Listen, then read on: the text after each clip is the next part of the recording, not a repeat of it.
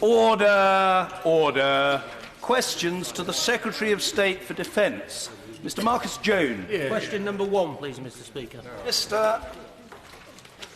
Anna Soubry. Thank you very much, Mr. Speaker. I would like to say that I'm incredibly proud that it's this government that has put into law the Covenant, and we should be extremely proud of that and all the work that we've done. I've written to all those local authorities, Mr. Speaker, and I have to say I'm overwhelmed by the response, the outstanding work that many of our local authorities are doing, delivering on the Covenant. Now we must make sure that that work continues across the whole of the United Kingdom. Justified pride is accompanied, I think, by a desire for a grouping. I'd be very grateful, Mr. Speaker, if you would. Actually, I had a letter from Gedling, which I might share with the honourable gentleman. Could I also take answer questions 10, 12 and 14, along with the excellent question of an honourable member, the friend from Nuneaton? Thank you, Mr. Speaker, and thank the honourable friend for her answer. The Veterans Contact Point based in my constituency does vital work to support veterans, many of whom have found the transition from the armed forces to Civvy Street extremely difficult. Will my honourable friend visit the Veterans Contact Point to see the excellent work that they are doing, this vital charity that supports people right across the Coventry-Warwickshire area?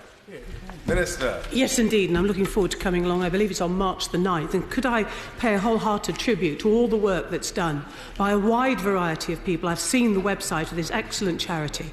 And also note what the local council is doing, effectively making sure that the rent that they charge has been reduced, recognising their commitment to the Covenant. And as I say, Mr. Speaker, we've got to roll this out now across the whole of the United Kingdom. Charlie Elphicke. Thank you, Mr. Speaker. Some members of the armed forces leave the armed forces suffering from a mental health condition. Can the Minister say what action has been taken across government to assist people suffering from debilitating conditions like this? Minister. Well, of course, we've invested an extra £7.4 million in precisely this sort of work. And I just wanted to pay tribute just to one of the councils that have been doing the most outstanding work, along with other councils in the North East. The Chief Executive of Stockton-on-Tees Council wrote to me, and there is an example of councils working right across the piece, bringing together all the relevant bodies, all the relevant people, and particularly delivering on good mental health services, particularly for veterans. Jack Lopresti. Thank you, Mr. Speaker. As far as the medical provision for veterans once personnel leave the service, is there a sufficient follow-up system in place so that when veterans do leave the service, they don't fall by the wayside as far as medical provision? Minister. It's absolutely critical that we get this right. And this really is, again, something that is only delivered at a local level. And there are many other councils. I wanted to mention the Combined Authority, for example, of Greater Manchester, all signed up at the end of December. An outstanding, again, it's completely cross-party, all of this. And again, if you look at the sort of work that they are determined to do, look at the partners they're working with, it's health authorities that they're bringing in. They're bringing in their hospital trusts, their CCGs. It's beginning to happen. And I say it again, now it's got to be delivered across the United Kingdom. Mr. Mike Weatherley. Thank you, Mr. Speaker. Would the Minister advise about the progress on the NATO summit commitment agreed by the US and others to an armed forces charter based on the Covenant? Yes, he makes a good point, and of course we now need to take that forward. And certainly, when it was a great honour to go over to the United States and meet other veterans ministers and share best practice. And a number of countries are particularly interested in the work that we're doing on delivering on the Covenant. I mean, other countries do things in different ways, so we learn from each other. And actually, NATO is a very good device to make sure that we do share that best practice. And as I say, we learn from each other. Mr. David Hanson. Mr. Speaker, I'm sure the Minister will welcome the fact that Flintshire County Council in my area has signed up to the Covenant. But could she give some indication of what assessment she has made of the number of charities, service personnel who have an understanding of what the Covenant actually means in practice?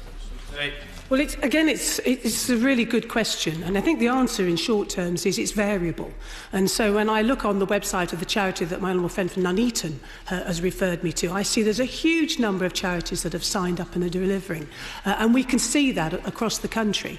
But it's sporadic, and sometimes not everybody gets it, if I can put it in that way.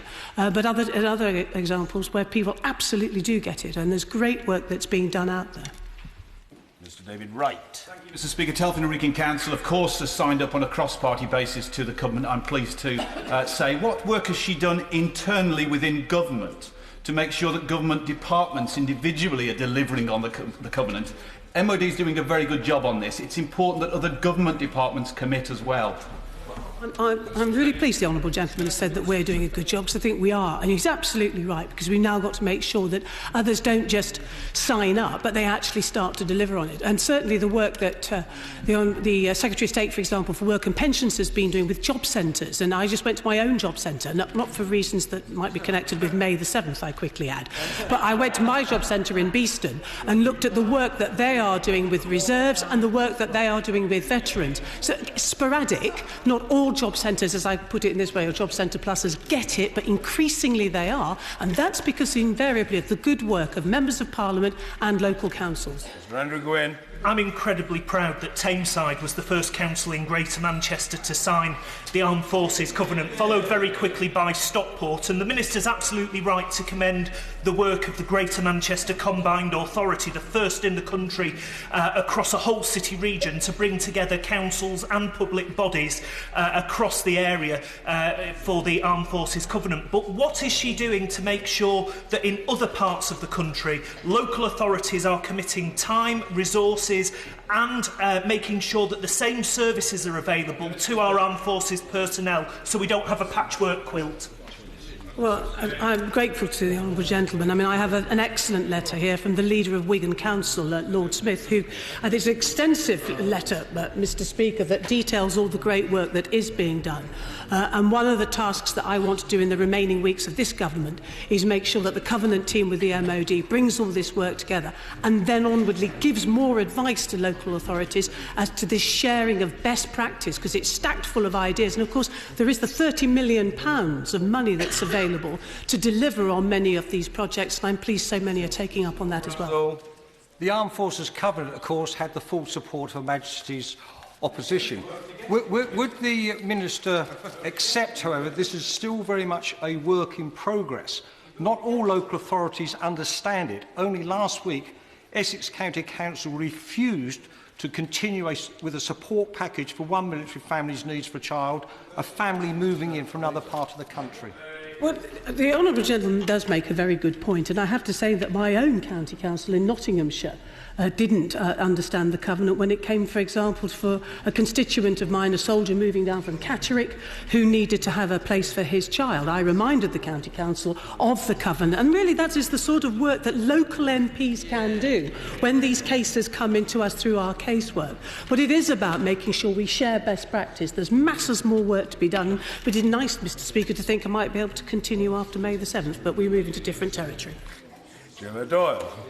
Thank you, Mr Speaker. The Minister of State says that other people don't get it. I'm not sure that she gets it, because why else would she be consulting on removing the principle of no disadvantage from the Armed Forces Covenant? And I am referring, of course, to the consultation that she has commissioned through her officials, which Woodcock Associates are carrying out. She looks confused.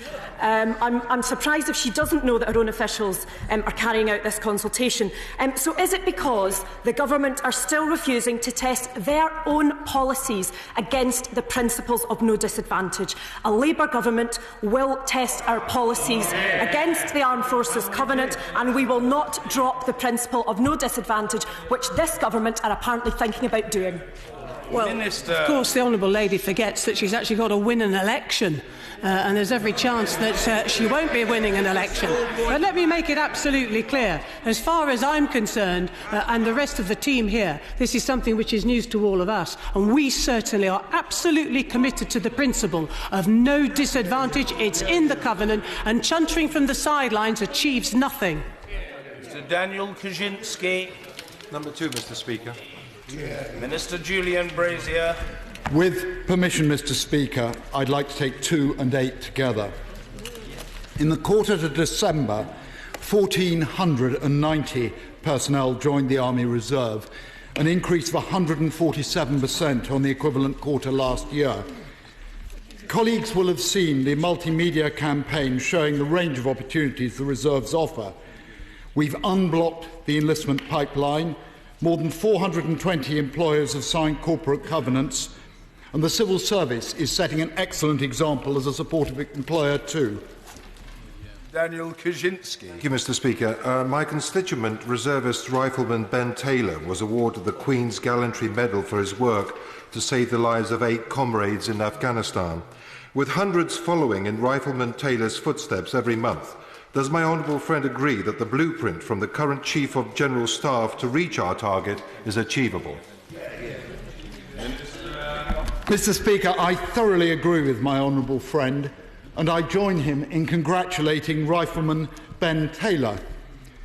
With the upturn in recruitment and retention improving too, the trained strength of the Army Reserve is up 560 over the last 12 months to 20,480, above our target for the year end.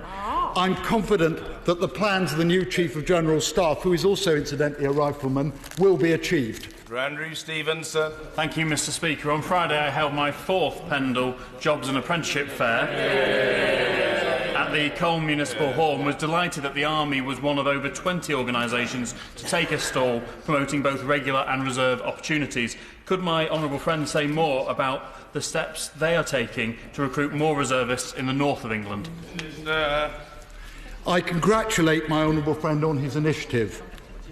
The north of England provides the greatest proportion of our soldiers, regular and reserve, and the relaunch of the Army's recruiting campaign's reserve component last month saw a major event in Liverpool. As he will know, there will be more in the north. In October, Mr. Speaker, could I take this opportunity to confirm the Secretary of State's announcement of an intention to restore a post-nominal award to recognise long service in the reserves? Could I confirm that such an award will be restored for those achieving 10 years' service for all ranks? Isla Stewart. Thank you, Mr. Speaker. The new 77th Brigade, which is going to focus on psychops, is expected to recruit something like 40% of its members from the reserves. According to press reports, by Christmas, only about 20 of those have been recruited. When does the Minister think he will have the full complement? Minister. Some of the detail on the recruiting for the area he's mentioned won't be published in the House for obvious reasons. The Honourable Lady, my honourable friend, if I may say so, will understand the reasons. Right across the reserves, though, there is a big upturn in recruiting, as the figures I gave earlier indicated. Mr. Frank Roy. Over the last 2 years, the MOD has spent £16.4 million on television advertising for recruitment. Has this been money well spent, and how many recruits have came from that large spend? Minister. The honourable gentleman's question, we can't say what proportion of the recruits came in. What we can say is we have a recruiting surge, with recruiting up 147% on the quarter last year, and the figures I've just given. One additional point, cyber recruiting, although we're not going to publish the figures, is running ahead of the reserves average as a percentage. Mr. John Barron. Government answers show that the average age of an existing infantryman of the existing reserve is around mid-30s. Given that we've only added 500 reservists since the near 2 years this plan has been in place, and this has led to capability gaps as well as false economies, hasn't the time now come to rethink these plans and stop trying to get our defence on the cheap? Minister. Over the past 12 months, we've added more than 800 to the reserves. And that was from a long period of a whole generation of decline. We make no apologies, Mr. Speaker, for revising the age requirements for ex-regular soldiers to join the reserves and share their knowledge and expertise. We're looking for people with key skills.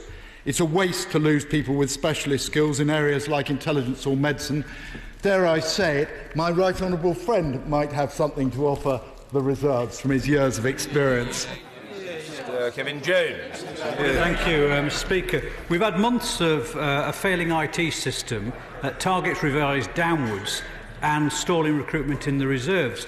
In addition to that, we've learnt last week that recruitment to the regulars are not meeting the target. So can the Minister confirm whether or not any of the speculation, which I know is going on within the Ministry of Defence and the Army, that there is an alternative plan being drawn up to scrap the current target of 30,000 is actually being drawn up or thought about? It seems to be making up. There are no plans, nor indeed is there any planning going on to scrap the target.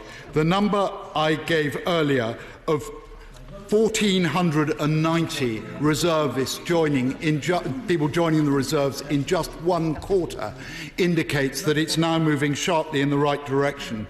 The Naval Reserves have been, that's the Army Reserve, the Naval Reserve have been ahead of target all the way through, and the Air Force Reserve is doing well too, with 150 in a quarter.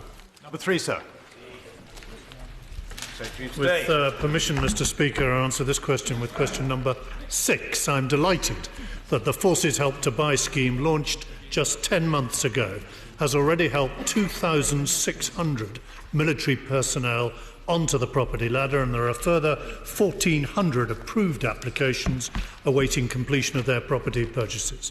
These 4,000 fully approved applications are broadly equivalent to the entire military presence at Colchester, and the vast majority, over 80% of them, are from non-officer ranks.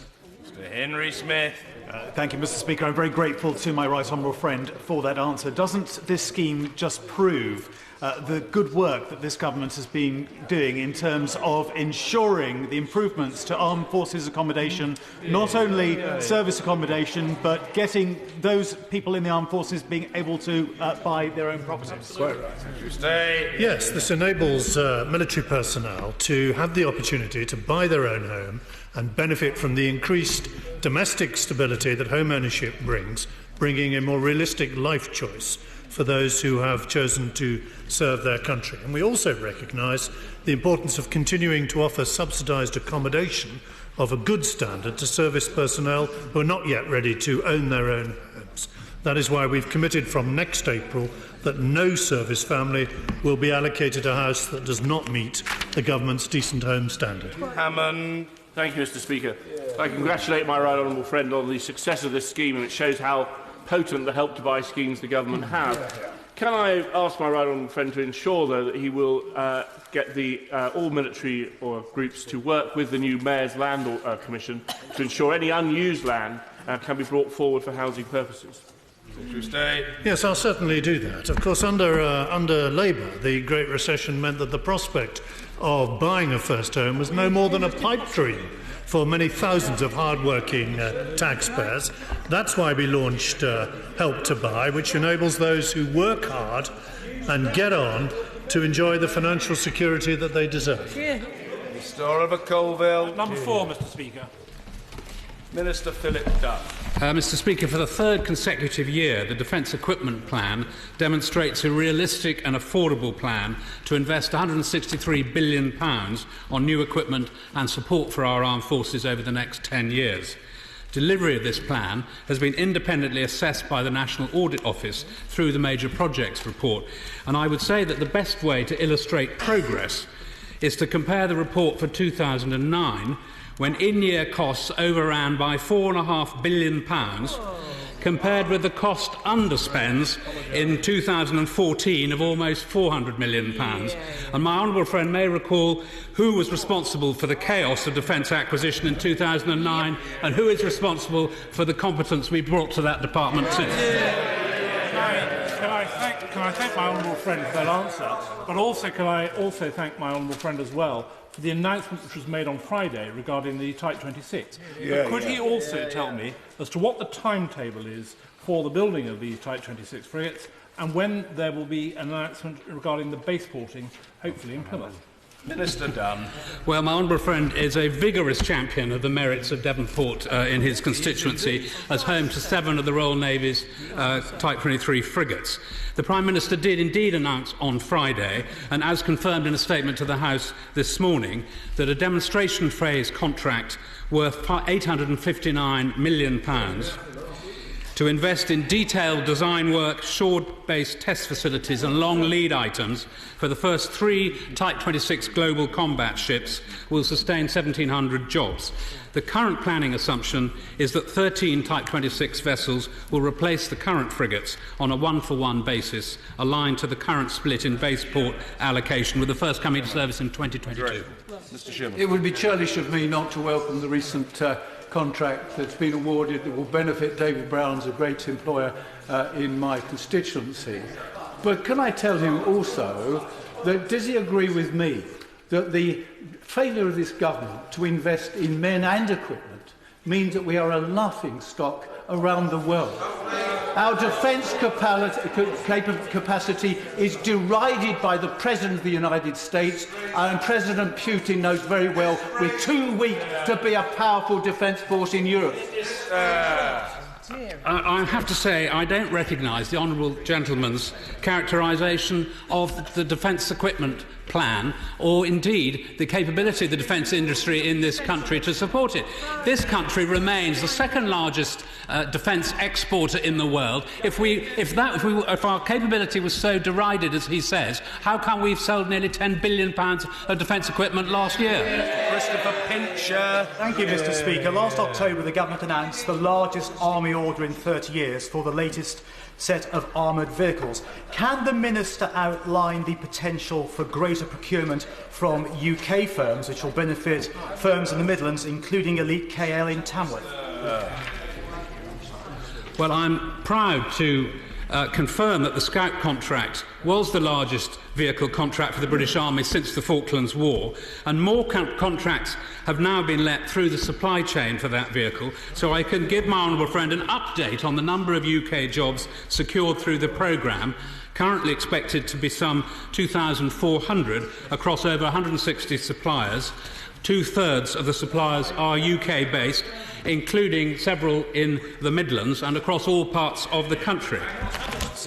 Thank you very much, Mr. Speaker. 3 of my constituents from RAF Lossiemouth were killed and a 4th was seriously injured when 2 tornadoes collided above the Moray Firth. That occurred nearly 20 years after the Ministry of Defence recommended the installation of collision warning systems.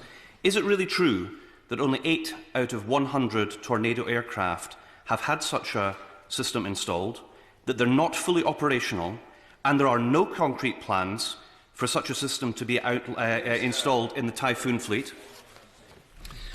The honourable gentleman has raised this subject many times in this House. He knows full well from the answers that I've given him to parliamentary questions that a TCAS system to be installed in the Tornado fleet will be the first combat jet fleet anywhere in the world to have such a system. Systems are provided for civil airline fleets with success. Introducing such a system into a combat jet environment is exceptionally complicated. I can confirm that currently 8 aircraft have been fitted with a system. We are working to iron out some of the residual issues with that system as we install it across the Tornado fleet.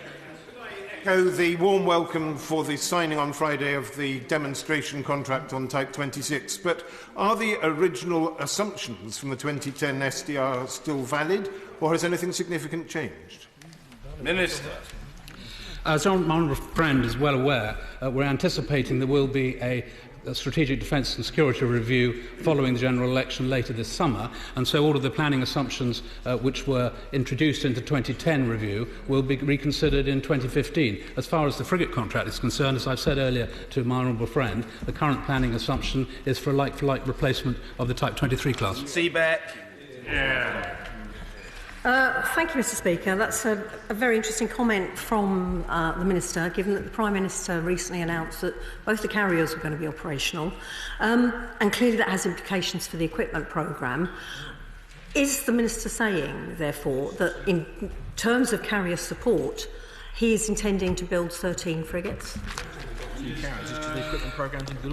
I've just explained in answer to the previous question what the planning assumption is for replacement of the frigates. I can reconfirm to the Honourable Lady that within the equipment plan is the capital cost of constructing both of the aircraft carriers, and they are coming in on time and on budget, in stark contrast to the performance under the previous government. Mike Freer. Number 5, Mr. Speaker. Minister of State Francois. Mr. Speaker, the Ministry of Defence is committed to creating a more diverse workforce, better able to represent the nation it serves and defends. That is why we are developing a comprehensive defence, diversity and inclusion programme to increase the diversity of the whole workforce, both military and civilian. Mike Free. Minister, for that answer. But I wonder if you would reflect on the comments of the Chief of the General Staff, who said this month that recruitment from black, Asian and minority ethnic communities has been improving, but is nowhere near what it needs to be. What steps is the Army taking to ensure it reflects the society it protects? Mr. Speaker, I thank my honourable friend for his support for the Chief of the General Staff's initiative, but as CGS himself has made clear, more needs to be done. For instance, a significant amount is already being done to increase the diversity of the Army, such as targeted recruitment campaigns and high-profile engagement events aimed at the Sikh and Muslim communities, including the establishment of an Armed Forces Muslim Forum. Order. In calling the right honourable gentleman on the subject of diversity, I note for the benefit of the House his past and possibly current presidency or patronship of the Rare Breed Survival Trust. Mr. Nicholas Soane. Thank you, Mr. Speaker. Thank you. Very helpful, Mr. Speaker. Thank you so much. May I ask my honourable friend, he will be aware of the extraordinary, gallant and distinguished service by Sikhs to this country down the generation. And would he not agree with me that it's high time to do away with the political correctness which infects some of this thinking and actually raise a Sikh regiment to serve in the country and make up a very serious gap in our armed forces? Minister of State. Mr. Speaker, my right honourable friend is nothing if not a survivor, as indeed have been his illustrious predecessors who have served in this House. With regard to his specific suggestion, can I say that he is one of a number of members of Parliament who have raised this suggestion with me recently. We have passed this possibility on to the Chief of the General Staff, who is now looking at this issue, and we are awaiting CGS's comments back. But the idea may well have merit. Mr. Rory Stewart. Thank you, Mr. Speaker. Following on from my right honourable friend's comment, would the Minister look specifically at the notion of a Sikh company within the reserves as a starting point? There seems to be much more possibility within the reserves to begin what seems like an excellent idea. I thank the Chairman of the Select Committee for his additional suggestion. I said earlier, Mr. Speaker, the idea may have merit.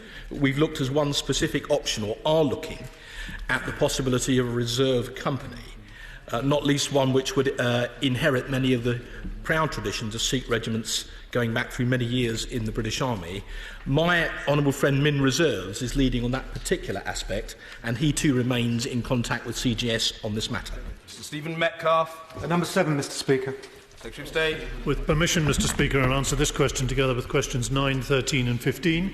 We are making a major contribution to the coalition. We are conducting infantry training. We've trained over 1,000 Iraqis so far. We are leading on counter-IED training, and subject to parliamentary approval, we'll be gifting 1,000 handheld metal detectors. As of Sunday, we have conducted 152 airstrikes in Iraq and deployed a range of aircraft to the region, including E-3D Sentry surveillance aircraft. Stephen Metcalfe. Thank you, Mr. Speaker. One of the legacies from our time in Afghanistan is our expertise in tackling IEDs.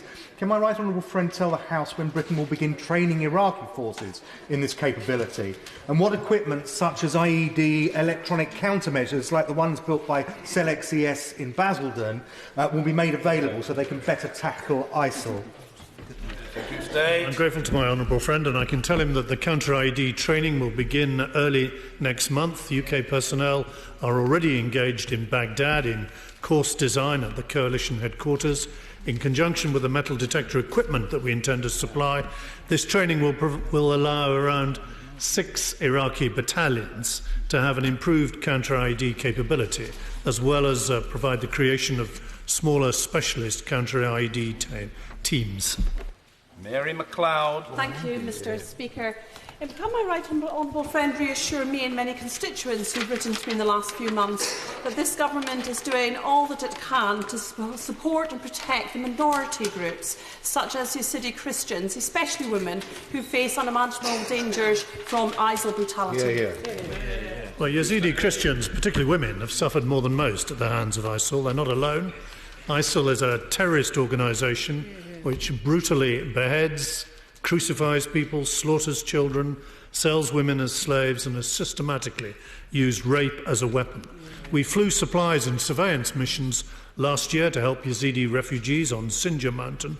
Since beginning airstrikes last September, we have, with other coalition partners, hit ISIL positions that have threatened Yazidi refugees and have assisted the Kurdish Peshmerga to push back and reclaim territory from ISIL, which in turn helps the Yazidi population. John Woodcock. Thank you, Mr. Speaker. Does he think it's acceptable that none of the service chiefs who gave evidence to the Defence Committee's recent inquiry was willing or able to articulate the UK's objective or strategic plan in Iraq? What is our plan exactly? Well, our plan in Iraq is very simple. It is to disrupt threats to the UK mainland and our interests overseas. It is secondly, as part of an international coalition, to defeat ISIL, including discrediting its violent ideology. And it is thirdly, to mitigate the impact of ISIL and other violent extremist groups on the stability of the region as a whole. Mr. Richard Benyon. In Iraq, the Brimstone missile provides the UK with a unique capability that minimises collateral damage. Can the Secretary of State advise the House on what measures are being taken to integrate this with the Typhoon system? Secretary of State. Well, let me pay tribute to the importance of the work being undertaken at AWE sites in my honourable friend's constituency and elsewhere in Berkshire, and the very highly skilled personnel who work there. I will, of course, look at the point he makes about integration. We are accelerating the integration of those weapons onto Typhoon, which will improve its attractiveness as an export, but will also, I think, pick up on some of the lessons that we've learned from the campaign. Mrs. Mary Glindon. Thank you, Mr. Speaker. Will the Minister recognise that the Kurds who have lost 1,000 Peshmerga are key to isolating and defeating ISIS, but are seriously short of the heavy weapons they urgently need? Will he talk to the Kurdistan Regional Government about how the UK can do much more to help them as one of our closest and most reliable allies? Well, I have met the Kurdish regional government, and we continue to be in touch with them. We've already gifted heavy machine guns. We've gifted nearly 500,000 rounds of ammunition, some 49 tonnes of non-lethal assistance, and we've also helped transport to the Kurdish region around 300 tonnes of weapons and equipment and ammunition from other East European nations, because they tend to use former Soviet equipment. And I hope that underlines the amount of help that we're giving to that to the Peshmerga. But it's also important that we help the reconstitution of the Iraqi army as well further south. Extremely grateful. Mr. Duncan Haynes. Mr. Speaker, what stance does the Defence Secretary take in responding to requests from other governments in the region seeking military assistance to take on ISIL and its affiliates in the way that the Iraqi government did? Well, this is an international coalition of some 40 or 50 countries involved. Not all of them are involved in the airstrikes. We're one of 16 countries involved in airstrikes, and we have recorded so far the second highest number of airstrikes, second only to the United States. However, countries in the region and internationally are all helping in different ways, some with logistics, some with providing bases and so on. And he's also right to say that we need to continue to reassure other countries in the region that we are committed to their security. That's why we signed the recent naval base agreement in Bahrain, and why I had talks this morning, for example, with His Excellency the Qatari Defence Minister. Ian Lucas. The Secretary of State is, of course, aware that ISIL is operating not just in Iraq, but also in Syria and now, unfortunately, in Libya. Can the Secretary of State clarify what role the UK is playing and its armed forces are playing in those theatres? Well, this House has not given us authority to conduct military operations in Syria at the moment. However, we are preparing plans to help train moderate Syrian opposition forces outside Syria, and we are actively now drawing up plans to participate in that training at a number of sites outside Syria. The situation in Libya is equally disturbing. It looks now as if ISIL have several footholds along the Libyan seaboard, and we're considering too what further role we might play there. Mr. Gray. Kurdish Peshmerga have indeed done a magnificent job both in halting Daesh and now in regaining some ground from them. And I'm proud of the fact that we've given them 40 heavy machine guns and that we had 46 members of the 2nd Battalion of the Prince of Wales Royal Regiment training them in Sulaymaniyah. But I have heard word that we are reducing the amount of support that we're actually giving them. So would the Secretary of State now please outline in detail what extra help we can give to the Kurdish forces, the Peshmerga force in Kurdistan? Well, we're not reducing our effort. On the contrary, we have the RAF flying tornadoes virtually day and night, a huge effort from Cyprus. We have nearly 600 service personnel involved in this battle against ISIL, including over 140 personnel in Iraq itself. It's important to help the Peshmerga, but it's also important to help the reconstituted Iraqi army as well. Pendle. What is the government doing to identify ISIL's funding sources, and has the British government taken any specific action, such as sanctions, against those it has identified? Well, the honourable member is quite right that ISIL needs to be defeated not just militarily but diplomatically, politically, with all the instruments at our command, and cutting off its financial sources of support is extremely important. And we're working with our international partners to ensure that those financing streams can be cut off and proper sanctions can be applied where we can identify exactly where the funding is coming from. Sir Peter Luff. Number 11, Mr. Speaker. Yeah. Tuesday. The government's priority remains the delivery of the 2010 Strategic Defence and Security View. The next SDSR will not begin until after the election. Sir Peter Luff. Does this Secretary of State agree that all major parties in the coming election should commit to a real terms increase in the defence budget and to 2% NATO target? Because only that way can we hope to keep our nation safe in an increasingly hostile and menacing world.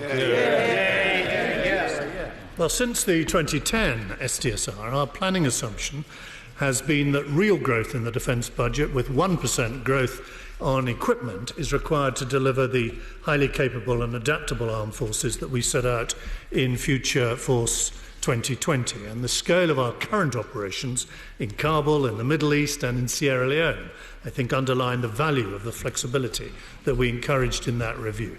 So far as the future is concerned, we are spending £34 billion this year. We'll be spending £34 billion next year. I think it's time we heard from the party opposite whether they will match that spending or whether they plan to cut it. Sir Gerald Howarth. Mr. Speaker, may I congratulate the Defence Secretary on highlighting the very real and present danger posed by Mr. Putin's Russia to the stability of Europe, and also the threat posed by ISIL. And would you not agree with me that it would be absolute folly for the United Kingdom to cut its defence expenditure below the minimum requirement that NATO has set of 2%? Well, I'm grateful to my honourable friend, and I've set out the planning assumptions that we have for the current defence budget. But I still think we ought to hear exactly what the plan opposite is. Are they going to match?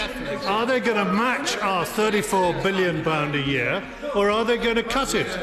Is it match or is it cut? Not very statesmanlike. Mr. Jones, you aspire to be a statesman. I've sought to encourage and nurture your ambitions.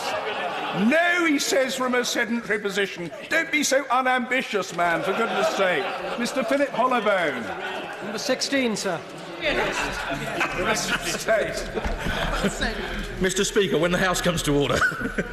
The Minister of Defence undertakes regular assessments of current and potential military threats to the Falkland Islands to ensure that we retain an appropriate level of defensive capability. There is currently no suggestion that there will be any need to significantly vary our level of capability in the South Atlantic, but contingency plans are in place to do so if required. Mr. Philip Hollowbone. To what extent is Russia re-establishing relations with Argentina, and to what extent might that pose a military threat to the Falkland Islands? Mr. Speaker, let us be clear. The Government is clear about British sovereignty of the Falkland Islands, and in March 2013 the Falkland Islands referendum reaffirmed the islanders' overwhelming wish to remain British, with 99.8% voting in favour. We should always defend the right of the Falkland Islanders to determine their own political future. I believe the question may refer to media reports that the Argentinians were proposing to purchase Su-24 aircraft from the Russians, although this proposal came as a surprise to even the Argentinian Defence Minister and was swiftly denied by the Argentinian government. Nevertheless, we're not complacent, and the MOD undertakes regular assessments of potential military challenges to the Falkland Islands to ensure we retain appropriate levels of defensive capabilities. But it would seem, sir, that the Russians didn't tell him.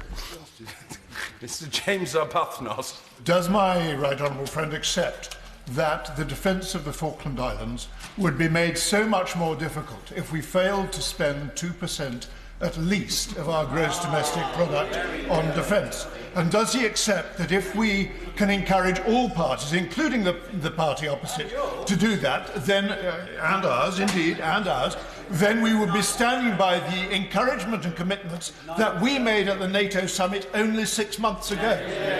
Minister of State. Mr. Speaker, in terms of the Falklands, there are currently around 1,200 UK military and civilian personnel in the Falkland Islands.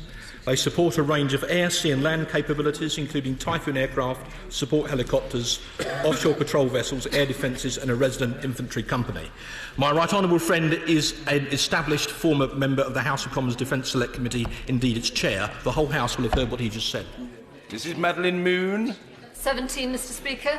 Minister of State. I think, initially I, in reply to the Honourable Lady's campaign, I said 1,500. We've made further inquiry because our aim is to contact everybody. We think the figure now is nearer 1,200, 1,000 in the Army. But, of course, it's also important, as we make those inquiries, to appreciate that not everybody who was penalised in some way was as a result of them receiving a police caution. There may have been other matters as well. So we're exploring all of that. Mrs. Madeline Moon. Thank you, Mr. Speaker.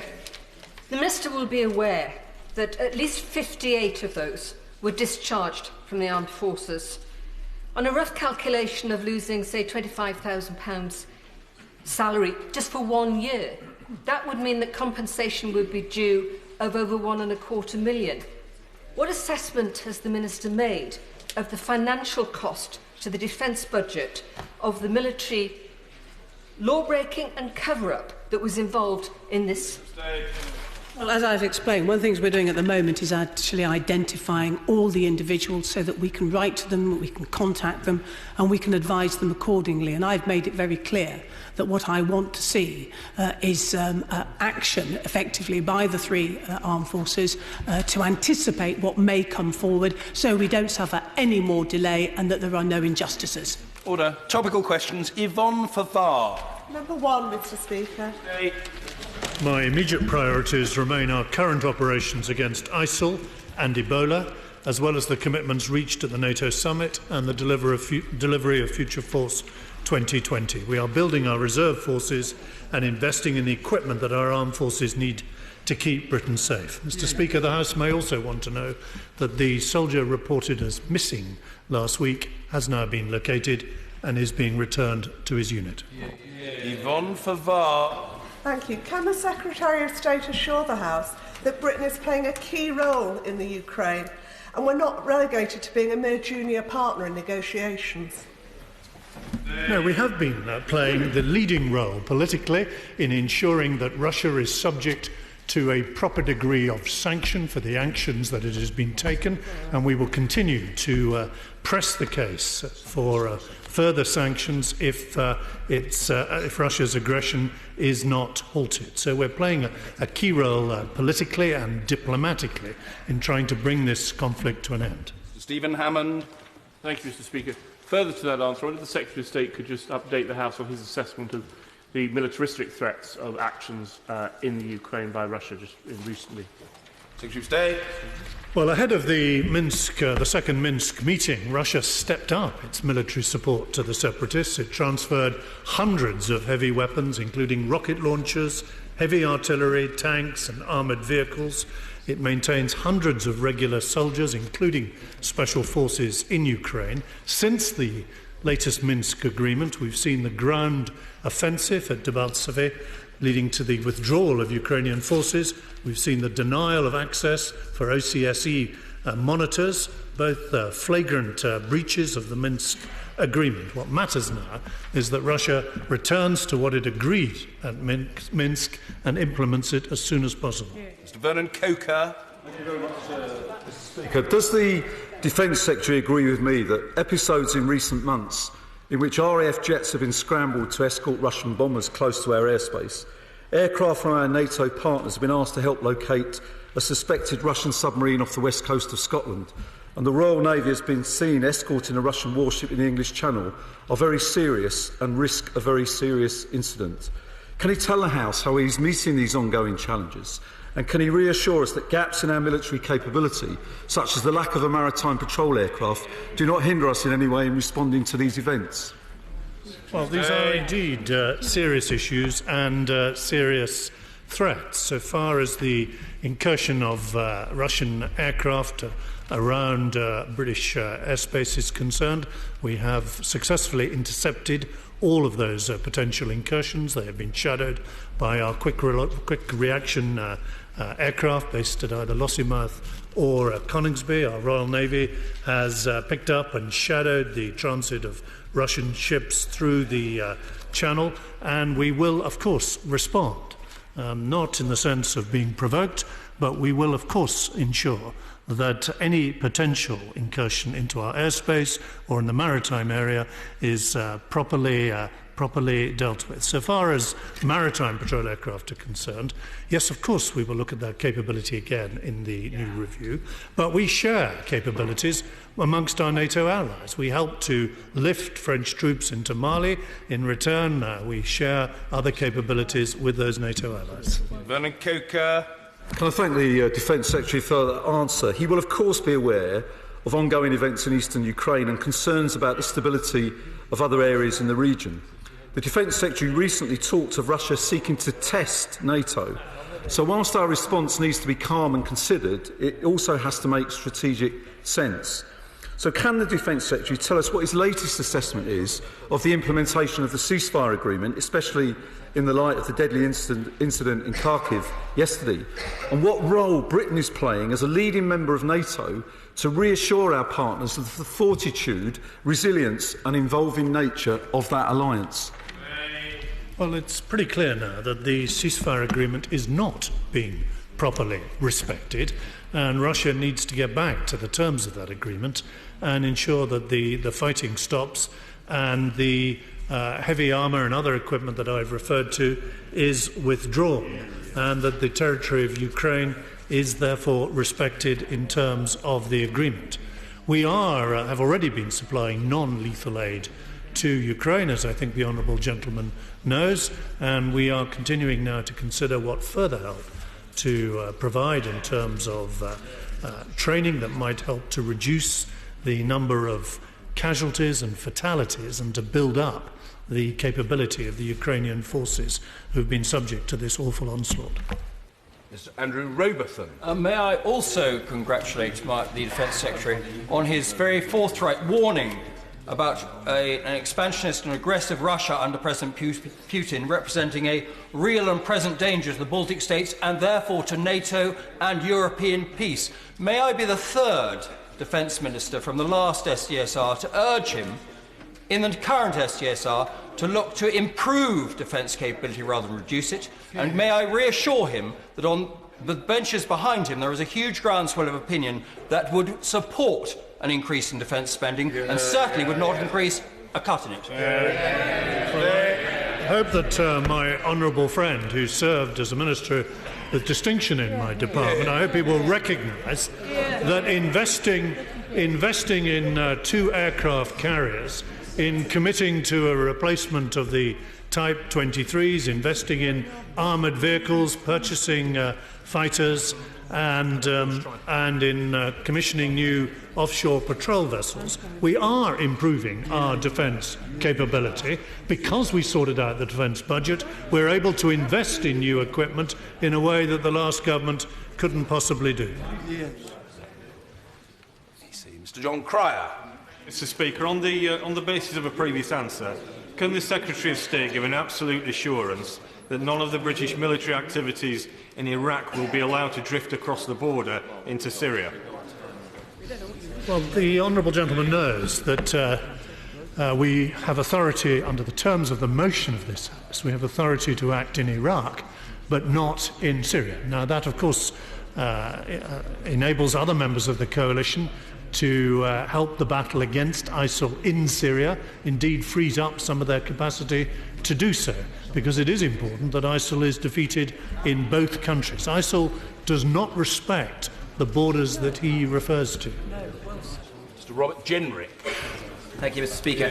The RAF have been using precision munitions effectively in Iraq, which, as far as one possibly can, are good at minimising collateral damage.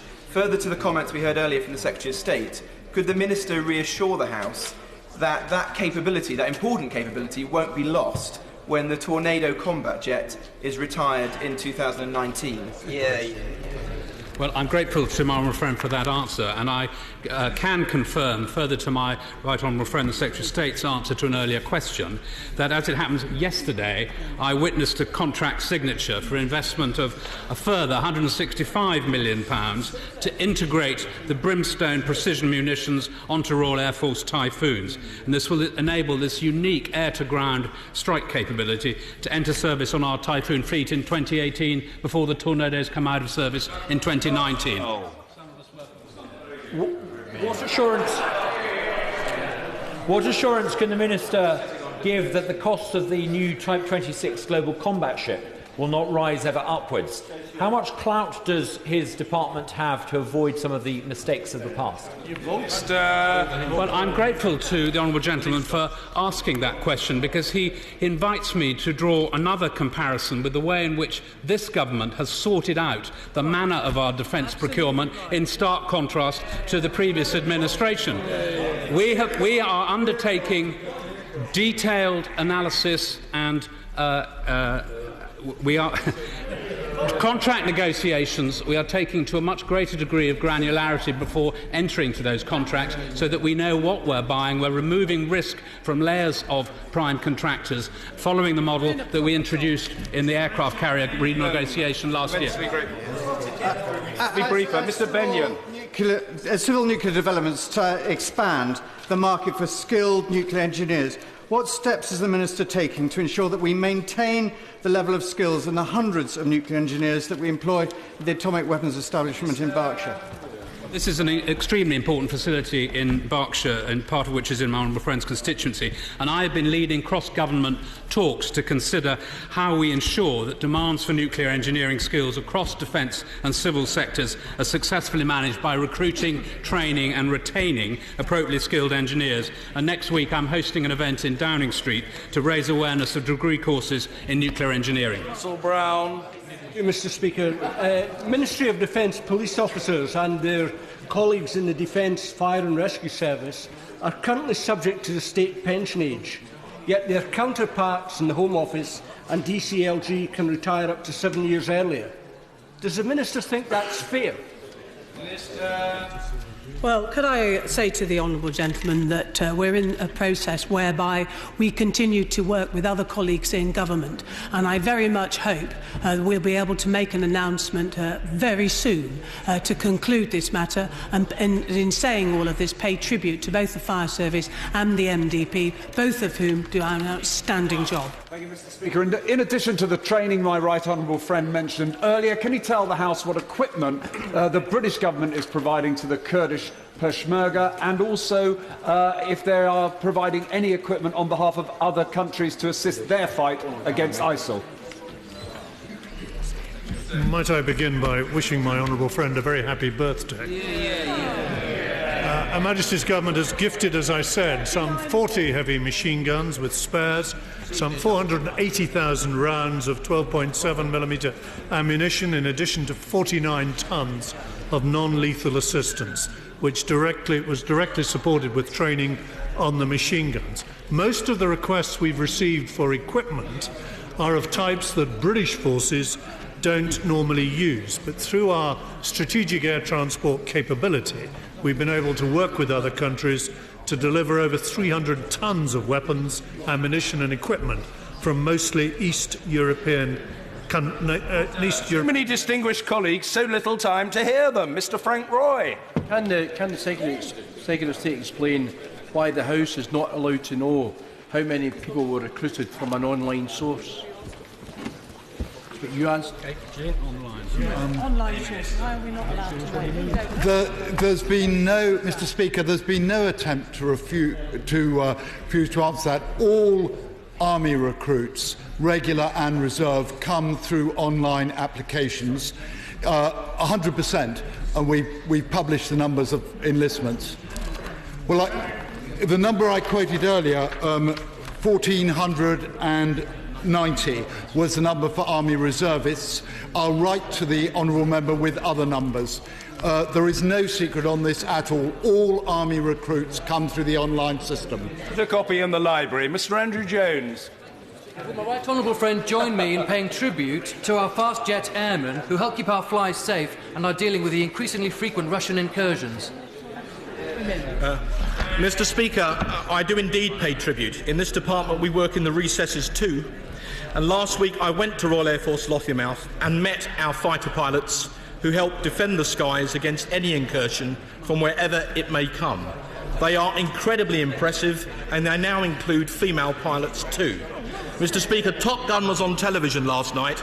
I've seen the real thing, and it's more impressive than the movie. Mr. Speaker, 600 British citizens have travelled abroad in order to support ISIL. We heard the anguished pleas of the parents of 3 young London girls who had gone for similar reasons. What further steps are we going to take to stop British nationals travelling in this way?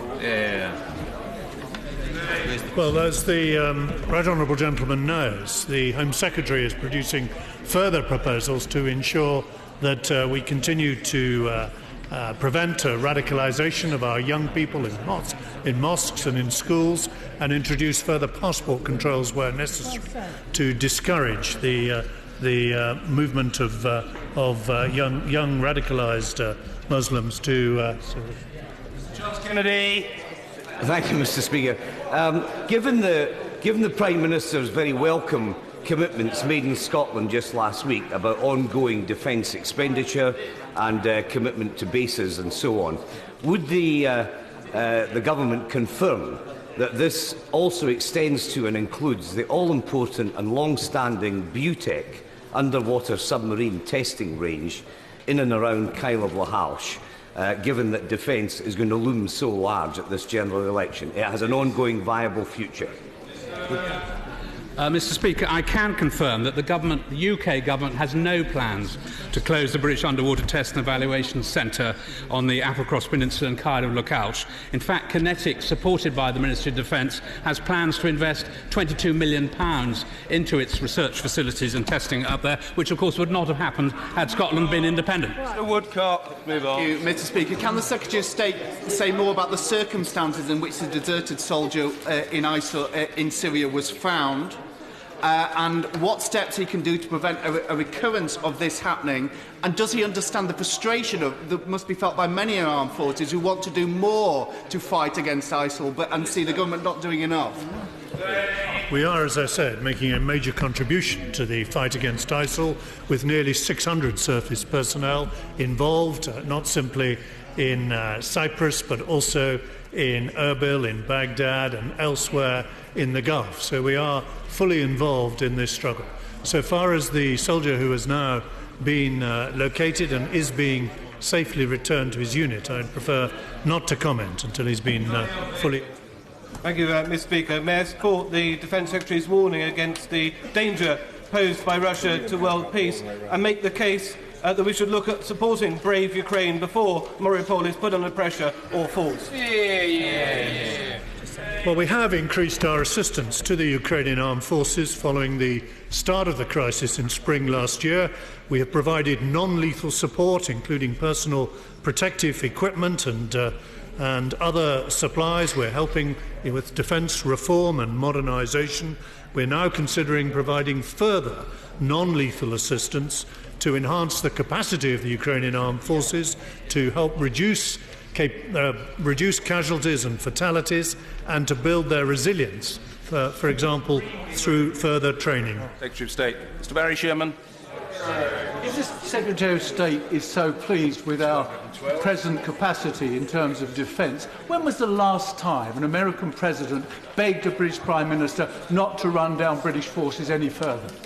I've made clear throughout this question time that far from running down our forces, we are investing in them for the future. We are investing in aircraft carriers, in armoured vehicles, in new frigates, in offshore patrol vessels and fresh equipment of all kinds. What we've not yet heard from the Labour Party is whether they would match our £34 billion spending or whether they would cut it. Last but not least, Dr. Liam Fox. Thank you, Mr. Speaker. There are 4 drivers and constraints on the defence budget.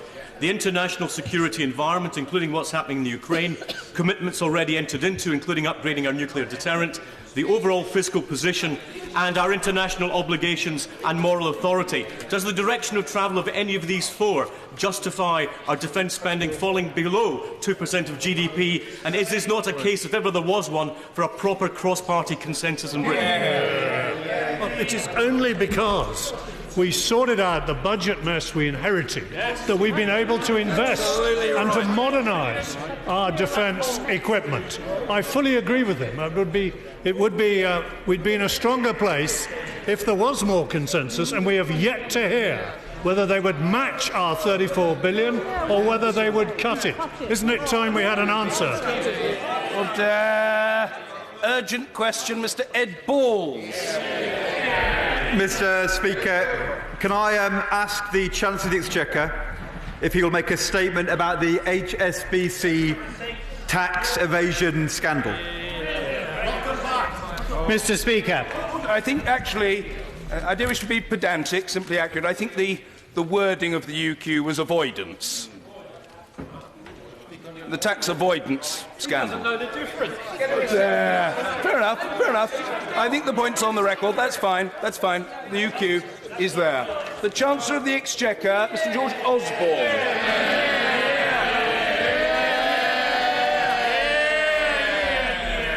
Well, Mr. Speaker, the allegations about tax evasion at HSBC Swiss are extremely serious. They've been the subject of extensive investigation by HMRC. Money has been recovered for the Exchequer, and HMRC continues to be in active discussion with our prosecuting authorities. Both the Chief Executive of HMRC and the Director of Public Prosecutions have confirmed they have the necessary resources to carry out their work on this, and if they need more resources, they will get them. The House should know, however, that in each and every case, the alleged tax evasion, both by the individuals and by the bank itself, happened before 2006, when the Shadow Chancellor was the principal advisor on tax policy and economic affairs to the then Labour government. The news that the French had got hold of the files with the names of the bank accounts became publicly known in 2009, when the Shadow Chancellor was sitting on these benches, and the files were requested and recovered by HMRC before May 2010, when he was a member of the Cabinet. Now, he has written asking me 5 questions about my responsibilities, and I will answer each one directly, and in return he can then account for his own responsibilities.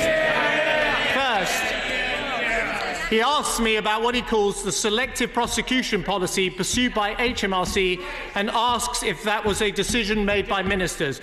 The answer is yes, it was a decision made by ministers. The Inland Revenue's overall approach to prosecuting cases of suspected serious tax fraud was set out in column 784 on the 7th of November 2002 by the then Chancellor of the Exchequer, the Right Honourable Member for Kirkcaldy. Mr. Speaker, It was confirmed again when HMRC was created in 2005, again by the Right Honourable Member for Kirkcaldy. And what I have done is increase resources for tackling tax evasion, and as a result, prosecutions are up fivefold. So I've answered for my responsibility on that question. Perhaps he will answer for his and tell us whether he drafted that policy. Second, he asks me, and I quote, when I was first made aware of the HSBC files, what action I took and did I discuss it with the Prime Minister? Well, I first became aware of the existence of these files in 2009 when a story appeared in the Financial Times. I was the Shadow Chancellor at the time, so I could take no action, and I couldn't discuss it with the then Prime Minister because I wasn't on speaking terms with him. That's what I knew. He was a cabinet minister. When he heard about these revelations, did he speak to the Prime Minister about them?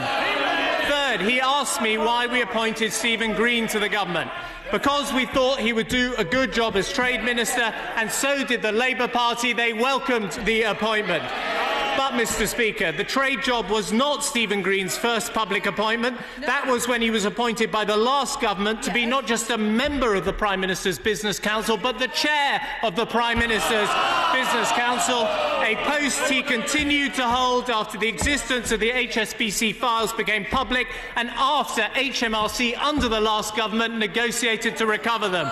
So I've explained why we appointed Stephen Green. Perhaps he will explain why he appointed Stephen Green.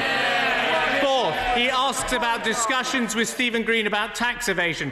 I can confirm that the Cabinet Secretary and the Director General for Ethics of the Cabinet Office carried out the background checks for ministerial appointments that were put in place by the last government, and Stephen Green's personal tax affairs were examined by HMRC on behalf of the House of Lords Appointment Commission, again using the procedures put in place by the last government. Those are the procedures we followed when we appointed Stephen Green. What procedures did he follow? Finally, Mr. Speaker, he asks me this. Why did you sign a deal with the Swiss authorities in 2012? Well, you don't need my explanation. Listen to the Shadow Chief Secretary at the time. He said this: we support the agreement signed by the UK and Swiss governments to secure billions in unpaid tax. He's right. Billions of unpaid tax never collected under a Labour government. Under this government, tax evasion is at the top of the G8 agenda. We've collected more money and prosecutions have increased 5 times over. Ahead of the budget, I set the Treasury to work on providing further ways to pursue not just the tax evaders, but those providing them with advice. Anyone involved in tax evasion, whatever your role, this government is coming after you. And unlike the last government, who simply turned a blind eye, this government is taking action now and will do so again at the budget. So I am happy any time to answer for our record in tackling tax evasion. Now let him account for his.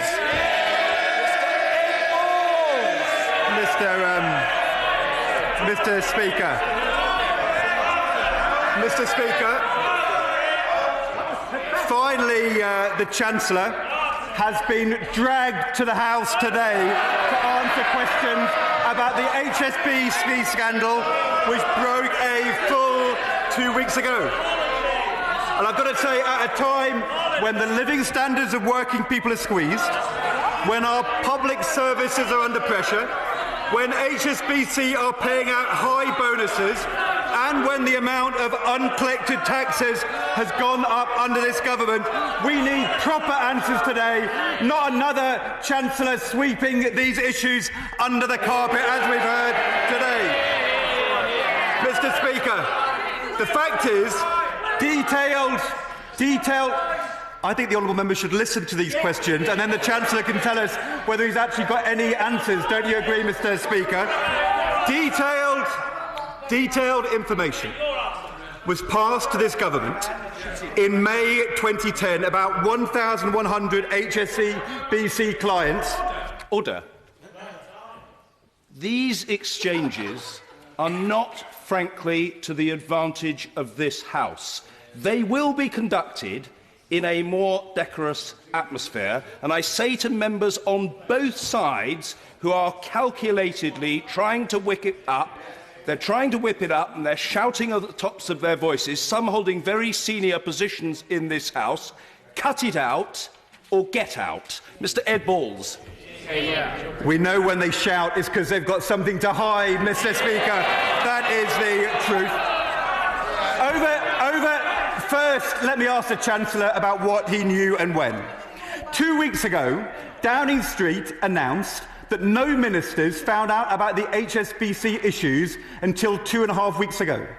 At the weekend, the Chancellor said he should not be involved in the tax dealings of any individual bank, and today he's told us he knew in 2009, Mr. Speaker. If he knew in 2009 about systemic abuse on this scale, why didn't he act when he became Chancellor, Mr. Speaker? That is the first question. Secondly, why, given that he knew, he says, in 2009, why, 5 years on, has there been only one prosecution out of 1,100 names? We know in November 2012 that HMRC confirmed the government had adopted a selective prosecution policy. Let me ask the Chancellor, given he knew about what was happening at HSBC, did he confirm he wanted a selective prosecution policy in these cases?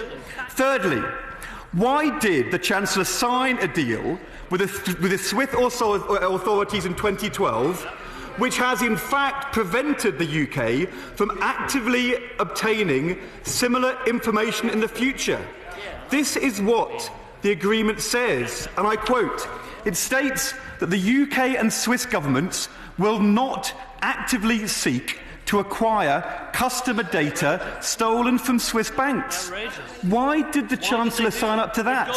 Why sign up to a declaration that would clearly impede HMRC's and the government's ability to act in the future?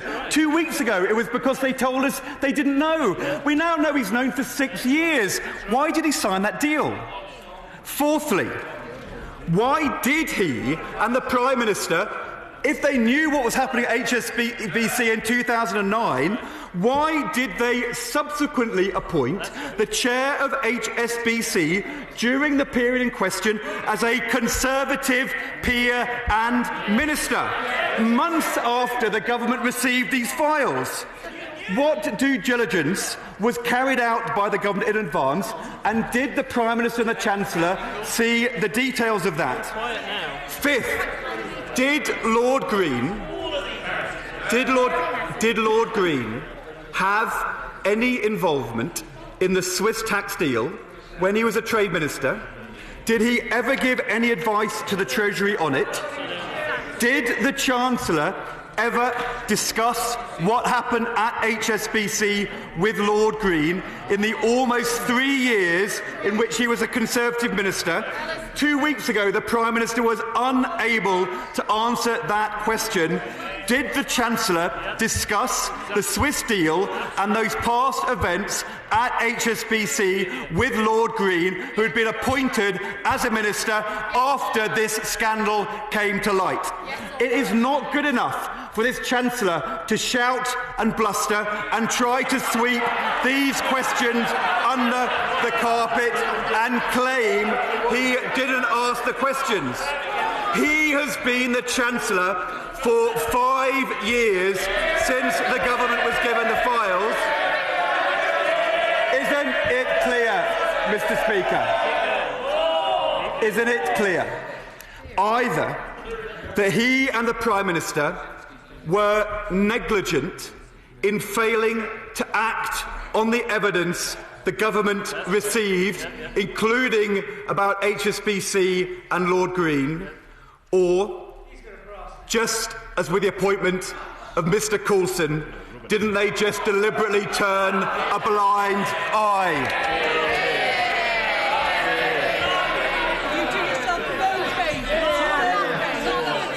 Well, Mr. Speaker, I don't think that performance is going to save his political career.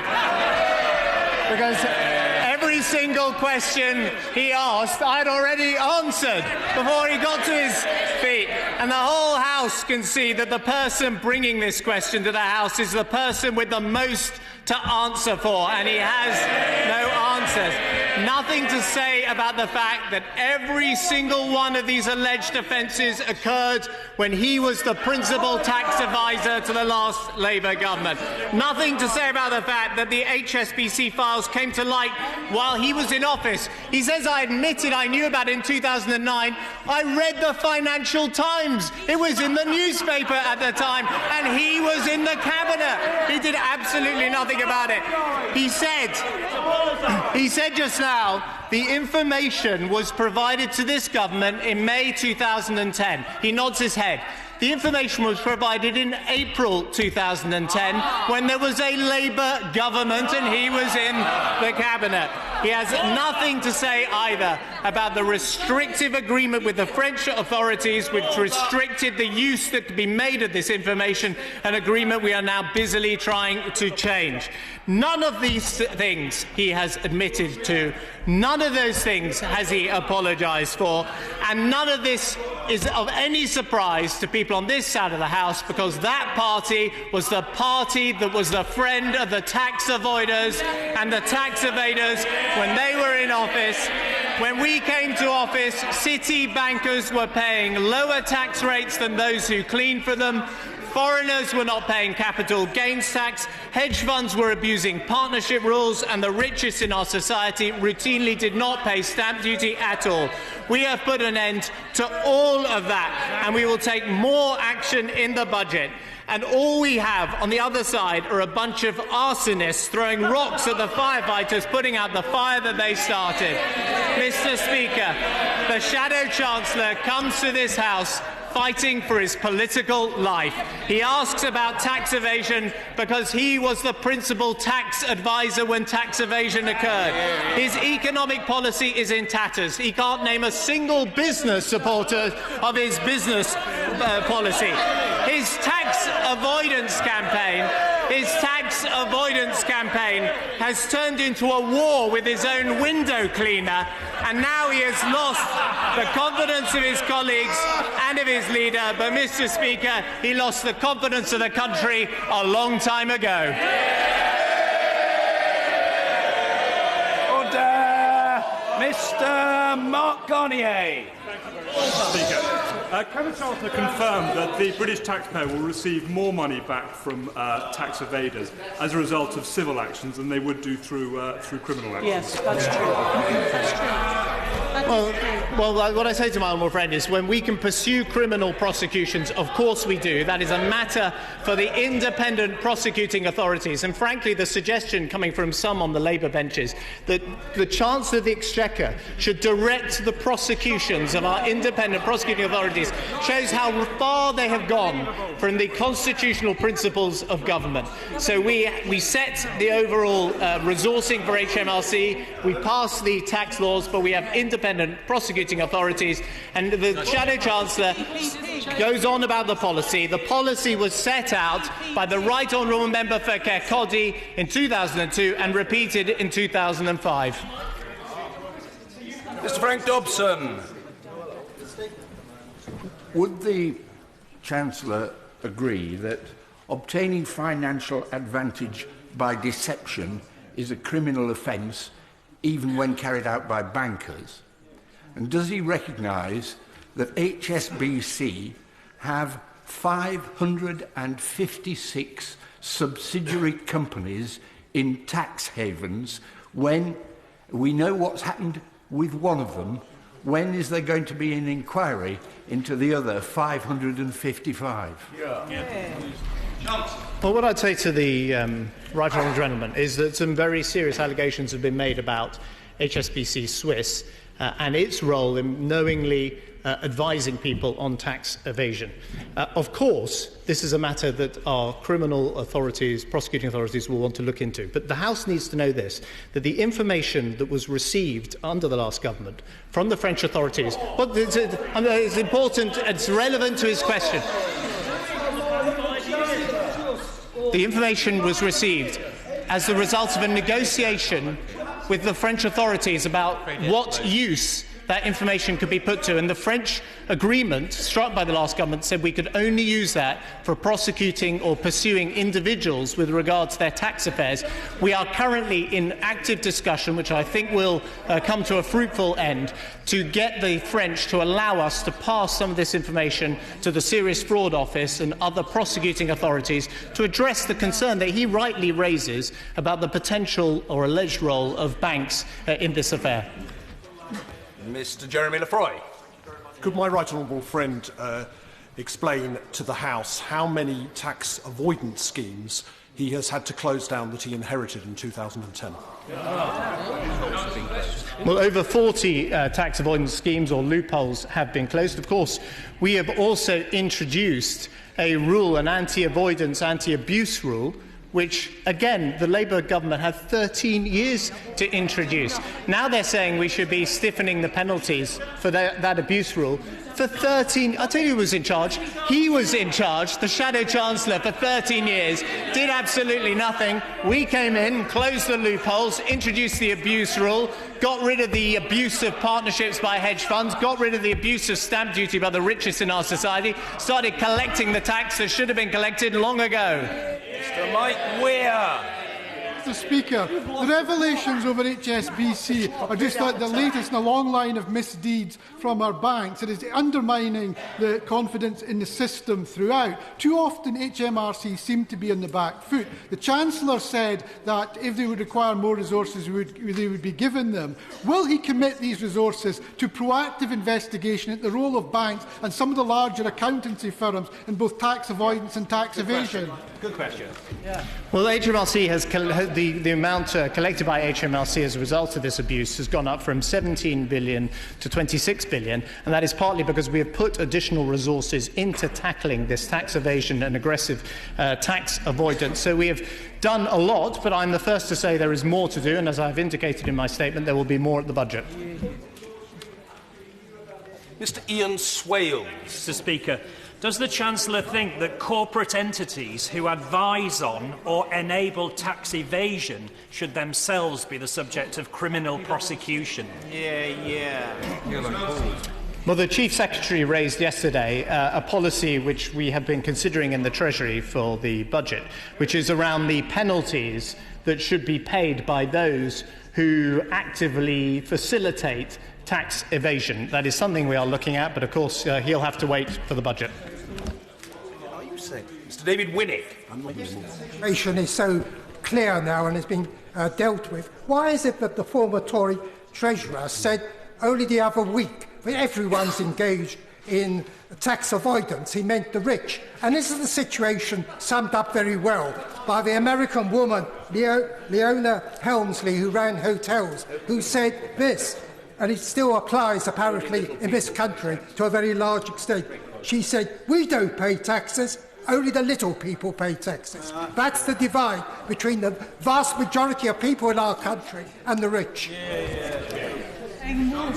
It is precisely the abuse that he implies. The abuse of using vehicles to avoid paying stamp duty, the creation of partnerships so that hedge funds don't pay the proper sum of money, the fact that foreigners didn't pay capital gains tax, disguised income, which was another abuse that we have sought to clamp down. And by the way, the Labour Party voted against our action on that.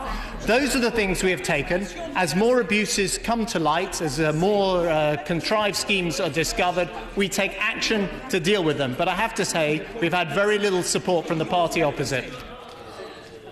Mr. Steve Baker. Mr. Speaker, when these exchanges are reviewed by objective members of the public, they could be forgiven for thinking there was little to choose between our parties. Will the Chancellor confirm that it's not just the general anti-abuse rule that he's instituted, but follower notices and accelerated payments too? And can he confirm that this party has been far more robust on this issue than the one opposite? Well, my honourable friend is absolutely right. The accelerated payments is a scheme under which, if tax is in dispute, we ask for that tax up front, and then if people can prove that we've got it wrong, they get the money back. But those are the rules that the vast majority of our citizens have to comply with at the moment. It was not a rule complied with those who are very well off. We've introduced that accelerator. As a result, we're collecting hundreds of millions of pounds of tax that previously was not collected. It's further evidence, as my honourable friend says, that there is a gulf between what the party opposite did in the 13 years that the Shadow Chancellor was advising that government and what we've done in the last 5 years. Mrs Helen Goodman. Thank you very much, Mr Speaker. The Chancellor set out the steps that the civil service took prior to the appointment of Lord Green, but could he now answer the question, did he ever discuss this with Lord Green, and did the Prime Minister ever discuss this with Lord Green? Well, I have said in my statement that the proper procedures were followed for the appointment of a minister, that the Cabinet Secretary and the Director General for Ethics of the Cabinet Office were involved. I am not privy to the tax affairs of any individual citizen, and it would be a gross abuse of our Constitution if I were privy to the tax affairs of any individual in our Constitution. So we have these procedures, and the procedures allow HMRC to talk to the House of Lords Appointments Commission, which they did on this occasion. So those procedures were followed. And any question that is asked by the benches opposite about our appointment of Stephen Green to the Trade Minister job can be asked about their decision to appoint him as chair of the Prime Minister's Business Council and to keep him in that post after the revelations in the Financial Times in 2009. Mr Julian Smith. Many small businesses and taxpayers in North Yorkshire will be shocked by the timeline that the Chancellor has just explained. Could he clarify once again to the House what the previous government knew and when? They don't want to hear about their record in government, Mr Speaker. Every single alleged offence happened when the Labour government was in office. The information became publicly known when the Labour government was in office. Lord Green's first public appointment was as chair of the Prime Minister's Business Council under the Gordon Brown administration. The information was received from the authorities, the French authorities, under the last Labour government. And so it would, I think the whole House, and indeed my honourable friends, constituents who pay their taxes, would like the Shadow Chancellor to get up, express a little bit of humility and contrition for the mistakes made when he was in office. Mr Andrew Love.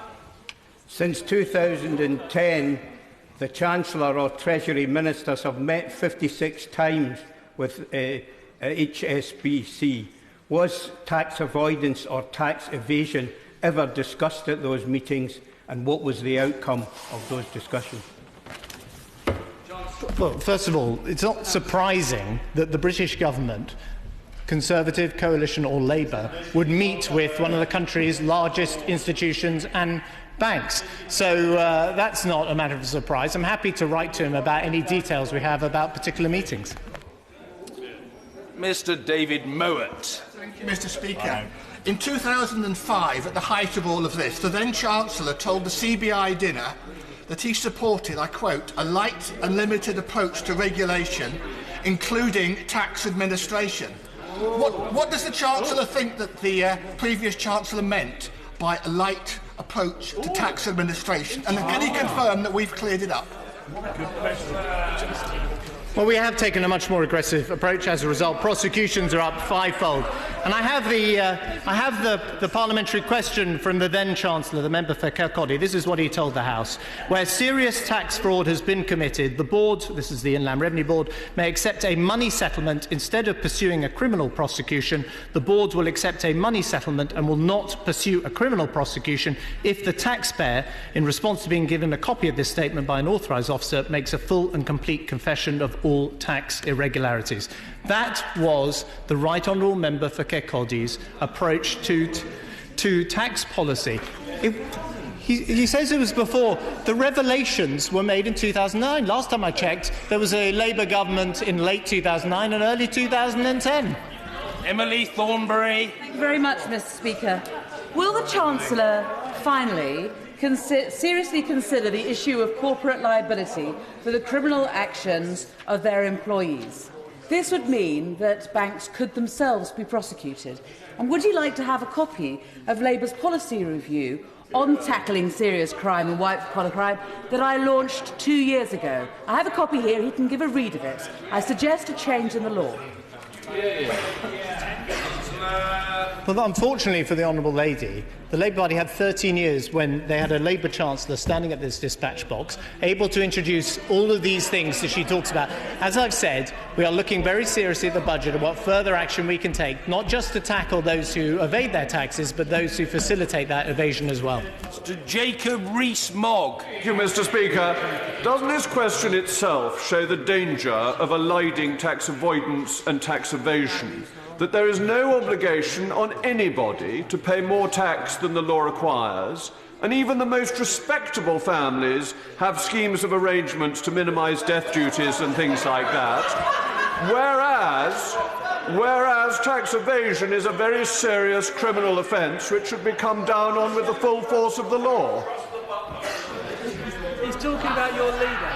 Well, no, he's talking about your leader. He says that's the Tory party. I think he's referring to the newspaper accounts of the Labour leader, as it happens. But I'm not going to get drawn into that. Of course, there is a difference in law between tax avoidance and tax evasion, although the Shadow Chancellor managed to mess it up when the question he put today. But I've said as well that aggressive tax avoidance is something we also need to clamp down on and stop, and we've taken many actions to do so. Mr. Gibbon Brennan. Okay. Chancellor said he was answering all the questions. Oh, no, he left out the second part of the question, as I heard him anyway, about the deal with the Swiss authorities, which was why was a deal signed which prevents the UK from actively obtaining similar information in the future? Could he tell our constituents why the government decided to do that deal? Yes. Well, I can confirm that the agreement we've signed would not prevent us receiving the Lagarde list, the so-called Lagarde list, in exactly the way that we have received. Also, this government, under actually the Prime Minister's leadership at the G8, means that we now have automatic exchange of information coming in with Switzerland from 2017. That is one of the most important steps forward in tackling tax evasion. The answer is, as I say, the Shadow Chancellor, again, is not listening to the answers he's getting across this dispatch box, because the problem is all these answers have been answered. The answer is the agreement we've done with Switzerland would not prevent us receiving the Lagarde list. Mr. Duncan Hames. Mr. Speaker, how can we possibly design in greater resilience to our tax base instead of engaging in an endless game of cat and mouse with firms of tax advisors? Well, I think the honourable gentleman asks a good question. I think there are two approaches. First of all, is to introduce into our domestic law things like the general anti-abuse rule, which is more catch-all and tries to anticipate future changes by accountancy firms and others who devise aggressive avoidance schemes. Second, not to be underestimated, is this major international agreement on the automatic exchange of people's tax information between jurisdictions like Switzerland and the United Kingdom. It is only there. It has only happened because the Prime Minister put it at the top of the G8 agenda when no previous leader of the G8 had done so. That's why we've got this automatic exchange of information, and it's a revolution in tax transparency. Nia Griffith. Mr. Speaker. Well, what explanation can the Chancellor give in response to comments by former Tax Inspector Richard Brooks, who said that the Treasury and HMRC knew that there was a mass of tax evasion at the heart of HSBC back in 2011, and yet the government simply, his words, washed their hands of it? Well, as I've explained, HMRC received in April 2010 the DISC, which had all the information on individual bank accounts, and then set about investigating those individuals, bringing those prosecutions. We've known, the Shadow Chief Secretary said, we've known for 5 years that there was egregious tax evasion 10 years ago under the Labour government. We've put the resources into pursuing that, collecting the money and passing the international agreements to make sure that never happens again in our country. Mr. Alec Shelbrooke. Thank you very much, Mr. Speaker. Mr. Speaker, could my honourable friend just clarify what he feels the difference between tax avoidance and tax efficiency is? As I said in response to the earlier question, tax evasion is illegal. Aggressive tax avoidance is something we take enormous steps to prevent and pass laws, including the General Anti-Abuse Rule, to make sure that we are collecting a fair amount of taxation from our population. Mr. Michael Connaughton. The Chancellor has got to realise this will not wash with the general public and the tax-paying businesses in my constituency and elsewhere, and the companies who paid their taxes under the arrangement in Switzerland and elsewhere when they transferred their money. The reality is people want to have a law where these people go to jail. Not just the money is taken off them, but they also go to jail. If he's not going to do that, he should step aside and let a government do that for him. These abuses happened when there was a Labour government in office. That government set in place the selective prosecution policy, the former Chancellor. And what we have done is increase the resources, and as a result, the prosecutions he asks about, they are up fivefold. Now, we have one particular barrier, which is the potential prosecution of HSB Swiss if it is found that they have committed a crime. I can tell him the barrier to that is the agreement signed by the last government with the French government. We are currently in negotiations with the French government to unravel that terrible agreement that they did, and then we will see, our independent prosecuting authorities will see if there are any cases to bring. Let's hear it. Thank you, Mr. Speaker. Recently it's emerged that Gloucestershire-based business Ecotricity lent its founder £4 million at seriously tax advantageous terms. Does my right honourable friend agree with me that there should be an investigation into whether the Ecotricity Dale Vince transactions represent aggressive tax avoidance, and does he believe with me that it is possible the Labour Party has not done appropriate due diligence on what might otherwise look like a naked attempt at a thank you for the £37 million of taxpayer subsidies given to Ecotricity's onshore wind farm business? Well, I'm not going to discuss an individual's tax affairs, but I would say this, that the hypocrisy of the Labour Party on this issue is simply breathtaking. They complain about Conservative Party donors, and then we hear all these revelations about Labour Party donors. They complain about individual accountancy firms, then it turns out they collect hundreds of thousands of pounds of donations from those accountancy firms. They complain about the tax evasion at HSB Swiss, the alleged tax evasion. Every single one of those offences happened when they were in government. It is time they got up and apologised. Mr. Clive Efford. Thank you, Mr. Speaker. No one on this side is complaining that the Chancellor met with HSBC 56 times. We're not surprised by that. The question is, was evasion or tax avoidance discussed at those meetings, and what was the outcome of those discussions? Answer the question.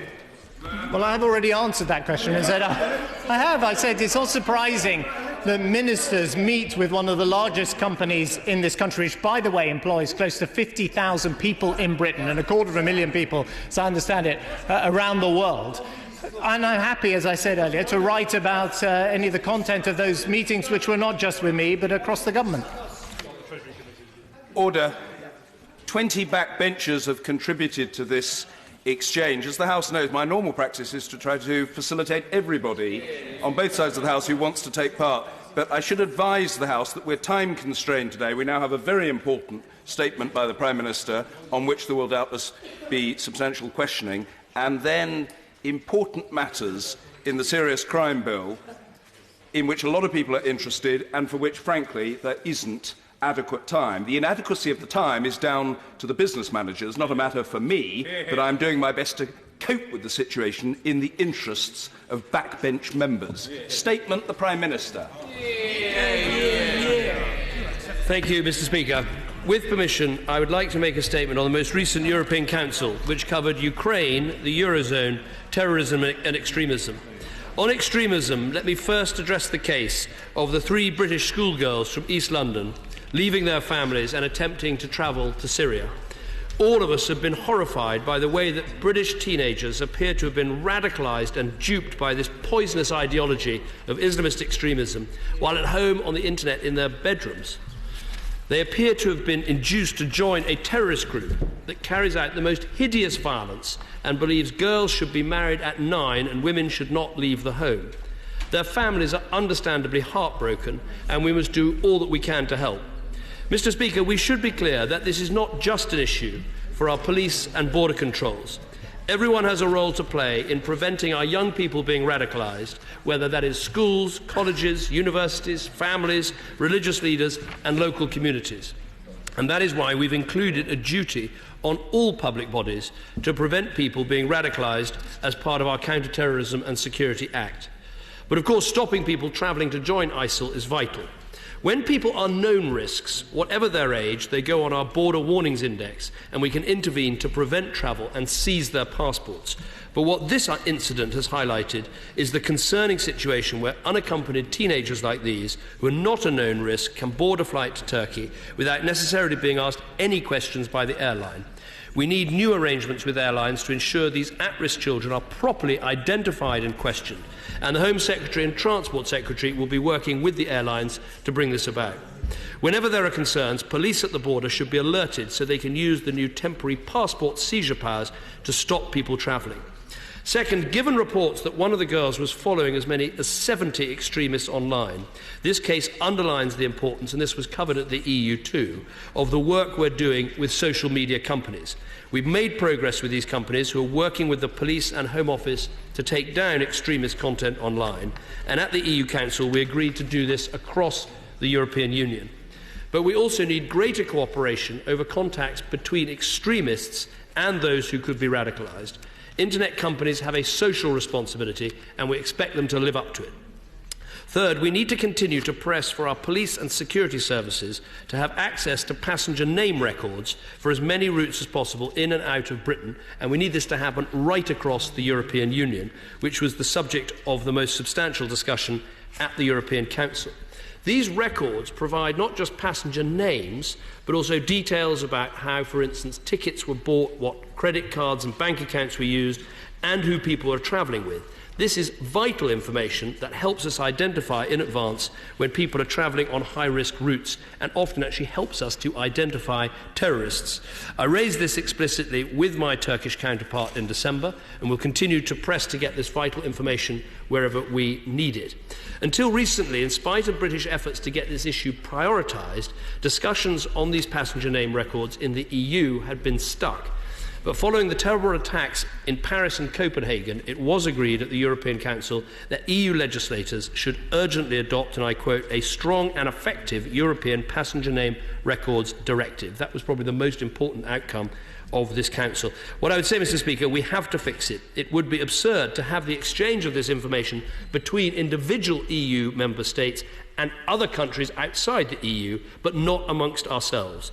Most of the people travelling to Syria do not go there directly. They often take many different routes within the EU before getting even to Turkey, and so we need this information badly. The European Council also agreed that law enforcement and judicial authorities must step up their information sharing and operational cooperation, and there should be greater cooperation in the fight against illicit trafficking of firearms. Turning to the situation in Ukraine, I met President Poroshenko ahead of the European Council.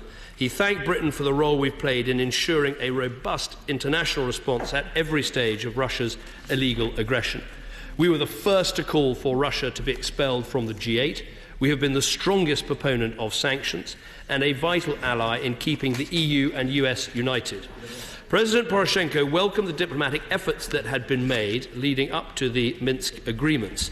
But he agreed it was essential to judge success not by the words people say, but the actions they take on the ground. And, Mr. Speaker, we should be clear about what has happened in the 10 days since the European Council met.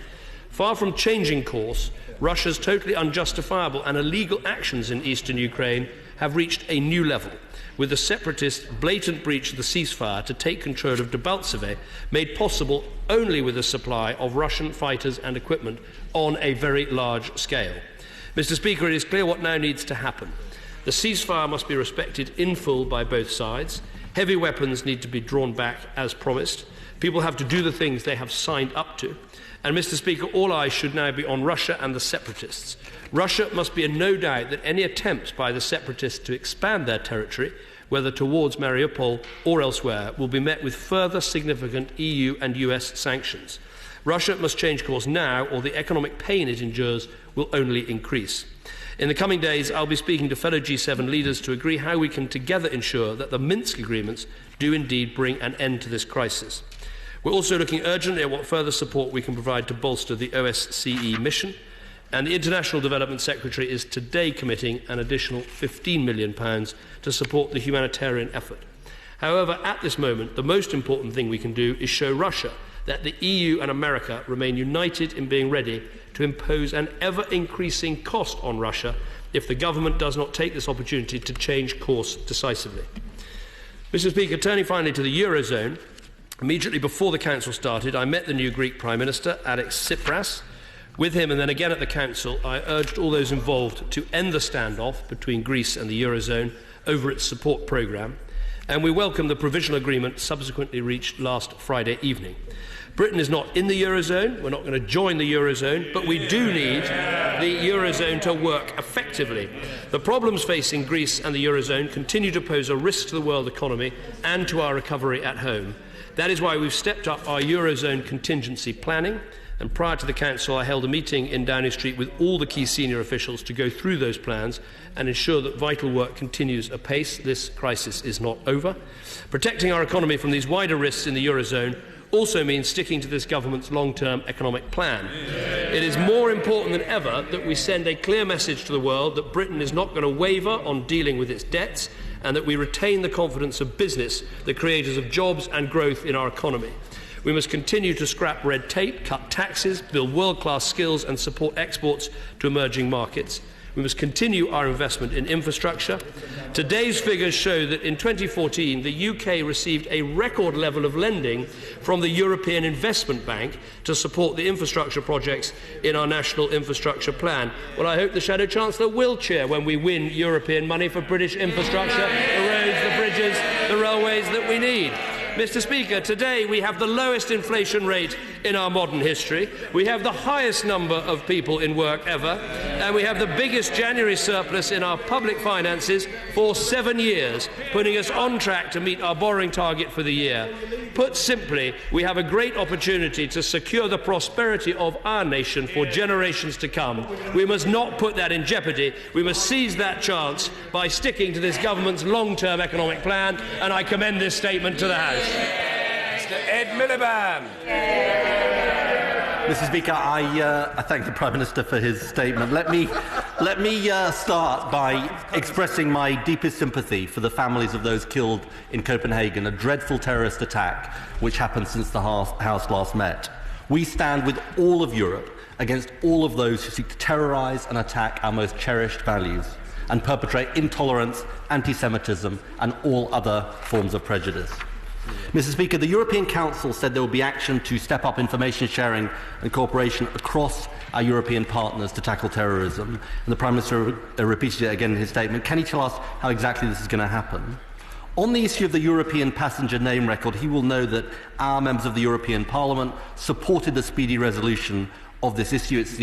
It allows information to be shared with European countries on airline passengers.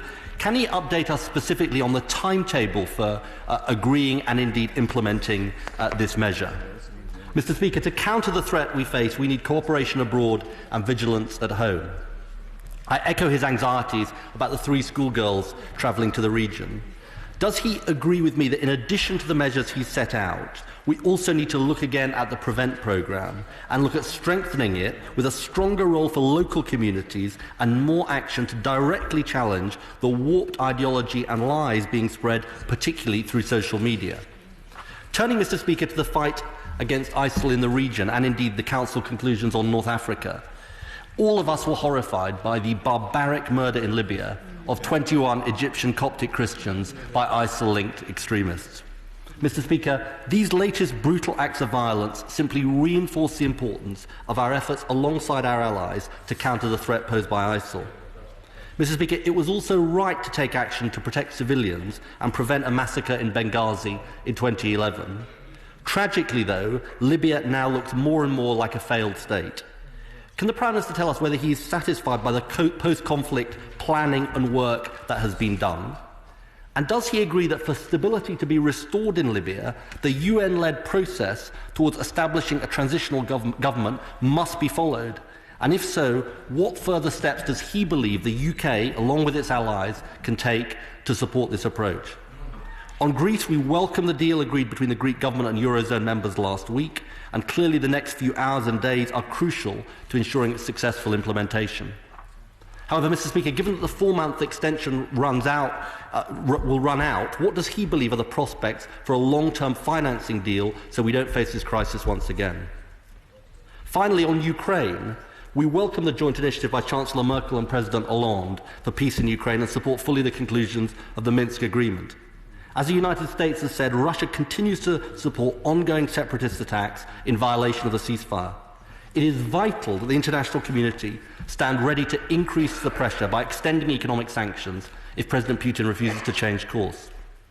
I welcome what the Prime Minister said on this, but can he reassure us that if Russia fails to meet its obligations under the terms of the Minsk agreement in the coming days, there is an appetite in other EU countries for a united position for further sanctions against Russia? Mr. Speaker, President Putin must understand that if he risks further isolating Russia on the world stage, if he continues to display belligerence and aggression in the face of international laws and norms, the world will act. Mr. Speaker, anyone looking at the events of the last few months knows that we are living in incredibly challenging times for our security, our freedom and our values. In the face of these challenges, the right course for Britain is to be engaged in the world and cooperating and leading in Europe. The attacks in Paris and indeed Copenhagen aim to spread fear and divide our communities. They will fail. They will fail because people across Europe, including in Britain, are united in rejecting extremism. We've faced down these kind of threats before, and we will do so again. Well, let me thank the right honourable gentleman for his questions and response to the statement I made. Let me try and answer all of them. In terms of, first of all, the steps taken at the European Council that are material in terms of fighting terrorism, I think the passenger name records, that is moving, and that is good news. The second thing agreed was about weapons, where I think there's a particular issue about weapons that have been decommissioned are now and turned into model weapons. Some of these, of course, have been used by criminals and reconverted back into dangerous weapons, and we need more common standards across Europe to stop that from happening. So that was another issue that was discussed. In terms of the schoolgirls, I welcome what he said. We should do everything we can, as set out in my statement, to prevent this happening in future and do what we can for these girls and their families. On the Prevent programme, this is a point he makes regularly. I have to say, I think it is a little out of date, this criticism of Prevent about not doing enough in terms of helping individual communities. We commissioned a report by Lord Carlisle, who's very respected in this area, and he recommended what we're now doing, which is the splitting of the Prevent programme into Prevent, which is about de-radicalisation, and then the work done through the Department of Communities and Local Government, which is properly funded, to make sure we encourage integration. And all the evidence shows that the approach we're taking is better than what came before, and I think, frankly, we should all get behind it. He asked some very good questions about the situation in Libya, the appalling murder of the Coptic Christians on the beach in Libya. And clearly he asked if I'm satisfied with the post-conflict situation. Of course, I'm not. What NATO and our allies did was stop, as he knows, a murderous attempt by Gaddafi to kill his own people. We gave the Libyan people a chance to build a better future. So far it is a chance that has not been taken. We need to do more to help them in that regard. The most important thing is putting together a government of national unity, and Jonathan Powell, someone who I'm sure he's familiar with, is working extremely hard and with the full backing of the British government to try and work with other envoys from other countries to put this national unity government together. In terms of Greece, he asked about the prospects for a long-term funding deal. I think there's still some way away from that. There will have to be give and take on both sides. I was struck at the European Council meeting not only by the gap there is between the parties, but also the very strong feelings in those European countries that have taken difficult decisions, how little flexibility they appear to want to give Greece. So that is something we need to watch very carefully. On Ukraine, I very much welcome what he says about sanctions. Frankly, we need to demonstrate right across Europe and across America that we are in this for the long haul. And if Russia continues to destabilise an independent, sovereign country, there will be further sanctions. He asked about how much enthusiasm and appetite there is in other European countries. Well, frankly, this is where we are going to have to work very hard. And I think all of us with contacts in different political parties, with different governments in Europe, can frankly help with this process. It was interesting that even at the European Council, there was some attempt to prevent going ahead with the next round of sanctions. I have to say, thankfully, that was stopped, and those sanctions and naming more individuals has gone ahead. But that is just a sign of how hard we have to work to keep the consensus together. In terms of his closing remarks about rejecting extremism and standing up for the values of freedom and democracy that we believe in, and believing that ultimately those values will triumph, I absolutely agree. Order. I should just remind the House that people who arrived after the Prime Minister started his statement should not expect, in accordance with usual practice, to be called. Secondly, I want to accommodate as many as I can on this statement, but I'm keen to move on to next business at or as close as possible to 5 o'clock. Sir William Cash. Does my right honourable friend share my concern about the increasing assertiveness of Germany in the EU, shown, for example, in the language used by Wolfgang Schäuble regarding the Greeks? And does he also accept the assertion by Mr. Prodi that, on the Today programme this week, that the Germans are the leaders in Europe? Does he accept that we have got to step up to the mark and make certain that we show that we are going to stand up for the interests not only of the United Kingdom, but also of Europe as a whole, as we have in the past? What I would say to my honourable friend is, when it comes to issues about trade deals, when it comes to single market issues, when it comes to many of the foreign policy issues, Britain plays an absolutely key and leading role, as we have done over sanctions on Ukraine. On the issue of how the Germans behave towards Greece, that is a matter for them. I know that if I was the German Chancellor and I'd lent another country a lot of money, I'd want to get it back. I think he and I agree this is one of the fundamental challenges at the heart of the Eurozone, and is a permanent reminder of why we're better off outside it. Mr. Keith Baz. Thank you, Mr. Speaker. Of course, Greece's problems are of their own making. However, they provide a vital service to the rest of the EU because they police the external borders of the EU. Every month, 7,000 illegal migrants cross the border between Turkey and Greece, and if we don't support them, then it becomes our problem in the future. And on the issue of our borders, will he confirm that we will have 100% exit checks by the end of March? Well, first of all, on the second point first, our border exit checks will be in place by the end of March. I'm confident about that. And that will transform the situation from a situation this government inherited, where I think fewer than 40% of people were counted in and out, and that will be totally transformed in the future. On the issue of what the Greeks and the Italians and others do to man the external frontiers of Europe, it is vital work, and we should support them as we do through Frontex and all of that. But I think we do need to make sure that every country lives up to its obligations when people arrive in that country. What is remarkable is when you look at the percentage of asylum claims within Europe that are still being heard in Germany or France or Britain, not the first points of entry, compared to the numbers being heard in Italy, Greece and Spain, there is still a marked contrast. Sir Richard Ottaway. Mr. Speaker, Russia is ignoring all the rules of the international community. They are unreliable and cannot be trusted. Does he feel that the diplomatic process has now been exhausted? And if the answer to that is yes, then will he confirm that the financial sanctions will not only be extended but deepened, but also broadened to cover not just individuals but the country as a whole? Well, what I'd say to my right honourable friend is I don't think one should ever say the diplomatic process is exhausted, because it always makes sense to talk about these issues, but it needs to be backed by consequences when diplomatic efforts don't work out.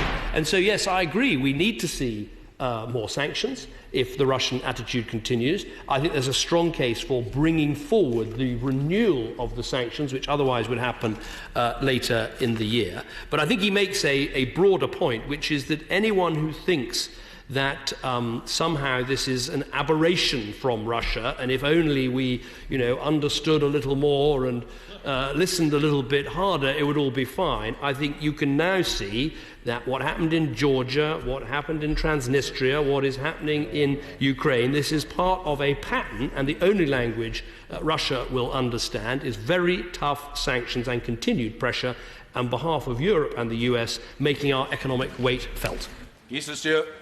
Mr. Speaker, can the Prime Minister update the House whether progress has been made to enable OSCE observers to have access to all parts of the eastern Ukraine? Because unless that happens, we won't get an accurate picture of what's happening on the ground.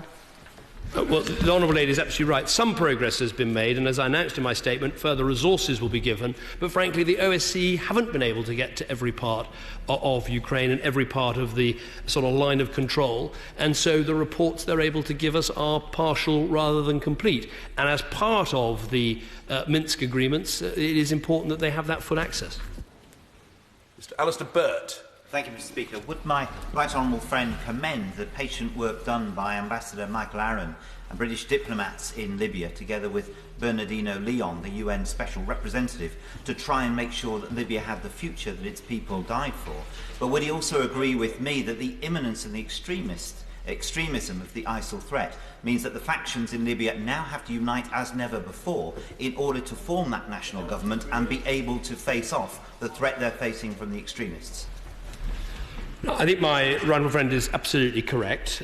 What's needed in Libya is a political coming together of the different parties. You obviously have to exclude those that are engaged in terrorism or violence, but you should try to bring together the other parties into a national unity government, because otherwise the danger of fracture and broken state and ungoverned space that we're seeing with the presence of ISIL will only get worse. So I commend the efforts of our ambassadors, and we need to work at this extremely hard. Mr. Chris Bryant. I agree with the Prime Minister's robust position on Russia, which is why I'm so mystified that he still refuses to introduce a Magnitsky Act to ban those people who were involved in the murder of Sergei Magnitsky and the people who were engaged in the corruption which he unveiled from coming to this country.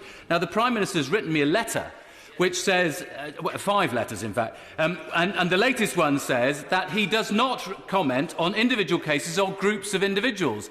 And yet he's just stood in the dispatch box and announced new sanctions against individuals from Russia through the EU. Why can't we do it for ourselves in this House? Introduce a Magnitsky Act. Because the Honourable Gentleman has been so persistent, and because he's written me so many letters and I've written him so many letters, I've had another look at whether, there is a better way of doing things. And I think the truth is this. What we do is, if there are a group of people involved in an appalling crime like this, we put them on our warnings index, we stop them coming from our country. And the advantage is you can then actually be even more expansive. You can be, of course we know who is, if he wants to ask a question, why don't you listen to the answer? You would have thought of former man of the cloth would have better manners than all of that. I'm trying to answer his question. So I am assured that we're actually able to have a more expansive. There are people that we ban from this country that aren't on other countries' Magnitsky lists. So I will try and write him a 6th letter, and in that way try to make him happy. Make it a start. Mr. John Redwood. As the euro area moves towards political transfer and banking union, is there a growing recognition by other member states of the EU that the United Kingdom will need a new relationship based on trade and friendship, because we cannot possibly be part of that political union? There is a greater understanding that as the euro deepens with the banking union and other elements, I would argue they will one day need greater fiscal union and burden sharing. There is an understanding, and it is discussed around the EU table, that those countries that aren't in the EU are going to need some guarantees of their own. Because otherwise, for instance, you will have a situation where you'll have a qualified majority of EU Eurozone countries able to dictate to the rest of Europe Europe what they can and cannot do. That would clearly be unacceptable.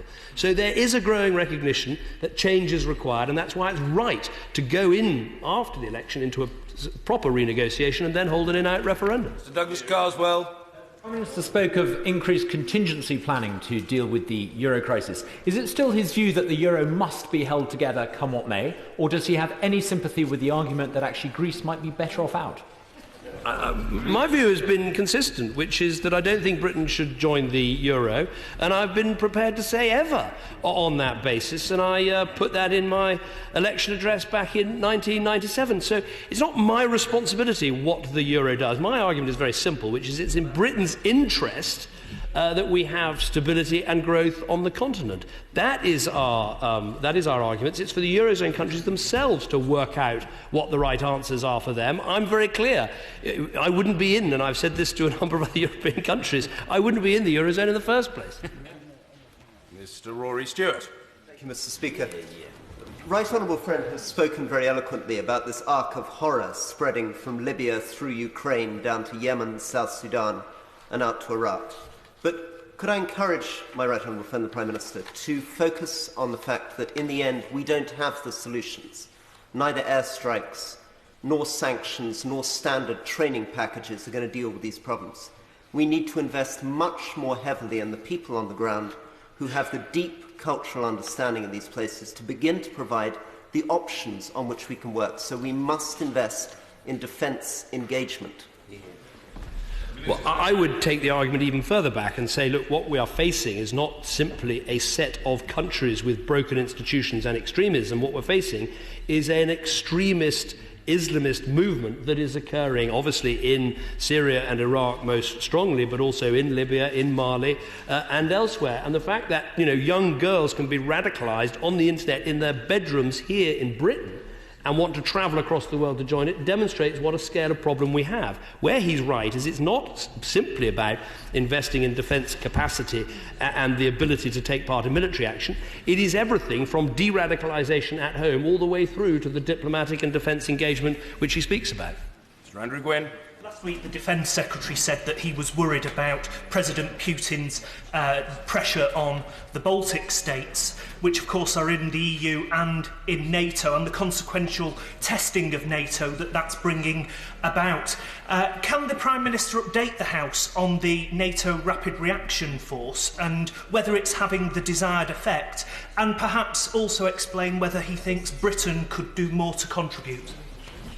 Well, I think the Defence Secretary is absolutely right to refer to the unease and the insecurity that the Baltic states feel when faced with Russian behaviour in this way. And when you talk to Prime Ministers from the Baltic states, they make that point very vigorously. They talk, for instance, about some of the trade embargoes that Russia puts in place, but they're also incredibly grateful for the support that Britain gives, whether that is through the Readiness Action Plan we helped draw up in Wales, whether it's through the 4,000 UK troops that are taking part in exercises in Eastern Europe this year, whether it's the air policing mission that our Typhoons fly over the skies of the Baltic states. These things really matter, but we should show real understanding of the insecurity that the Baltic states feel. Mrs. Gerald Gillan. A lot has happened since the European Council, and in Ukraine they are concerned that there is a real possibility that the unrest may spread beyond the territory currently held by the pro-Russian separatists. Whilst welcoming his stand on sanctions together with other European Council European leaders, could the Prime Minister give us some sort of estimate as to how rapidly he thinks, realistically, future sanctions could be brought in? And when does he actually think Russia will finally get the message?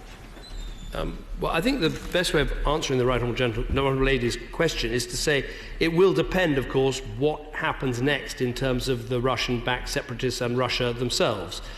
I think what happened in Debaltseve after the Minsk agreement was signed should teach a lesson to anybody who thinks that this is going to be easily solved and Russia will walk away and all the rest of it. And frankly, if we see more behaviour like that, I think the argument at the European Council should be how quickly can we renew the sanctions that will be renewed later in the year anyway, and how quickly can we add to those sanctions? Certainly that's the argument that Britain will make, and there'll be many others making that argument with us. At the end of the day, as I've said from this dispatch many, many times, Europe and America have to make the weight of our economic relationship pay against Russia. In the end, Russia needs us more than we need Russia. We need to make that relationship pay, and then we can get them to change their approach.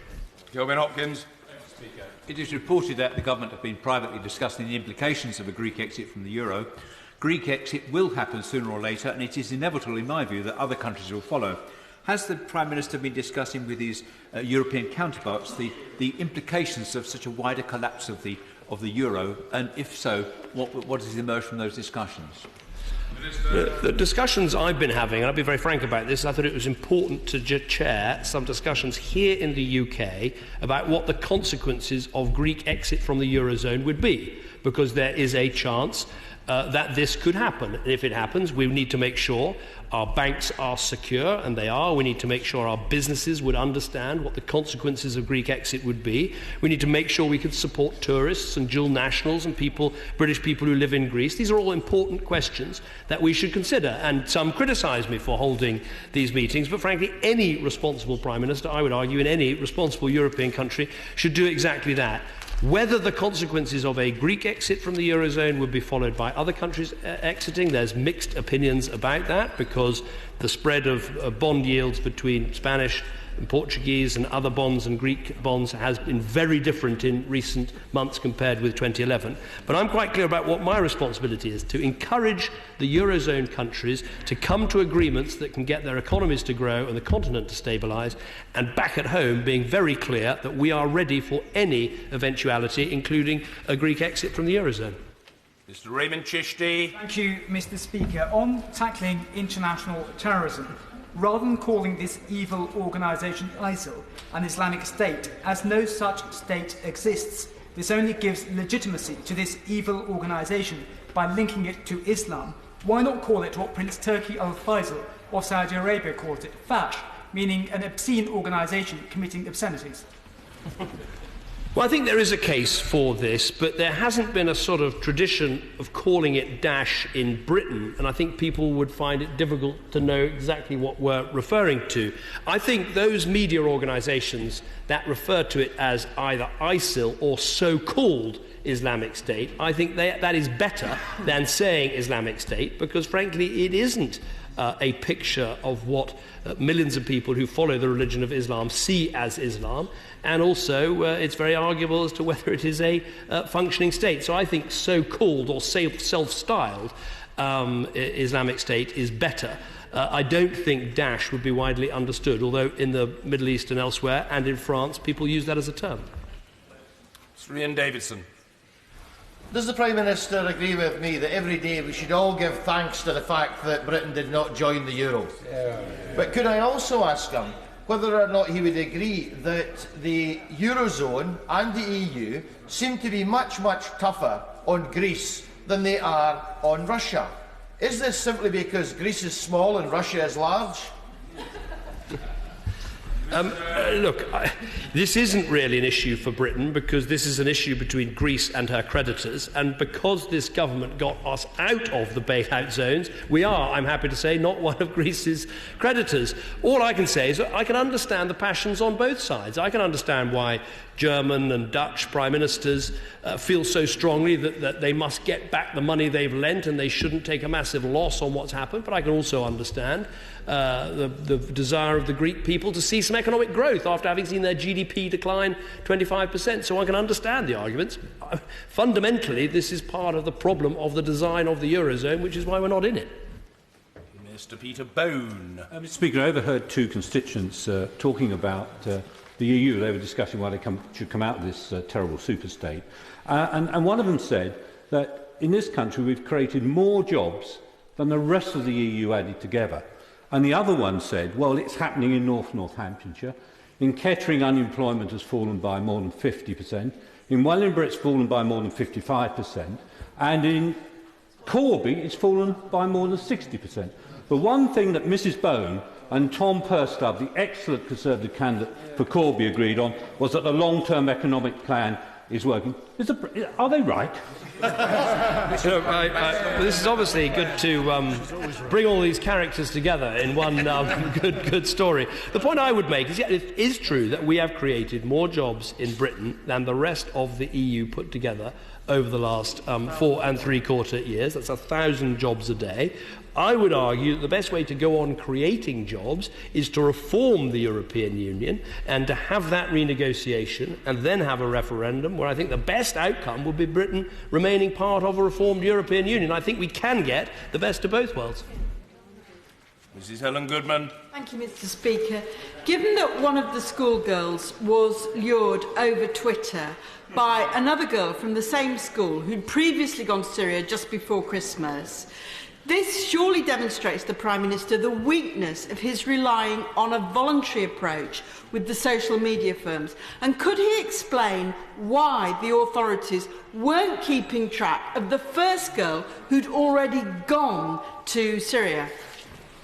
Well, what I'd say to the Honourable Lady is a very difficult question, but because we don't have an entirely voluntary approach with these social media companies. We passed a law through this House, the so-called Dripper Act, so that we can enforce the extraterritoriality of our desire to see communications data and content of communications between potential terrorists. So we have that legal power because of the work we did in this Parliament. The point I was making in my speech, and I'll continue to make, is where possible, getting organisations like Twitter, like Facebook, like Google, getting them to help us with combating terrorist extremism voluntarily. So they're taking down pages of extremist content. They're revealing to us people they think might be at risk of radicalisation, extremism, or worse. That is all to the good, but we do have, when it comes to combating terrorism, we do have legal remedies as well. Sarah Newton. Mr. Speaker, the Government has made real progress in this Parliament in raising awareness and preventing the online sexual exploitation of young British people online. Would my right honourable friend commit to put just as much effort to prevent the radicalisation and recruitment into these hateful terrorist organisations of British young people? No, I think my honourable friend is absolutely right. It's interesting, when we started out down the path of saying to internet companies, you must help us get child pornography and disgusting child sex pictures off the internet, to start with, the response was, we're not responsible for what people look for, we're not responsible for doing anything other than supporting free speech. And actually, from that position, to be fair to those organisations, they've moved miles, and they have now banned something like 40,000 repulsive search terms, which if you plug into your computer, you get a nil return on. Not just in Britain, they've actually done it all over the world. And so I think my honourable friend is absolutely right. We need now to get them to apply that same thinking to the problems of extremist violence and terrorism. There are some differences, but I'm quite clear that if we can ask companies to employ some social responsibility, they can work with us to take down even more pages than they do today. Mr. Andrew Love. The Prime Minister says he understands the arguments on both sides of the Greece-Euro divide, but does he understand the implications for the United Kingdom, the instability of a 4-month negotiation, the difficulties being created for our economy and being able to export, make it critically important that we do everything we can to resolve the situation? Will the Prime Minister tell us, he mentioned the word encourage, will he tell us how he can encourage a successful negotiation between the parties? Well, of course, not being in the euro and not being a creditor of Greece, we don't have as much say as those countries that have lent vast amounts of money to Greece and have that money potentially at risk. I think there are areas where we can help and where we do help. For instance, helping the Greek authorities modernise their tax system so they actually collect tax from people who live in Greece. Treasury officials have in the past helped with that, and they should do so again. Mr. Conor Burns. Mr. Speaker, can I say to the Prime Minister, we appear to have emerged at a near consensus, albeit one born of hindsight, that it is a very good thing that the United Kingdom is not in the Eurozone. But has the Prime Minister taken time to reflect that many of those who are issuing the dire warnings about the consequences of renegotiation and trusting the British people in an in-out referendum are the very same people who advocated our immediate membership of the single currency when it came along. Can he undertake not to listen to them, as there is a chance that they may be mistaken today as they were proved wrong then? Now, I think my honourable friend makes an important point, and I thought actually it was quite noticeable that at the British Chambers of Commerce, far from being against a renegotiation and a referendum, one of the biggest organisations for business in Britain, came out in favour of a renegotiation and a referendum. And I would also make this argument that since we announced the renegotiation and the referendum, investment from the rest of the world into Britain has not somehow dried up, or there hasn't been uncertainty. We've seen records amounts of investment from China, from India, from America into Britain, often more coming into Britain than other European countries. Neil Griffith. Returning to the very serious situation in the Ukraine, Thursday's deadline for the withdrawal of heavy artillery from the front line is very fast approaching, and I'd be grateful if the Prime Minister could give us his analysis of what progress is being made, and whether he thinks that deadline will be met, and what plan of action he has if it's not met. Well, what I can say to the Honourable Lady is, look, frankly, since the signing of the Minsk Accord, so-called Minsk II, progress has been very disappointing. The first thing that happened was the encircling, the shelling, the destruction of Debaltsevo with massive amounts of Russian rockets, Russian tanks and Russian guns, and that tells you all you need to know about the bona fides of the people that we're dealing with. Now, having said that, I'd commend Angela Merkel for the great diplomatic efforts, and we should still, even now, be trying to get the parties to the Minsk agreement to deliver what they said they would, including withdrawing the heavy weaponry. But I think what we should do is use this moment to say to those in Europe who've been less certain about Russian action and less certain about sanctions, look what we're dealing with and recognise it is in all our interests to stick together and take a very tough approach. Mr. Andrew Stephenson. Mr. Speaker, does the Prime Minister agree with me that local communities and all public bodies need to work together and make a concerted effort to identify vulnerable young people in order to prevent a situation like the 3 girls who recently went to Syria, which surely must be every parent's worst nightmare? No, well, my honourable friend is absolutely right. Anyone who watched the mother of one of the young girls on television last night talking about how all she wanted for her to come home couldn't help but be moved by her testament. And that was the point I was trying to make, is that, of course, we need our police and border security to do everything we can to prevent people from travelling when this is what's happening. But actually we do need schools and universities and colleges to put aside concerns about cultural sensitivities or such like, and really make sure they're doing everything they can to tackle people at risk of radicalisation. It's quite similar in some ways to the problem of forced marriage, where we've had people disappearing from schools in parts of the country without there being proper advertising and protection in those schools. Indeed, it's quite similar to the problem of FGM, but it is on an enormous scale, and that's why we need to take such action. Mr. Efford, please. Mr. Speaker, there are lots of people working in our communities to try to prevent young people becoming radicalised. And I met with a youth worker from my local Islamic centre recently, and he's concerned that the prevent work that he's doing it may come to an end at the end of March, and he's not heard about his future funding. So, while supporting what the Prime Minister has said in what's taken place in the discussions, can I ask him when he next meets with the Home Secretary to make sure that those organisations in our communities that are doing some excellent work are given some security about future funding so they can continue to do it? Well, I'll certainly look at what he says. From what I have seen, particularly after the announcements we made in the light of Woolwich, actually prevent funding has been increased, and so that money is there. And as I've said, we've tried to divide that between the prevent work, which includes the programme of actually channeling people who have been radicalised away from radicalisation, separation of that with a lot of the community work, which is about integration, about supporting things like the Big Iftar, encouraging mosques and community centres to open themselves up to others to come in, which has been a great success. Mr. Julian Smith. Following the criticism over the weekend, would you agree with me that our intelligence services and security services are doing the most amazing job in incredibly difficult times, and that we should pay tribute to every single woman and man working in our intelligence services? Well, I'm grateful for my honourable friend to give me the chance to say a thank you to them, because the fact is they are working round the clock to try and prevent plots against this country. All the time they're having to prioritise on who they should be keeping the closest eye on, and those are judgments that they have to make all the time, and you can't expect them to get it right every single time. What is so remarkable is how they do get it right, and even in the last 3 or 4 months they have prevented as many as 3 different plots to for instance, behead a police officer on British streets. So we should pay tribute to them and thank them for the amazing work they do. Patience has its own reward. Mr. Jim Shannon. Thank you, Mr. Speaker. I have many friends and contacts in Libya, and they tell me that Libya is awash with firearms that are feeding ISIL and ISIS.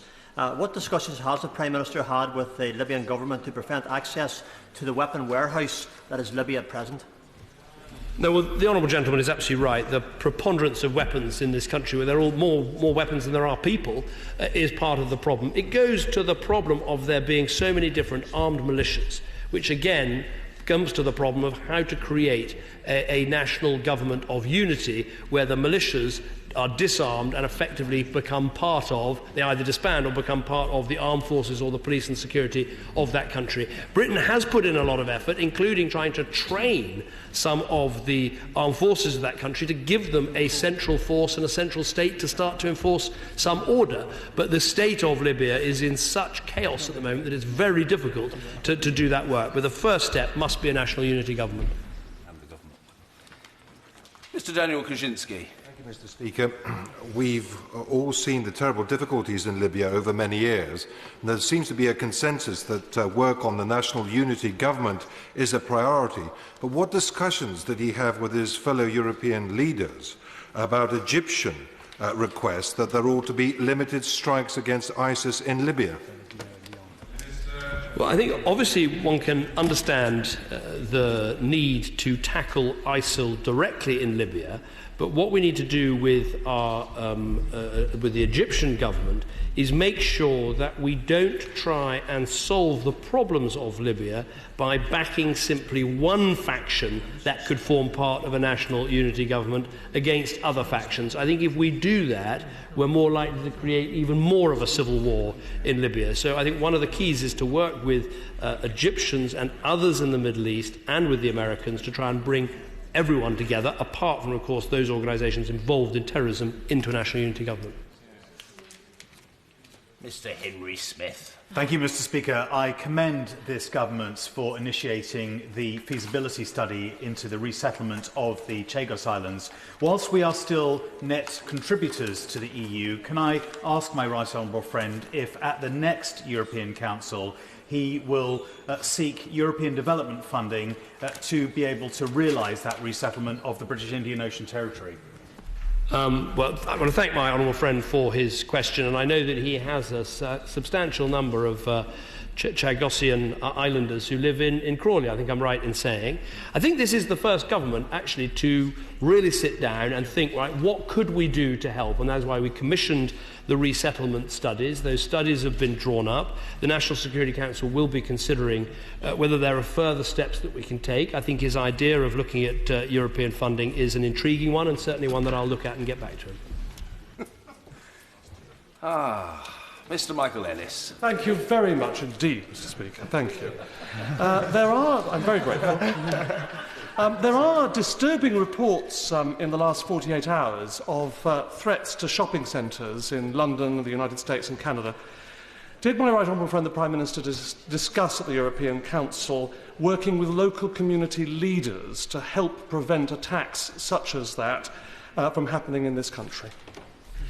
Well, what we discussed at the European Council was obviously appalling attacks in Copenhagen and Paris, and they had some similarities with the sorts of attacks put forward in this video by Al-Shabaab, which again have some similarities with things that happened in Mumbai and elsewhere, where you have a number of attackers marauding with firearms and other weapons. Obviously, we take every threat like this very seriously. The police are analysing that video.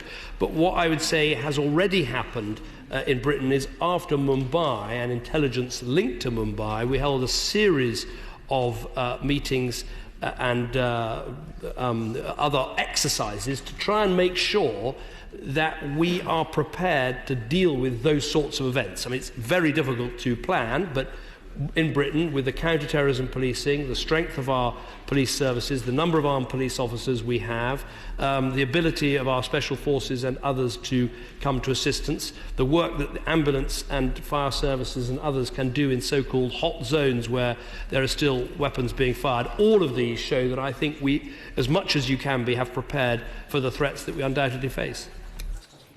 Mr. Richard Graham. Thank you, Mr. Speaker. As a former airline manager, I totally support the Prime Minister's determination to get full access to airline passenger name records for the advantages of governments both in preventing terrorist movements and protecting young and vulnerable UK nationals. But could my right honourable friend say how long it will take to have an EU directive that is endorsed by all member governments, and would it not be faster to have something domestically which we could implement at our own airports fairly soon? What I'd say to my honourable friend is that there's quite a lot of steps we can take already with other countries, with non-EU countries, where we can agree to the exchange of passenger name records. And as I said, this is not just the name of people, but also details of bank accounts and how they book the ticket, in order to find potential signals of terrorist activity. But it'd be very frustrating if we can't agree this within the EU. I'm sure we will. What's happened in Copenhagen and Paris, I think, has made people realise just how important this is, but a lot of it will depend on the work the European Parliament does. Order. We come now to the main business. Programme motion. Not moved. Not moved. Point of order. Order. We'll come to... I'm saving the honourable gentleman up. It would be a pity to waste him at this early stage of our proceedings. We'll come to him for his point of order. He can be assured of that. Before that, however, I have the following to say. As the Government has not moved the programme motion, proceedings will be taken in the customary order on consideration. That is, Government new clauses first, then other new clauses, then amendments in the order that they occur in the bill. We will start as originally envisaged with the group on child exploitation, etc. We will then take the group on other issues, and there is for consideration the issue of the group on abortion. The selection list has been reissued, and the amendment paper has been reissued in the revised order. Proceedings on report may continue till 9 p.m, and then third reading till 10 p.m. under the earlier programme motion. That's what I've got to say for now.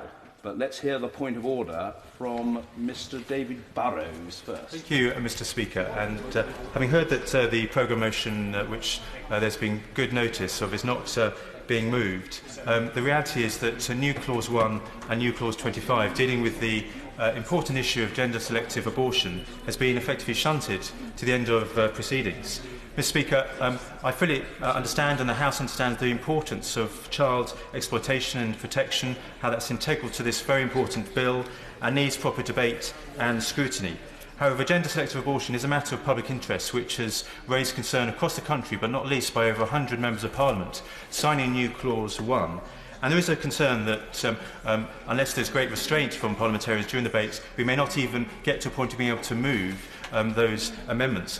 Mr. Speaker, you have championed the role of the backbencher.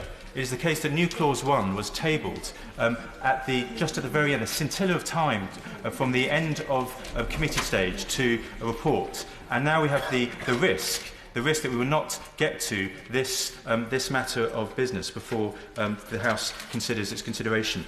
Mr. Speaker, I want to suggest to you a way out, with respect, and would ask your guidance. Firstly, in terms of the selection, after we've considered child exploitation and protection, we go on to other issues. Other issues involve investigative powers, publication of names, firearms offences, new psychoactive substances, and money laundering measures. A real collection of other measures. I would urge, Mr. Speaker, whether you could include in other issues the very important other issue of gender-selective abortion. Otherwise, we're simply left to your customary guidance and urging of restraint across the House to ensure that we get to the consideration of the gender-selective abortion matters. Mr. Speaker, just to conclude, we're all concerned about the way Parliament is held. Its esteem is held.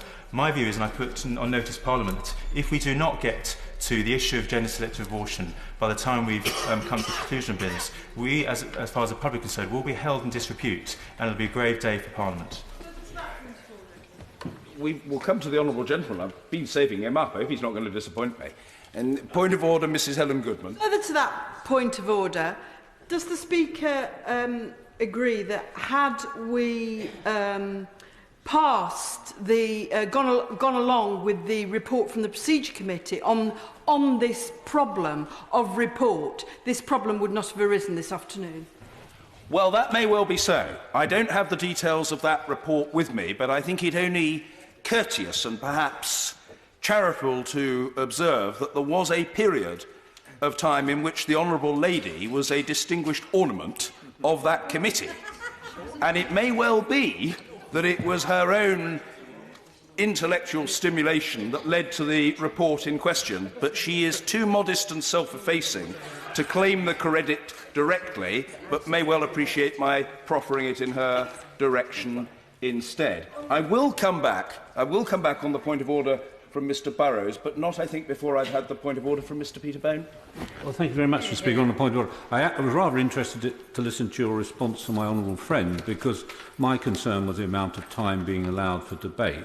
And so, could I leave it like that? Yes, I'm very grateful to the honourable gentleman for the self-denying ordinance that he's exercised. Let me say two things to the honourable gentleman, the member Enfield Southgate. First of all, I had understood that he was going to ask me whether it would be in order, in the absence of a minister moving the programme motion, for him to move it. And I had intended to say that no, it would not be in order for him to do so, as he is not a minister and had not signed the motion. However, as he didn't raise the point with me, I won't make the point that I would have made if he had.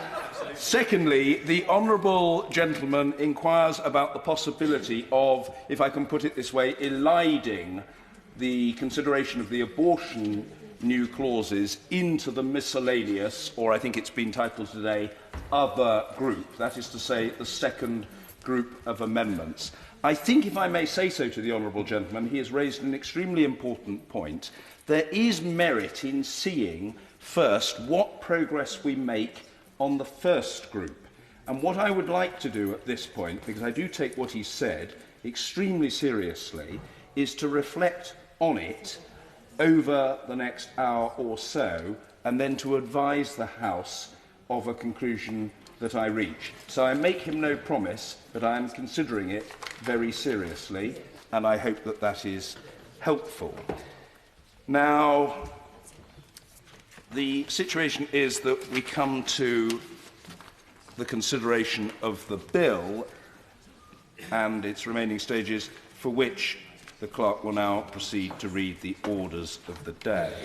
Serious Crime Bill Lords, as amended in the Public Bill Committee, to be considered.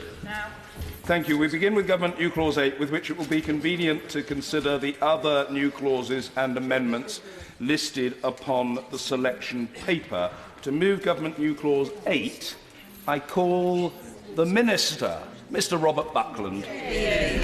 Thank you, Mr Speaker. I beg to move that new Clause 8 be read a second time, and with that I will also speak to other government amendments in this group, namely new Clauses 9 and 10 and amendments 2 to 19.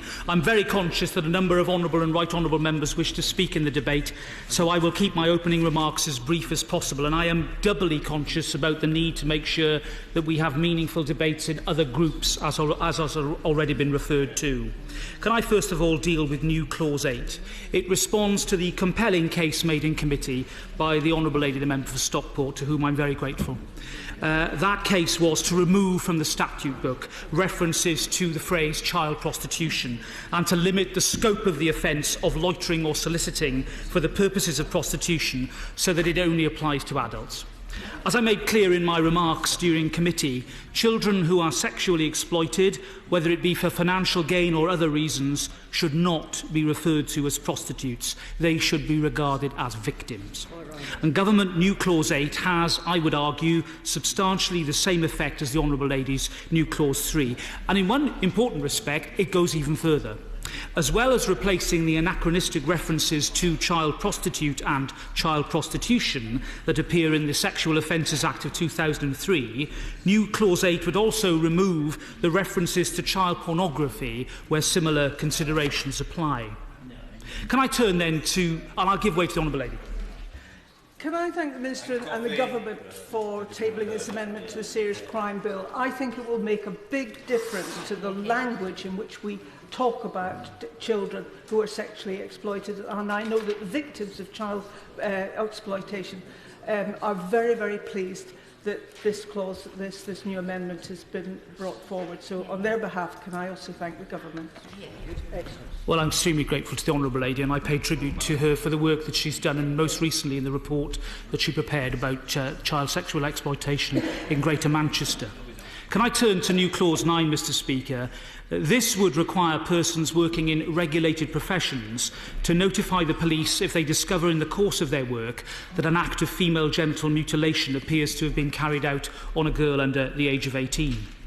The new duty will help to ensure that professionals are clear as to their responsibilities when they encounter cases of FGM in under-18s, and that these cases are reported to the police, thereby supporting investigations. The consultation on what a mandatory reporting duty should look like closed on the 12th of January, and we received nearly 150 responses, including those from healthcare professionals, educational professionals, the police, charities and members of the public. We've carefully considered those responses, and this is reflected in our approach. The new duty will require regulated health and social care professionals and teachers in England and Wales to report known cases of FGM to the police. Depending on the specifics of the case, a report to the police will not necessarily immediately trigger a criminal investigation. When a report is made, the police will work with the relevant agencies to determine the most appropriate course of action, and that may include referral to medical experts for diagnosis of whether or not FGM has taken place. And that's important, Mr Speaker, because we want to reassure those who are involved in the detection and the exposure of this appalling child abuse that whilst prosecution and criminal investigation is very important, it is not the only means by which we have to deal with this scourge. And I'll give way to the honourable gentleman. Briefly, my honourable friend will understand that this deals only in circumstances where FGM appears to have been carried out, not in circumstances, of course, where there is a risk on which we shall refer to, which I shall be referring to later. Well, I'm grateful to my right honourable friend, and indeed I look forward to his contribution, and I will respond appropriately to it when I've heard the full argument that he will outline. We recognise that some individuals captured by the duty may be less likely to encounter cases of FGM than others. The duty will only apply to cases identified in the course of that individual's professional duties. There'll be no new requirement for professionals to look for visual evidence, and we don't expect them to do so. Where professionals fail to comply with the duty, this will be dealt with in accordance with existing disciplinary procedures. Now, that's in line, Mr Speaker, with the approach favoured by the vast majority of respondents to the consultation, and it will ensure that appropriate sanctions are imposed in accordance with the individual circumstances of the case. The Government expects employers and the professional regulators to pay due regard to the seriousness of breaches of this new duty. Moving on to new clause 10, that will confer a power on the Secretary of State to issue guidance on FGM to relevant individuals in England and Wales, and requires them to have regard to it. And that guidance will take the form of updated multi-agency guidelines which will explicitly capture good safeguarding practice, including for non-regulated practitioners. And in addition, existing frameworks for dealing with child abuse will of course continue to support appropriate safeguarding responses.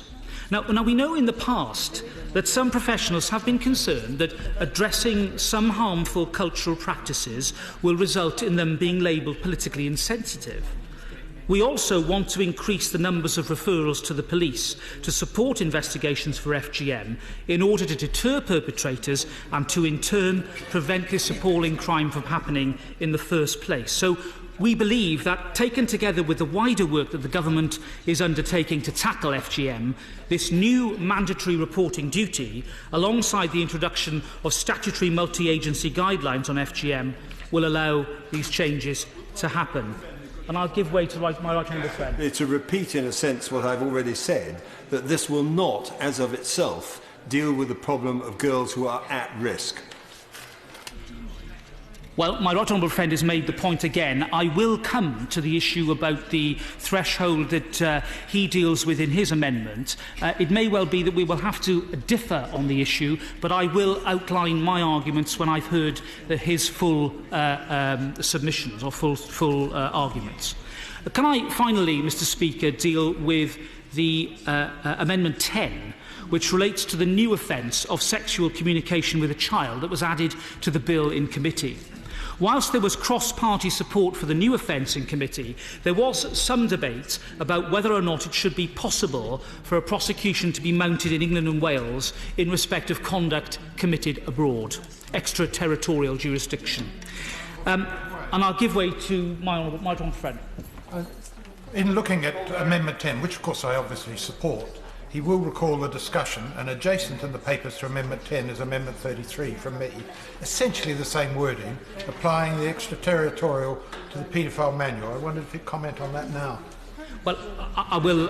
Can I thank my right honourable friend for the work that he has done in making sure that extraterritorial jurisdiction has been applied to a range of sexual offences. In a nutshell, Mr Speaker, our view is that in the case of the possession of paedophile manuals, that the need for an extraterritorial jurisdiction is not made out. We don't expect it to be generally applicable to that type of offence. It is far more relevant, we would say, to an offence of communication, bearing in mind the fact that communications no longer respect national borders and, of course, can take place across the world thanks to, or because of, I should say, the internet and social media. I was explaining the context in which we considered this, and it was in the light of speeches by my right honourable friend, the member for Mole Valley, and the honourable lady, the member for Feltham and Heston, that we reconsidered extraterritorial jurisdiction and have concluded to extend it to this offence, and therefore Amendment 10 gives effect to that.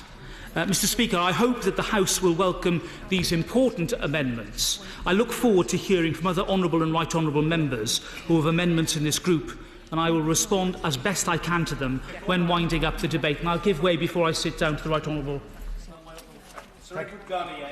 During the course of our discussions about the serious crime bill, I have been drawing to the attention of the front bench the exploitation of adults. Not elderly adults who cannot help themselves through old age, but young adults who are exploited by quacks and other bogus counsellors. And I had rather hoped that he and other members of the government, and I see that my honourable friend, the Parliamentary Under Secretary of the Home Office, is on the front bench. She's had the distinct displeasure of having to listen to me go on about this, and I will go on about it until we get a decision. But I wonder if he could bring me up to date with the government's thinking about the exploitation of vulnerable adults who are brainwashed by quacks and bogus counsellors to their emotional, psychological and financial disadvantage.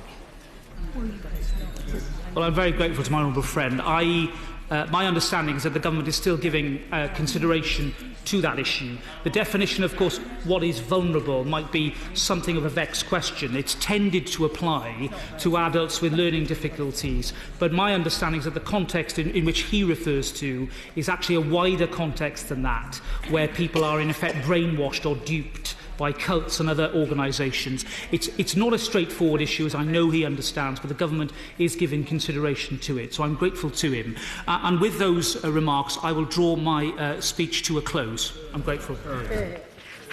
Well,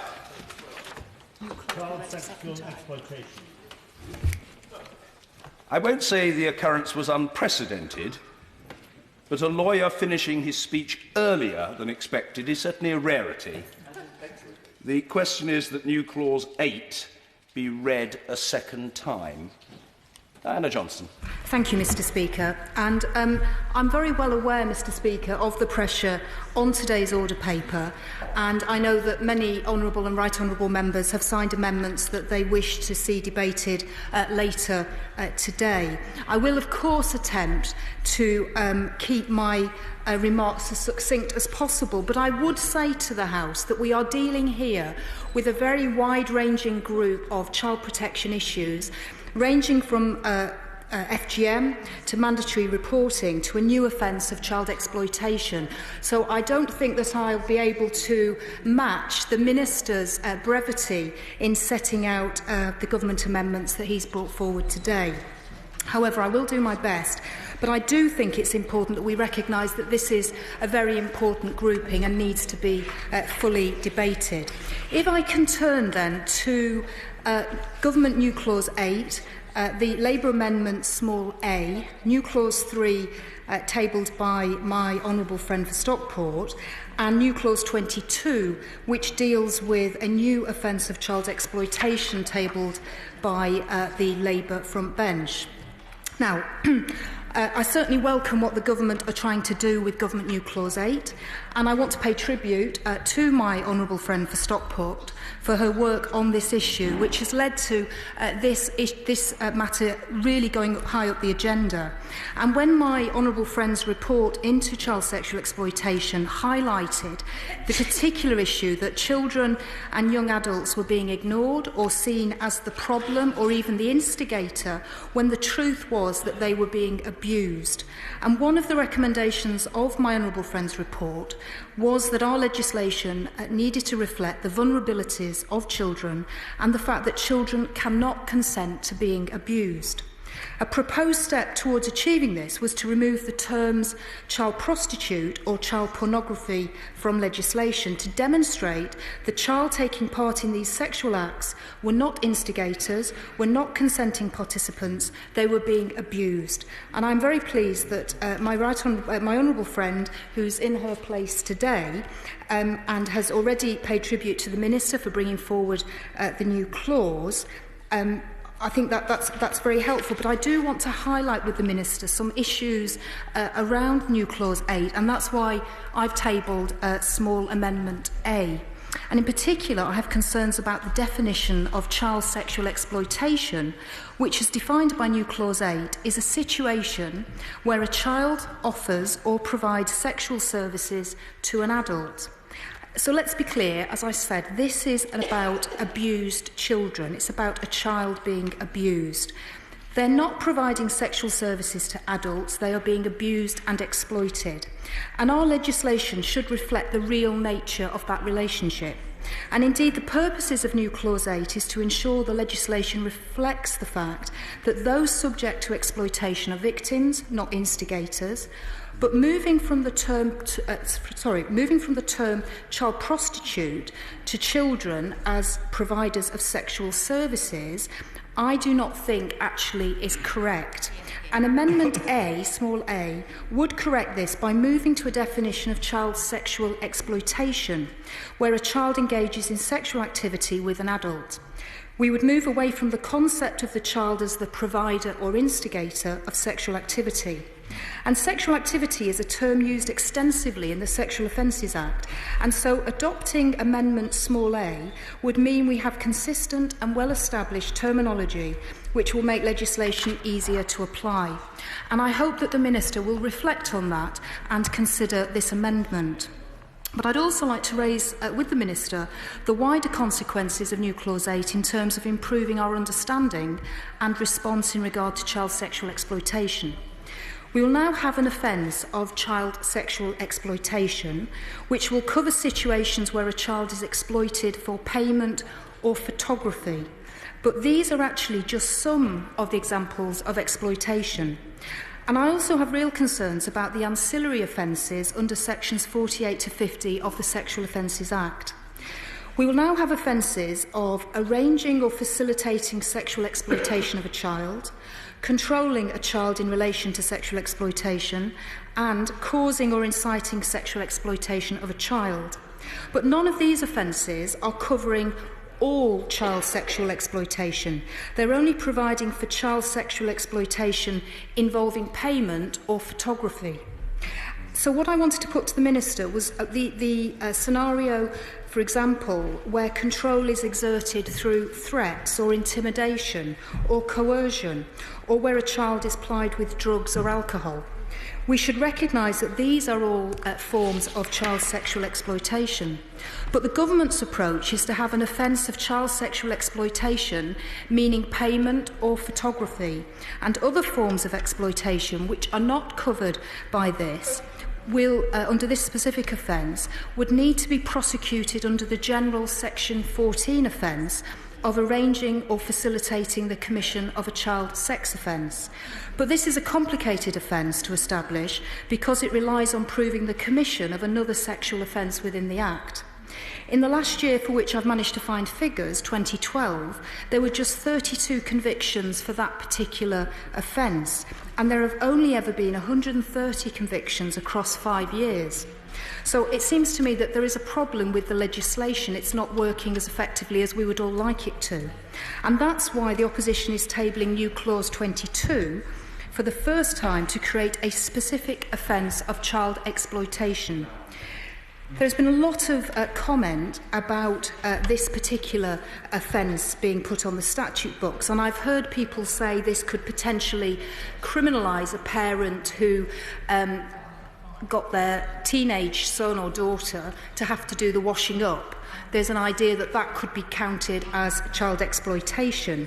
But I have to say, in the words of the country's leading expert in this area, Peter Carter QC, he says that that kind of argument is to miss the significance of the word exploitation. Exploitation of children is in of itself a very serious matter that should be recognised in legislation. New Clause 22 would cover all forms of exploitation, from children forced into begging or to working in cannabis farms, to young girls being controlled by men and forced to submit to their sexual advances and abuse. It recognises that exploitation is a wide spectrum, and the sentencing guidelines would reflect that some forms of exploitation are more serious than others. But what is crucial is that for the first time it would recognise that exploitation of children is an offence in and of itself. This new clause is about asserting the right of the child to live free from exploitation. It's about saying that we will not accept the exploitation of children, just as we will not accept their abuse or their neglect. And it would address some of the many problems that are preventing prosecutions under the Sexual Offences Act by moving from a situation where we look at the commission of individual offences to a situation where we cover those who control, manipulate and coerce children for their own ends. It would allow the police to step in where they see that an adult is using controlling and coercive behaviour on a vulnerable child, forcing them into situations such as sexual abuse, drugs, forced labour or crime. So while many prosecutions focus on particular incidents of crime, for example rape or sexual assault, for victims of exploitation, particularly sexual exploitation, such incidents may be difficult to separate from multiple assaults that they've endured. It will also not give the true representation of the abuse that they suffered. And one young person said, "I was pressurised to go to court. There needs to be a sexual exploitation law. My charge was for rape, and that was the wrong charge so many times that it happened." So cases do not get prosecuted because often the young person is considered an unreliable witness. And in some cases, this is because, for example, she was returning to perpetrators and found it difficult to break the contact with them. So practitioners say that effects of exploitation as a result of duration of relationships, coercion and controlling behaviour, it's like the Stockholm syndrome that that we're all familiar with, which is not being recognised, we would say, in the current drafting of offences, because they all focus on separate counts of rape or sexual assault. So separate exploitation offences with a focus on children will also enable prosecution of cases where current legislation does not offer equal protection to all children under the age of 18. For example, the Sexual Offences Act 2003 establishes the age of consent as 16. Children aged 16 and 17 are only afforded additional protection of the Act if the person who commits the sexual offence is a person in a position of trust in relation to them. Yet this age group is likely to be victims of sexual exploitation. The Office for the Children's Commissioner's report into sexual exploitation by groups and gangs estimated that out of 16,500 children and young people who are experiencing or at risk of CSE, 28% were aged 16 and 16% aged 17. It would also enable prosecutions for those children exploited in the course of human trafficking. Over the last 2 years, the police have identified over 1,000 child victims of human trafficking. But when I asked the government how many prosecutions there have been, they couldn't identify a single case where the victim was a child. The total number of prosecutions for all the human trafficking offences collated together was just 41 last year. So it shouldn't have been hard to see if any involved children. And children often don't understand what is happening to them when they were trafficked. They might not be able to identify who their traffickers were or their links between the trafficker and the exploitation. And that's why a huge coalition of charities and eminent lawyers support a specific child exploitation offence. If I could now move on to the amendments in relation to female genital mutilation, new clauses 16 and 15, the new offences of encouragement of FGM and encouragement warning notices and orders. And the Labour front bench moved these new clauses at the committee stage, very ably by my honourable friend, the member for Filton and Heston. And I'm moving these clauses again at report stage because of the importance of this offence. Clearly, all members want to end the practice of female genital mutilation, and we want to do this within a generation. The measures already in the bill, although important, are largely reactive. This new offence of encouraging FGM is a preventative measure in the strongest sense. Now, February the 6th marked the International Day for Zero Tolerance of FGM and saw renewed calls for nations to do all they can to end FGM. Just as with colleagues on all sides of the House, we've been meeting and working with amazing young women in Britain, leading the calls for change in the UK. We have not only a moral duty but a legal duty to end FGM under international law. It's a practice that can have devastating health impacts for girls, leading to a range of issues including urinary infections and a lifetime of pain and even infertility. But it's not simply enough to react to FGM, to take action after the fact. We need to focus our efforts on prevention, and that's why we need to work to tackle some of the long-standing cultural context within which FGM takes place. I'm very happy to. Does she also agree with me that it is essential to make sure that girls at risk are also protected? Absolutely, I agree with the Right Honourable Gentleman on that point. Now, research that's been undertaken by Dexter Dias, QC, with survivors of FGM from around the country had highlighted the need for measures to tackle the encouragement of FGM, whereby parents can be put under extreme pressure to cut their girls. Not only are parents told their daughters will never get married, but whole families can be ostracised and isolated as unclean. We need to support those seeking to change the culture in affected communities they are part of and send out the message that this practice is against the law. And that's why Labour has proposed an amendment with a new offence of the encouragement of FGM to this bill, which, as I say, was tabled at committee stage and which we feel it's important that we've brought back today. I'm happy to.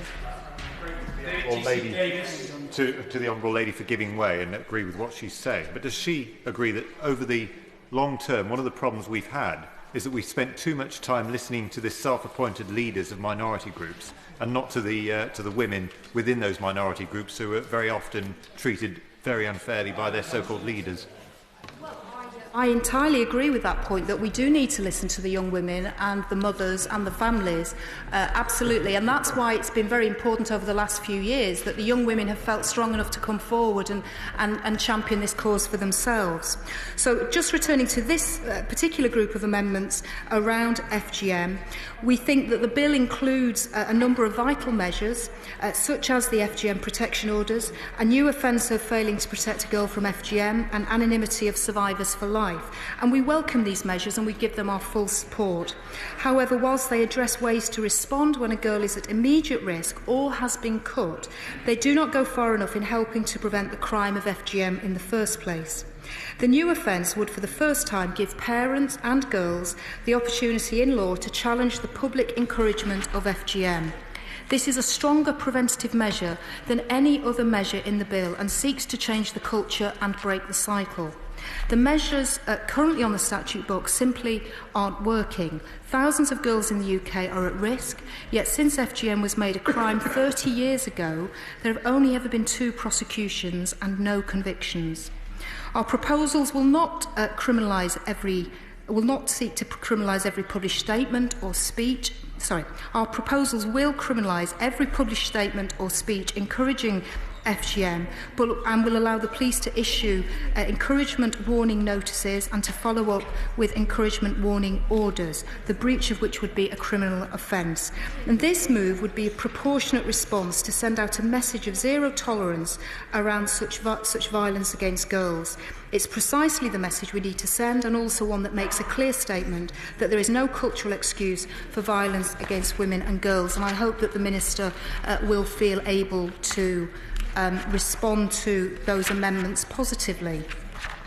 If I now move on to new clause 2, which is also grouped in this particular section, this is an amendment which was tabled by my honourable friend, the member for Basildon, along with many other honourable and right honourable members. And I want to pay tribute particularly to the honourable member for Basildon for his work on pursuing the issue of child abuse cases and making sure that the perpetrators are brought to justice.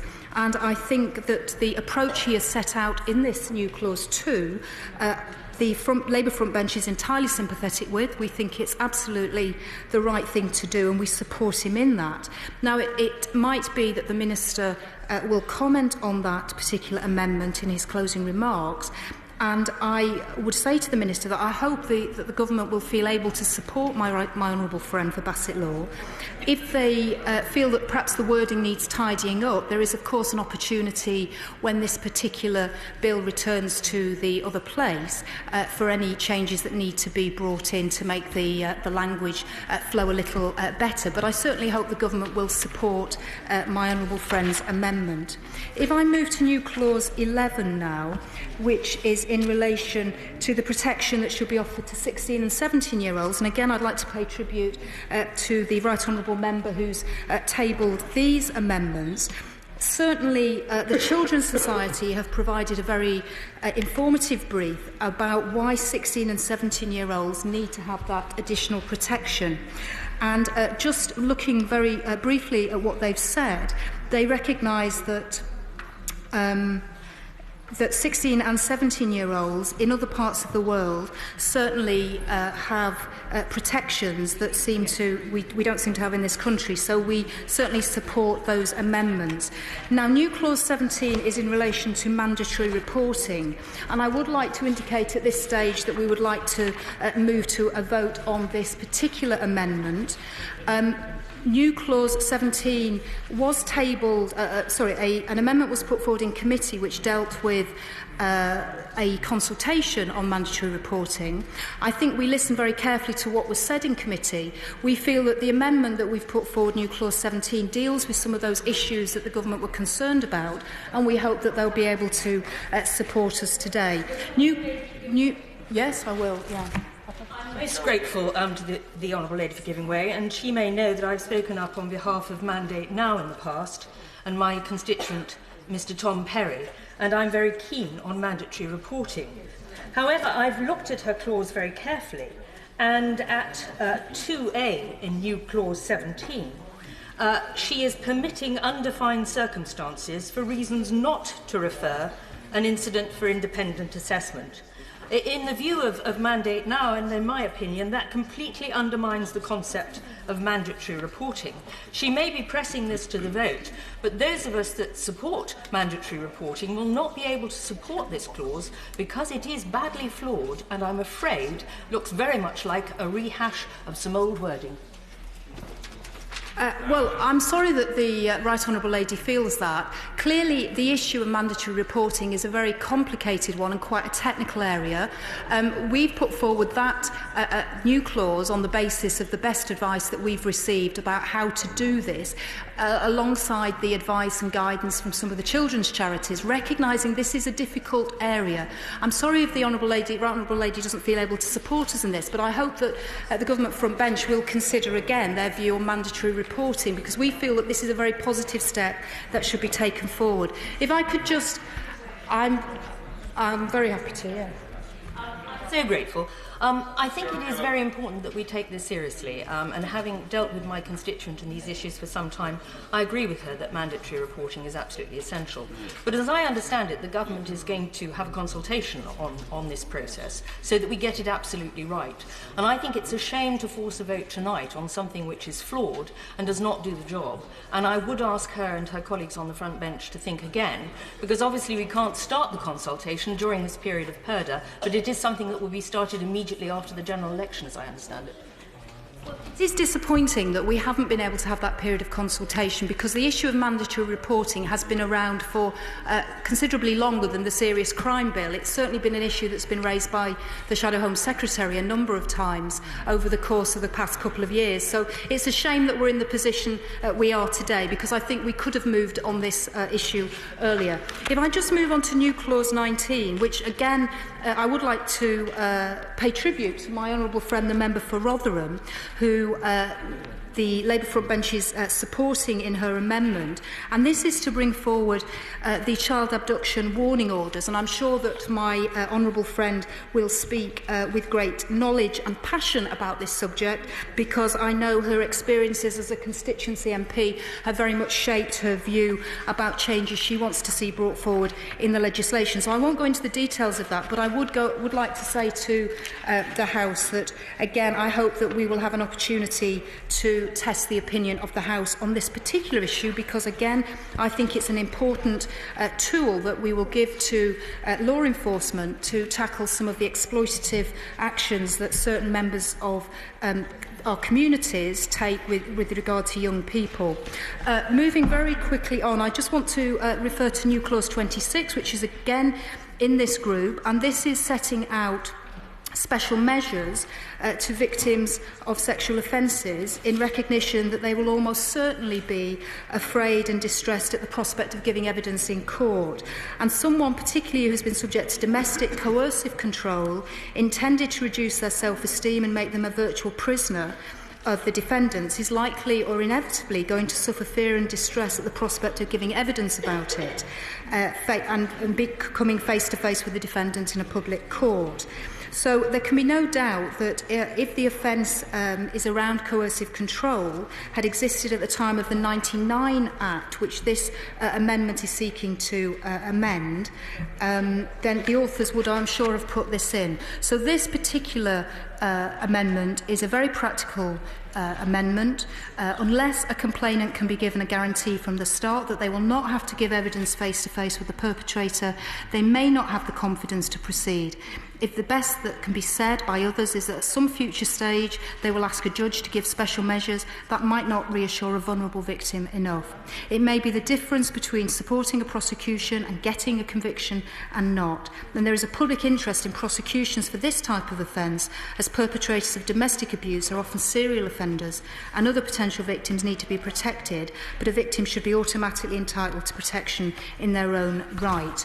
And I just finally wanted to refer to Government Amendment 10, which I think is building on the work that the Right Honourable Member for Mole Valley has been done over a number of years. And I know in committee the issue of the extraterritorial nature of the offence was raised. And I'm very pleased that the Government have moved on this. I just wanted to pay tribute particularly to the work that he has carried out over many years in the House in order to see protection for children improved.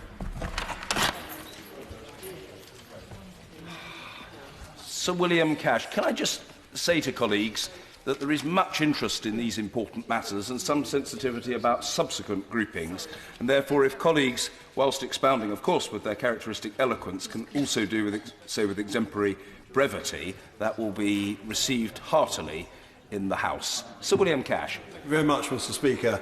I'm extremely glad that we have an opportunity to discuss this FGM issue, and also to thank those who have made it happen. I have had correspondence with and meetings with the Home Secretary, the Secretary of State for Justice and the Secretary of State for International Development and the Leader of the House on all these matters, which I'm about to refer to. And I'm also glad to say that we've had some very senior advice from some very capable barristers, and Sir Keir Starmer, who was the former Director of Public Prosecutions, is in complete support of what I'm about to say, as indeed is Eileen McLaughlin of Chambers. And these are matters which have been pushed forward by the not-for-profit organisation Justice for HGM Victims, and I'd like to pay tribute to Sarita Bingaman for the work that she's put into all this over many, many months.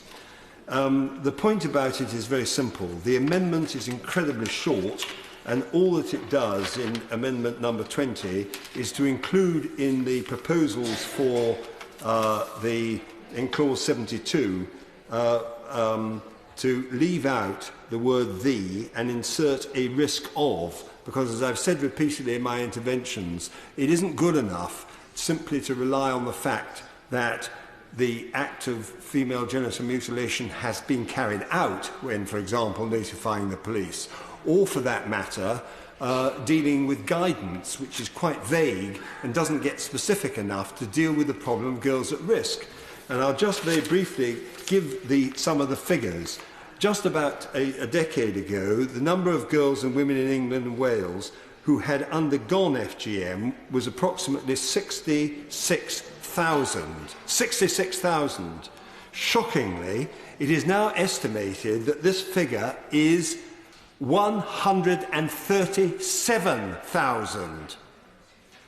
Equally worrying is the number of girls in England and Wales who are under the age of 15 who are at risk of FGM, which over the same period has increased from about 20,000 to an estimated 60,000.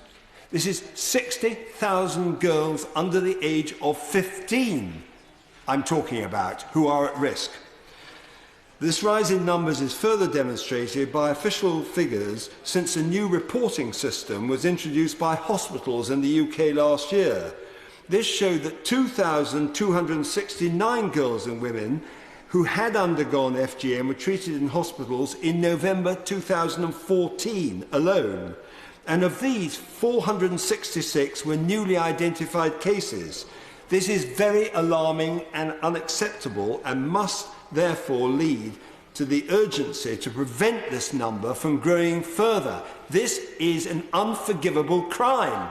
It is beyond imagination that it is going on and that it is increasing exponentially at the rate that I have described. At the moment, the government has brought forward, and I'm glad to say this, a power to make an FGM protection order. All that I'm asking for, on the best legal advice, is that the words should include in subclause 1A the words "a risk of," so that it would read that the court in England and Wales may make an order, an FGM protection order, for the purposes of protecting a girl against a risk of commission of a genital mutilation offence, rather than simply saying protecting a girl against commission of a genital mutilation offence. And I would also say that the wording which is in the bill at the moment does not state explicitly, despite being intended to do so, that this order may in fact be applied for and or granted in the event of a risk that a genital mutilation offence may be committed. And the problem is this, that although some are arguing that there could be some difficulty in the interpretation of the words in relation to forced marriage orders, the fact is that it's apples and pears. When you're dealing with forced marriage, you're dealing with people who are much older, you're dealing with different circumstances, you're not dealing with 5- and 6-year-old children who don't know that this is being done to them, the horror and the brutality. This is something which has to be dealt with. We can't just simply deal with the circumstances where by analogy, as it's been put to me by some of the technical advisors and the lawyers. I'm a lawyer myself. I was Shadow Attorney General. I do not misunderstand the nature of the questions of interpretation. But what I'm saying is you have to tailor the circumstances to the problem which you are faced with. And you are faced with a massive problem, and therefore it is essential that we deal with it. I would further add that some have said that the question of guidance would be sufficient. Well, I have to say, looking at the guidance, everybody in the House can look at it. It doesn't deal with this specific problem of being at risk. And as I've said already, with respect to the question of the issue of notifying the police, that would only apply where a mutilation has already taken place. These are small girls. It can't be allowed to carry on. We have got to do something about it. And I think everybody should vote with me, if I may suggest, on this issue, including the government. And I would ask the opposition if they would be good enough to vote with me on this as well. And let me give an example. On the 3rd of April 2014, the Department for Education published updated statutory guidance on safeguarding. It was called Keeping Children Safe in Education. The guidance tells teachers how to identify girls who are at risk or who have suffered FGM. It was emailed to every school in the country, and on the same day they emailed all head teachers a letter from the Secretary of State drawing their attention to this guidance. The letter was emailed to 31,660 addressees in 25,000 schools. As of the 30th of April, only 43% recipients had opened the email, and only 30% recipients had actually clicked through to the guidance on safeguarding. That's why the legislation is needed. Further statistics for each London borough show that the response rate was significantly worse in some areas, including some where large numbers of girls from communities had traditionally practiced FGM. In Hackney, for example, only 25% of the 91 heads had read the guidance, and in Lambeth and Southwark, the proportion who did so was only 34%. And yet these girls are at risk. Other frontline workers have also said that faced with a confusing number and breadth of guidelines, protocols, regulations that often appear conflicting, they've actually then turned to the actual legislation itself, namely the 2003 Female Genital Mutilation Act, to provide clarity for themselves. But as the Shadow Minister said, only 2 prosecutions have taken place and neither of them have been successful. What are we doing in this country? How are we allowing it to happen? I appeal to people to vote for my amendment. A number of frontline professionals from the health, education and social services, including child protection sectors, were interviewed by Justice for FGM victims. All of them stated they would welcome the guidance which would be provided if this amendment was inserted. Not otherwise. They believe that the explicit mention of the requirement to successfully apply for a protection order would support frontline staff and empower them to take action where they thought there was a risk of FGM being commissioned against a young girl or woman. FGM, Mr. Speaker, is practiced in secret. It's extremely difficult for care professionals to know whether a person is at risk. Therefore, it is essential as a deterrent. It is essential in order to catch them that the words at risk are included in here. This is not a small matter. It's a small amendment about a very, very big matter. Girls are being victimised, they are being abused, and they are being terrorised by this FGM. And it is happening on our watch. It must be stopped. Marvellous. Mr. John Mann. Mr. Speaker, and I speak welcoming various sensible and positive suggestions to new clause 2, which I trust the government will accept. If not, we'll give them the opportunity, the House the opportunity to decide whether it should be accepted. I'm sure, Mr. Speaker, you'll, in today's rather confused timetable, indicate a good time in which, the appropriate time in which to do so. I I wish to make 3 substantive points in relation to this new clause, in thanking those who've added their name from across the House, from every corner of the House, to it. A number of people have said that the abuse, for example, in Rotherham has been described as the tip of the iceberg, and it's a rather easy phrase to use. And I don't think the majority of people out in the country, if they thought about the language used, believe that that's true. They think they've seen the bad side, and there may be a bit more of it, but it can't get worse than that. My experience is that, in fact, Rotherham is no different to anywhere else, other than it's had a detailed inquiry, it's quantified the problem better than others. There are some specific and uncomfortable elements to the problem there that certainly differentiate it from my area.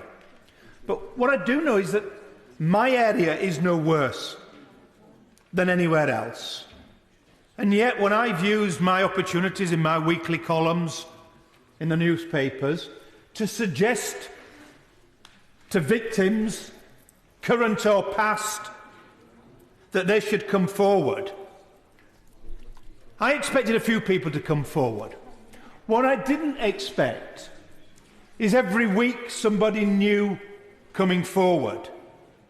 I didn't expect people to fly back to my constituency from across the world, as they have done, and more wish to do so, to give me precise evidence that they've given to nobody in 30 years, that will never lead to a prosecution, and they know that, but where they spoke out before and were not believed.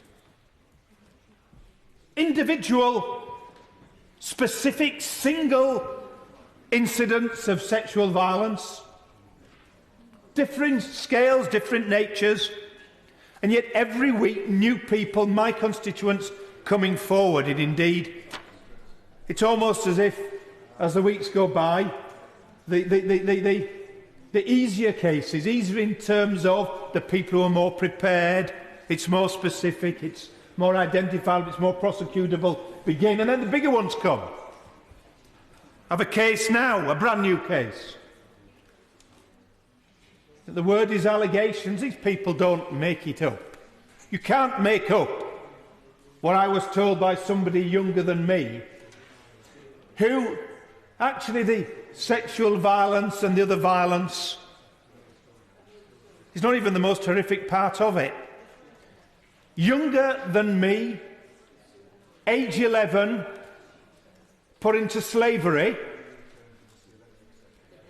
in a workplace I can identify, in a location that I can identify, I'm not going to name it, that's his prerogative, I think he will, then everyone will be able to identify it in my area, with witnesses who he can identify, names I know,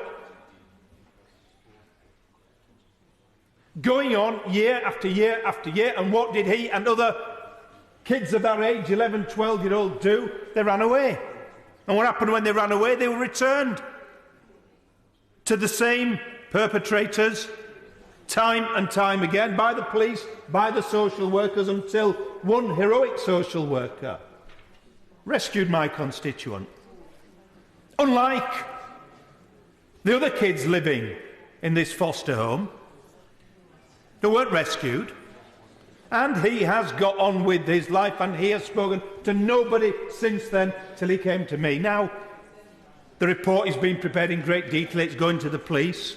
I don't know whether those who covered up, whether the school that falsified his records, saying he was there when he wasn't there, whether the employer and those working there who worked alongside an 11-year-old and then 12, 13, 14, 15 over those years, whether they're still all alive. Some of them will be. There will be a major investigation. But I haven't even got near the other victims, just from that single example. And indeed, if it happened in his time period, what about the kids before or the kids after? And I make a few discreet inquiries and vast amounts of things immediately fall out that people know. A huge web. And this is one foster family, just one amongst many horrendous, systemised abuse. And it is the system that was at fault. And everyone within the system. Because these kids were regarded as commodities. They were to be sold. They were sold, actually sold. In this case, into actual technical slavery. They were sold. It was money-making. That is why it's so vital that we get on top of the responses needed. For the future, for now, because, of course, this kind of thing, different ways, still goes on. And for the past, but what's absolutely clear to me is the volume of people directly affected, the number of lives blighted, the people who cannot come to me or anybody else because they're dead or they're beyond being able to explain anything, even though they're still technically alive. That's some of the people there. It's some of the people who've come to see me who can't actually say anything when they come. Nothing at all. Because what has happened has so traumatised and affected their lives, and there's deeper. One microcosm of it, that this is unpalatable. Rampton Special Hospital, the only secure psychiatric unit for women in this country. Well, let's have the research from in there. I know what the research concludes about every single woman in there who has committed the most horrendous of crimes. That's why they're in there. And see what happened to them in their young lives. And I tell you, there is a causation. There is a causation. There is a direct link. And when we talk about early interventions in dealing with some of the most horrific, terrible things that we hear about and sometimes have to deal with, these don't just come from nowhere. And that's why it's so vital that there are no no-go areas in what's looked at. And this new clause is only about one small aspect of it. This isn't the majority. Prominent people. It's not the majority. Only one, and it's a Savile victim, only one of the many people in my constituency who come forward have named so-called prominent people. So that's not the problem in my area, but there is a problem in terms of how a number of investigations were curtailed. I know from the evidence that I provided, actually on another issue to do with building corruption, but an aside in it of evidence and locations that I gave to the police in 1988 relating to Lambeth, that there was a blockage put on the investigation, and there is no good reason why there was a blockage. And I know that the wine bars that I identified for all sorts of malpractice, I can now find from a police officer serving in later years, was certainly 7 years later being referred to the police again for similar activities. And yet, no police investigation in each time blocked. I have my suspicions in that case. Why? And it would be tempting to name the prominent people. You get plenty of headlines, but I think it would be highly inappropriate.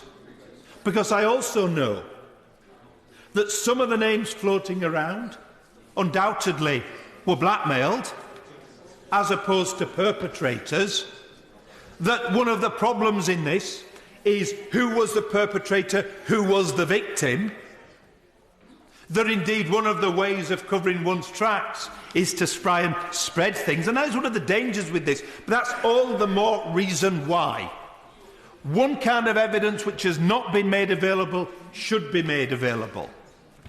I've spoken with someone in an appropriate position who saw the Dickens dossier. They won't tell me what's in it. I've got a good idea what's in it, but they won't tell me. because of the restrictions of the Official Secrets Act. It would be helpful to the inquiry, it would be helpful to the police for that information to come out. The Coronation Buildings, investigations in South Lambeth, that Special Branch closed down in 1980. Again, no explanation. But there are plenty of people involved in closing them down. Why that happened would be important to the inquiry, would be important to ongoing police investigations. The Don Hale files. I suspect the Don Hale files, because I know what's in them. They're a set of minutes from the Home Office. I think they're the Home Office investigations into the Dickens dossier, in detail. But they were seized by Special Branch. And I'm not interested in Mr Hale's recollection of the names when he didn't take a copy. I am interested in the fact that there are a lot of people who saw those files in the Dickens dossier. It's copied 20 times when the person told me that they'd seen it, was at a meeting where it was there, 20 times, and then collected in.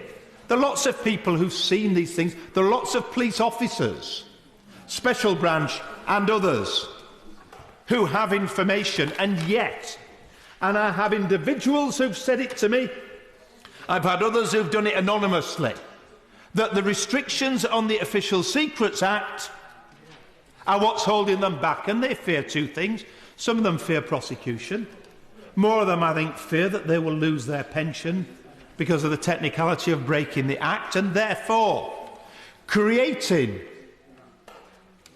a defence from prosecution. And this wording is one not drawn up by me, but by people who know how to draw up such things, the experts within this building. But creating such a defence will allow those people, not to me, to my friends in the media, but to the relevant authorities investigating, to give the information, indeed to have an obligation to give it, because they would have that protection and that guarantee given by us in statute.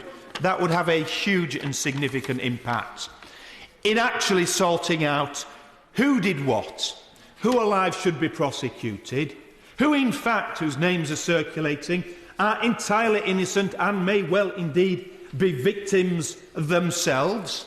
And there are some of the prominent names that circulate that, from what I have seen and heard over the years, I believe are victims as opposed to perpetrators. But those who are perpetrators and alive could then be more easily prosecuted with additional evidence and significant evidence.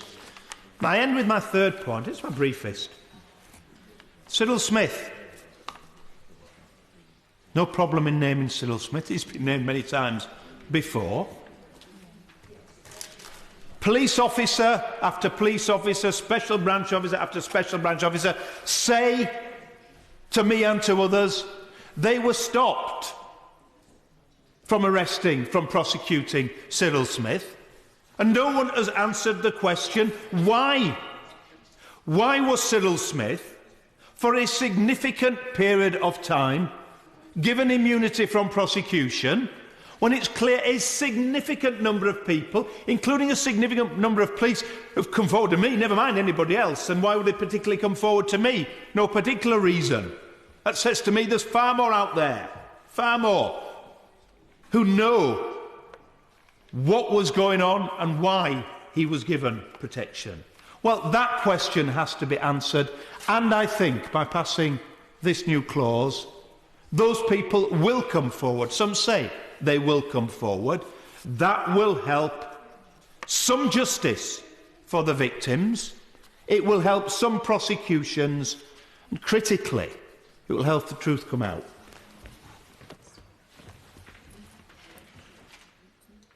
Oh, all of a sudden, a sprouting. Nicola Blackwood. Thank you, Mr. Speaker. There's much to debate in this group, and I particularly welcome new clauses 8 and 9, but for the sake of brevity, I will stick to my new clause 27 and the associated clauses which seek to resolve the much-debated problem of child abduction warning notices applying unequally to children in care and out of care. New Clause 27 is a probing amendment. I shan't be moving it today, but I would like to emphasise my disappointment that the Government has not found a way to resolve this problem. There is plenty of time. There's been plenty of time. This issue has been debated extensively at all stages.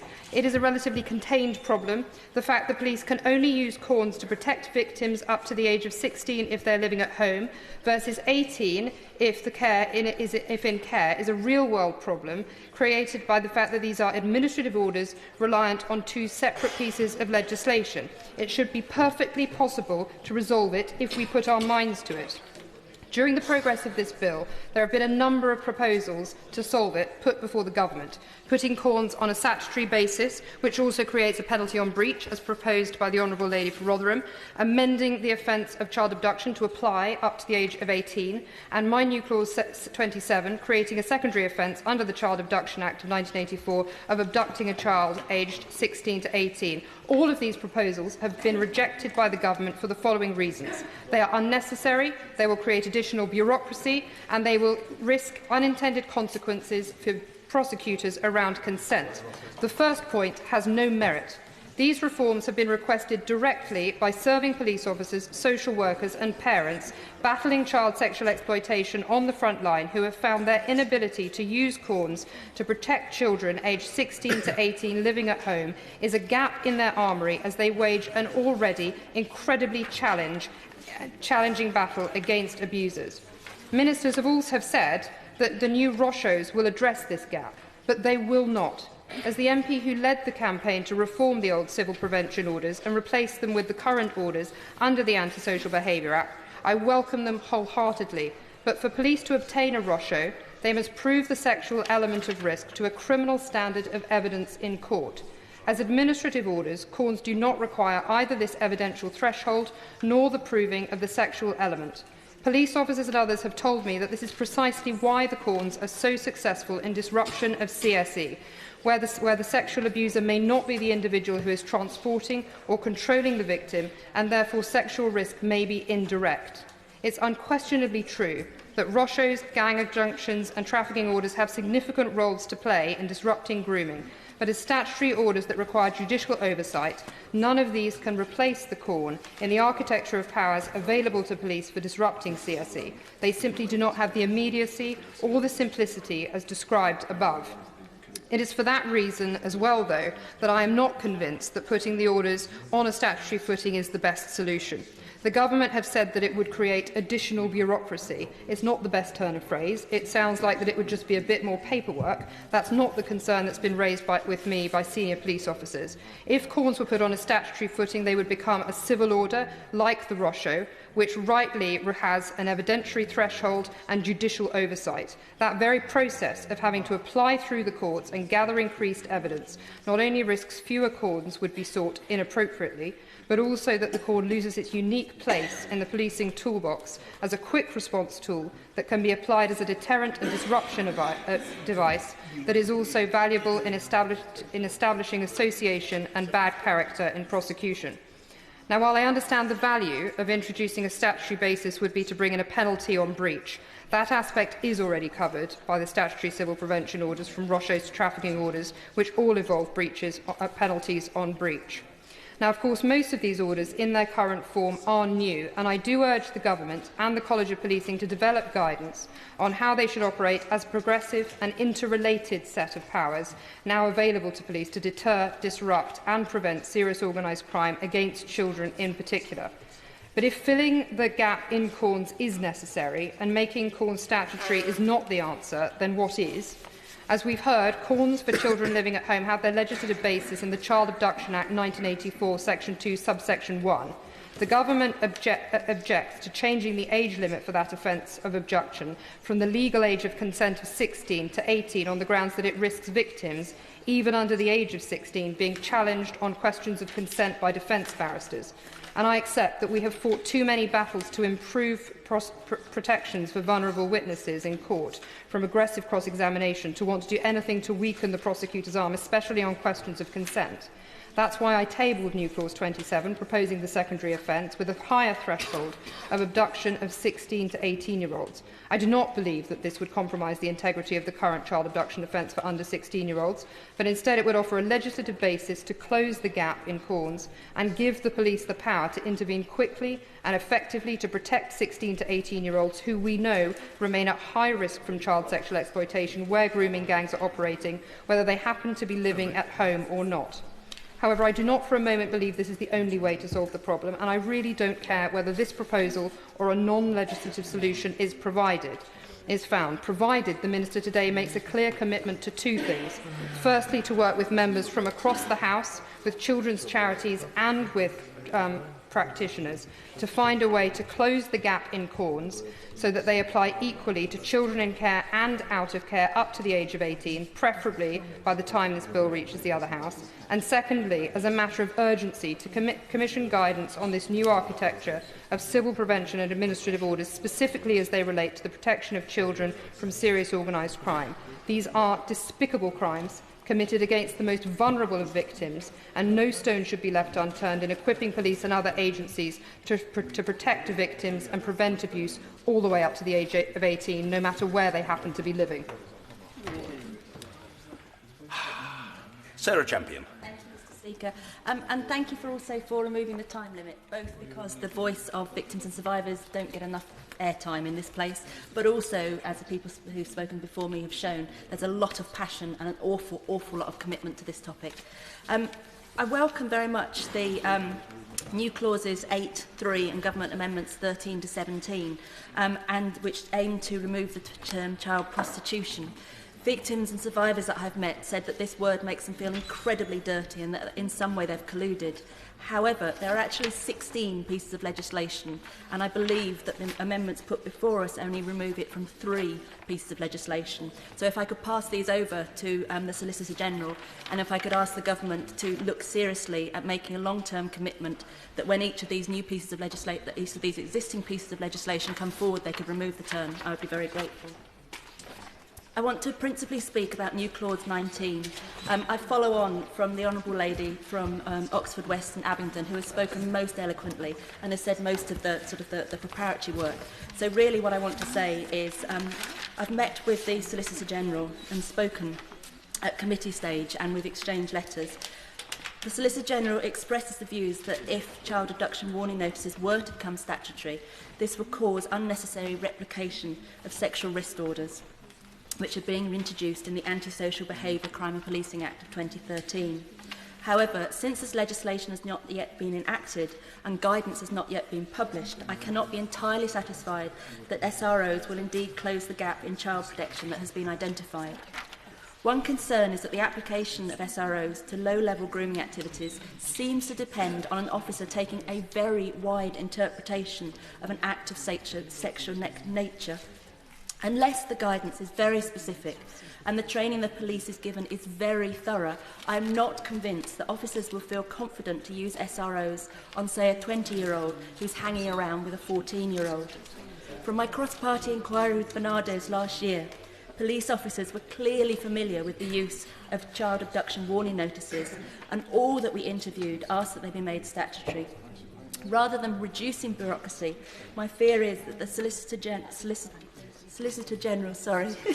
the paracetamols aren't working, will create more by creating another power rather than strengthening the existing one. Thank you. Well, thank the Honourable Lady for her extreme succinctness. Oh, what a delicious choice. Mrs. Gerald Gillan. Mr. Speaker, I rise to continue my challenge to new clause 17, specifically on behalf of Mandate Now, which was an organisation set up by my constituent, Tom Perry. It seeks to introduce a new law which means that people working in regulated activities have a mandatory requirement to report their suspicions to the local authority. I have to say that I was delighted to see that the opposition is supporting mandatory reporting, but as I have said, I'm disappointed to see the flaws in the clause that have been put forward. I believe that mandatory reporting is going to be inevitable, but I think its design is critically important. And it's not particularly a law that can be lifted off the shelf and applied and switched on, as Mandate now says. It is a complicated subject, it is nuanced, and it needs very careful construction, as I'm sure the Honourable Lady appreciates, particularly having adopted the position that the opposition front bench has taken up recently. The member for Basildon struck a chord with me when he said there should be no no-go areas, and I think that that is absolutely right. And what worries me about New Clause 17 is it actually creates those no-go areas and protects them and continues to enshrine them in what I think is a flawed law. Can I just say, as far as Clause 1C, it appears that the duty to report is only to apply where harm is caused within a setting of regulated activities. As I understand it, outside the scope remains children who are abused at home, and if multiple concerns about any child, or even a concern about any child, is brought to the attention of staff at their schools, for example, this would not necessarily be caught by the provision as currently drafted by the opposition. I think, yes, of course. To the Right Honourable Lady, and obviously we've had an exchange already on this issue, but obviously within a school that is regulated activity, so if the teachers working within a school became aware of that issue, then they would be covered by the amendment, is my understanding. Mandate now's understanding is that it isn't.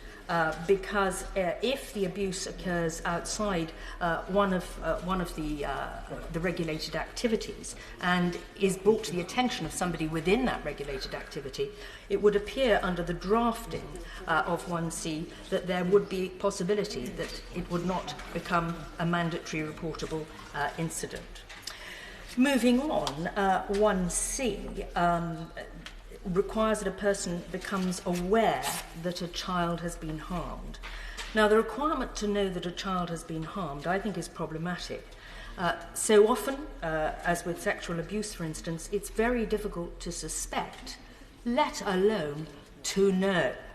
And I think that the challenge that Mandate now made to what the NSPCC put forward is absolutely right. A law that depends on somebody being aware is a dangerously vague drafting of the law, and it's not going to catch most cases. And I think the Honourable Lady should look at using a term here, which is that a person must act on reasonable grounds of suspicion. And I do think that that amendment to the drafting of this particular new clause that she's put forward would improve that situation.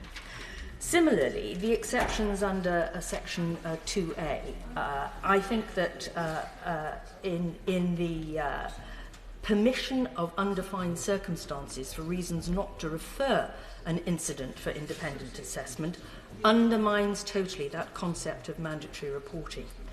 When might it be in the interests of a child to be harmed and those who know or suspect do nothing about it? I think this needs to be made explicit. In 2B, the clause is almost a facsimile of the current and porous position, and in complying with the current non-mandatory reporting clauses in institutional child protection procedures, personal liability seems to be avoided. I think this proposal continues with the failed narrative that reporting to the local authority for independent assessment is reliant on what the person responsible for reporting believes. If, for example, a member of staff refers to the head teacher as the designated person, and nothing happens because the head believes it wasn't in the child's interests to refer, or, for example, if the head followed the inadequate professional guidelines, which are discretionary as it so happens, then this amendment produces no change. I think that, as Mandate now says, the exceptions in Section 2 undermine the already underpowered provisions in Section 1. Now, the Honourable Lady will know that an earlier mandatory reporting amendment was moved in the House of in the other place, and it was withdrawn on an assurance from the government that they would start this consultation on mandatory reporting. Now, she knows, and I know, and the Minister sitting on the front bench knows, that the terms of reference have not yet been drawn up. And as I understand it, is because we are now approaching something called the general election and there is a purdah. So I have a proposition to both front benches. I think it would be good if we could work on this on a cross-party basis. This should not be a political subject. This is something we should agree on. And it would be very good tonight that rather than putting new clause 17 to a vote, if the two front benches could meet behind the chair and they could agree that the government could draw up those terms of reference together with the front bench opposite and produce those and publish those during this purdah period and before the general election as soon as possible, in fact.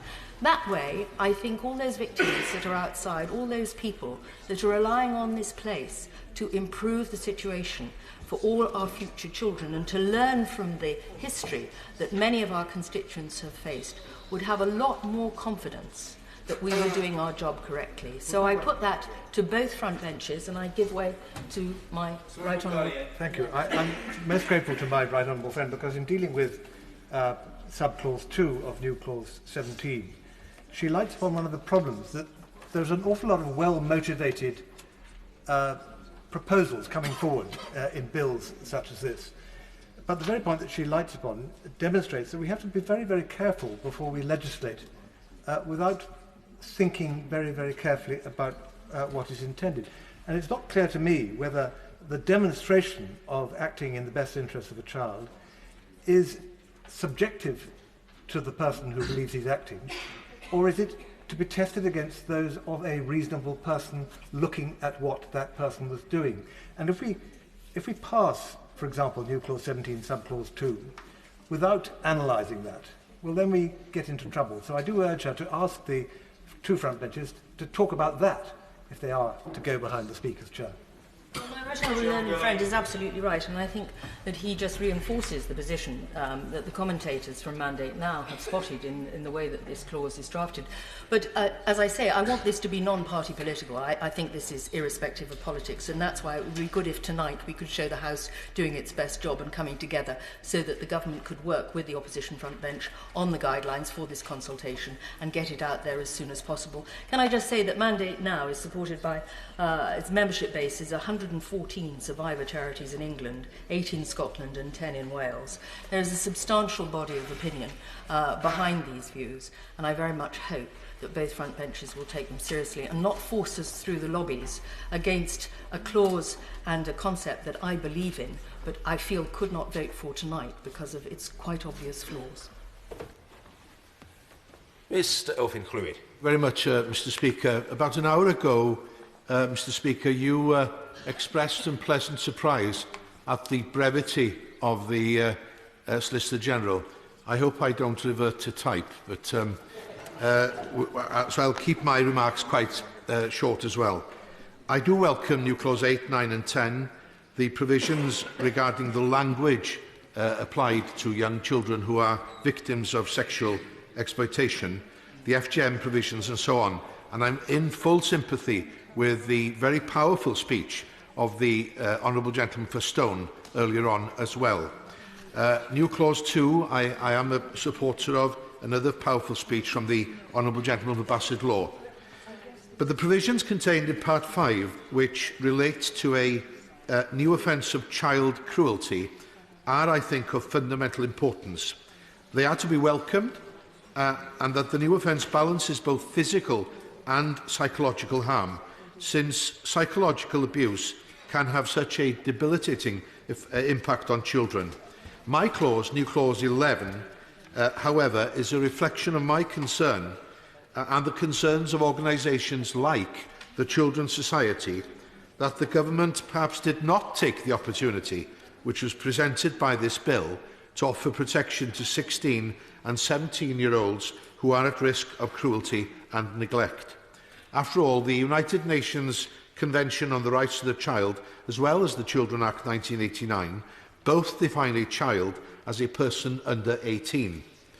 During the committee stage, I sought to amend the bill by redefining a child as a person under 18, and also made the case for extending legislation covering child abduction so that it will also cover 16 and 17-year-olds. Unfortunately, I was unable to persuade the committee of the merits of my amendments, so I withdrew them. but my intention in retabling today is to highlight this issue once more. New Clause 11 would, if passed, amend the Children's Act 1933 by inserting a new section relating to cruelty to a person aged 16 or 17. The new section would ensure that anyone aged 18 or over who willfully assaults, ill-treats, neglects, abandons or injures a 16 or 17-year-old would be guilty of an offence. Crucially, the amendment acknowledges the ill-treatment can be both physical and psychological. When I first made the point during committee stage that, in fact, the definition of a child in this section should include 16 and 17-year-olds, concerns were raised as to the implication for young people at this age who lived independently. For this reason, an adult could only be found guilty of an offence under this section if they are proven to be personally connected to the victim.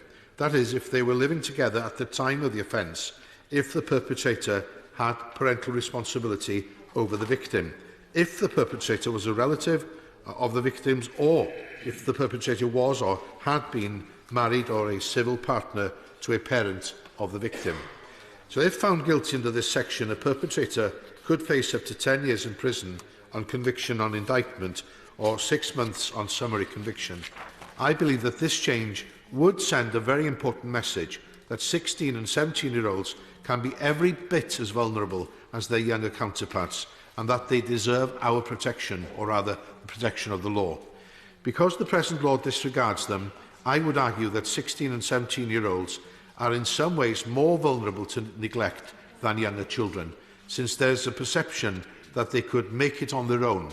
According to the Children's Society, approximately 16,000 16 and 17-year-olds were at risk of homelessness last year as a result of a breakdown in their relationship with their families. It's therefore no surprise to learn that 35% of all those reported missing are aged between 15 and 17.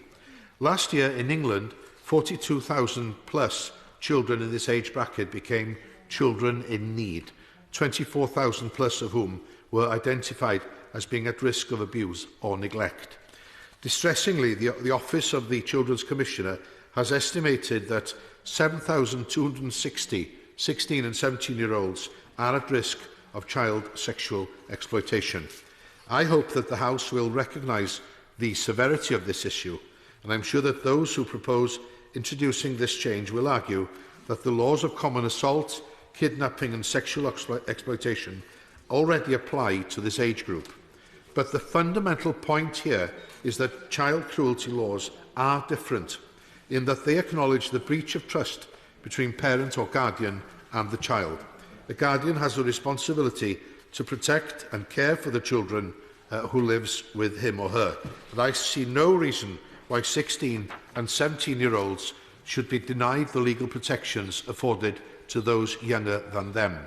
We should keep in mind that 90% of 16 and 17-year-olds live with their families, a number which is unlikely to decrease in the current fiscal climate. And I urge the House to support this amendment. I'd also like to signal my support for new clause 27, tabled by the Honourable Member for Oxford West and Abingdon, which seeks to create an offence of child abduction which pertains to 16 and 17-year-olds. It is important to note that 16 and 17-year-olds who are taken into care by their local authority are already protected by child abduction warning notices under Section 31 of the 89 Act, but this usually represents only a tiny proportion of the children who are looked after by local authorities. Last year, for example, 190 children of this age bracket were taken into care, but 4,510 young people of this age had become looked after. Equally, 4,000 plus 16 and 17-year-olds left care last year. Many of them will have gone on to live in supported accommodation, leaving them still, I'm afraid, very vulnerable. So this age group approached their local authorities for help with housing. As a result of homelessness, are usually given housing support rather than being taken into care. And according to the Children's Society, at least 12,000 16 and 17-year-olds seek such help with homelessness every year. But at present, the authorities could not protect them with a child abduction warning notice. Finally, 42,000 260 16 and 17-year-olds became, as I've said, children in need last year. And under current provisions, the police would be unable to use a child abduction warning notice to protect these children by taking them away from an exploitative adult who could abduct them from their parents. I'm also aware, however, that New Clause 27 would extend protections currently afforded to those under 16 to the 2,330 16 and 17-year-olds registered in need in Wales, as well as the thousands of 16 and 17-year-olds looked after by the 1,000, I should say, local authorities in Wales, and many more who are housed by their local authority under homelessness legislation. In 2012, the All-Party Group on Runaway and Missing Children and Adults and the APPG on Looked After Children and Care Leavers held a very important inquiry which focused on children who go missing from care. That report drew attention to how frequently children's homes are targeted by exploitative individuals. Yet the law at present protects only a tiny minority of the 16 and 17-year-olds who are vulnerable to this exploitation and abduction. And I would therefore urge the House, if there is a division, to vote for New Clause 27, which stands in the Honourable Lady's name. Sir Paul Beresford. Thank you, Mr. Speaker. Very kind at last. Mr. Speaker, since 2003 Act, the legislation against paedophiles and to deal with paedophiles has been greatly strengthened year by year. Some of us have used various Home Office bills to put little doubles and bangles on there to try and get that changed, and there have been a huge number of changes. One of the results of this is that the persistent predatory paedophile has quite often moved out of this country and moved overseas. And we saw a lot of this in Southeast Asia until the Southeast Asian nations tightened, and now we're seeing it moving to Brazil, and I've got a particular interest in the Brazil side. Some of the ammunition has been from the fact that much of our paedophile legislation is extraterritorial. So when these individuals from this country go out there, do their dastardly deeds and come back, where we've got the evidence, perhaps the evidence directly from the security forces or the police forces in these countries, we're able to actually deal with them here under the legislation. The effect of that has been in Southeast Asia that there's been a move, and the move has mostly gone to places like Brazil, and they're picking on Brazil because of the big sports events, and we saw this with the World Cup recently. And in my constituency, there is a group that have been fighting for children, street children, and they had a big campaign called It's a Penalty. Part of the explanations to those from this country flying out there was that if you abuse, have sex with children out there, you can be prosecuted here. So in the committee stage, we were quietly congratulating ourselves on both sides that we've got two new offences, one of the contact with child, the other the predatory paedophiles manual. And in the middle of that, one of us suddenly noticed that we were taking away the extraterritorial aspect of both. And not too surprising, there was a faint squawk, and we've got a decent response, at least on one issue, and that is Amendment 10, which brings it back for contact with a child, but it doesn't bring it back, as I brought notice to the front bench, for the predatory manual. I cannot... Logic tells me that if we're going to prosecute individuals in this country because they have predatory paedophile manuals, why should we not penetrate overseas and actually catch those people doing exactly the same thing overseas? Logic tells me if it's good enough to do it here, it's good enough to apply it to predatory paedophiles in particular in other countries. It's been very successful with other bits of legislation, but it's just been indicated clearly in the opening speech that this isn't going to apply, and I think it's probably at this stage pointless to push it to the Attorney General, and he's nodding with a smile on his face, which isn't actually particularly helpful, because I would love to push, but I will not push it. But I have to say I will err on where I made mistakes before, between the committee stage and this stage, and gather my ammunition and knock on his door as I then move into 10-minute rule bills and the next Home Office bill to add it. So for tonight, I'm sitting tight, but the warning is there. I'll be back. Mr. Steve McCabe. Thank you, Mr Speaker. I want to concentrate briefly on new clause 17. I assume the Solicitor General is not going to accept this proposal, so I hope he will tell us where he is with his 12-week consultation. And I'd like to join with the Right Honourable Lady for Chesham and Amersham in asking that we try to hammer out a sensible agreement on this issue, preferably all-party and before the election, so that we get something done in the interests of these children. I assume that most of us here want to see children protected, and I also assume that the vast majority of decent people who choose to work with children want to protect them. I don't want to see them driven into some kind of defensive posture where they're more concerned about protecting themselves than using their professional judgment because of a badly framed mandatory reporting rule. But, Mr Speaker, no one who's looked at Rotherham or any of the other scandals can't have a sense of revulsion at those senior staff who turned a blind eye, at those people who didn't want to know when they should have been asking serious questions of more junior staff, and those who blamed the victims they should have been protecting. A measure of mandatory reporting that prevents people from evading their responsibilities and ensures that there's no "I didn't know, they didn't tell me" get-out clause, and no opportunity for institutions or individuals to see reputational damage as an excuse to sweep things under the carpet. That kind of mandatory reporting could actually be quite helpful in helping the rest of us to protect children. So I hope the Minister will tell us tonight what his intentions are, where he is with his consultations, and I hope in the spirit of cross-party support he'll consider the offer from his right honourable friend and myself.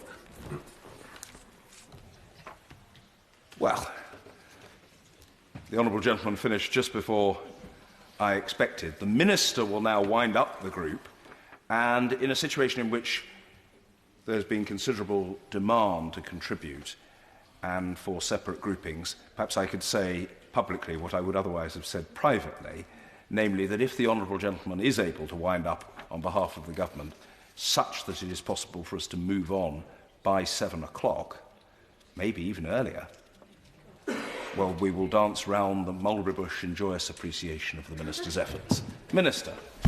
Best endeavours, Mr Speaker, best endeavours. Can I, first of all, thank all honourable and right honourable members for taking part in what has been a wide-ranging debate. I'm grateful to the honourable member for Birmingham Selly Oak for a very thoughtful contribution just now.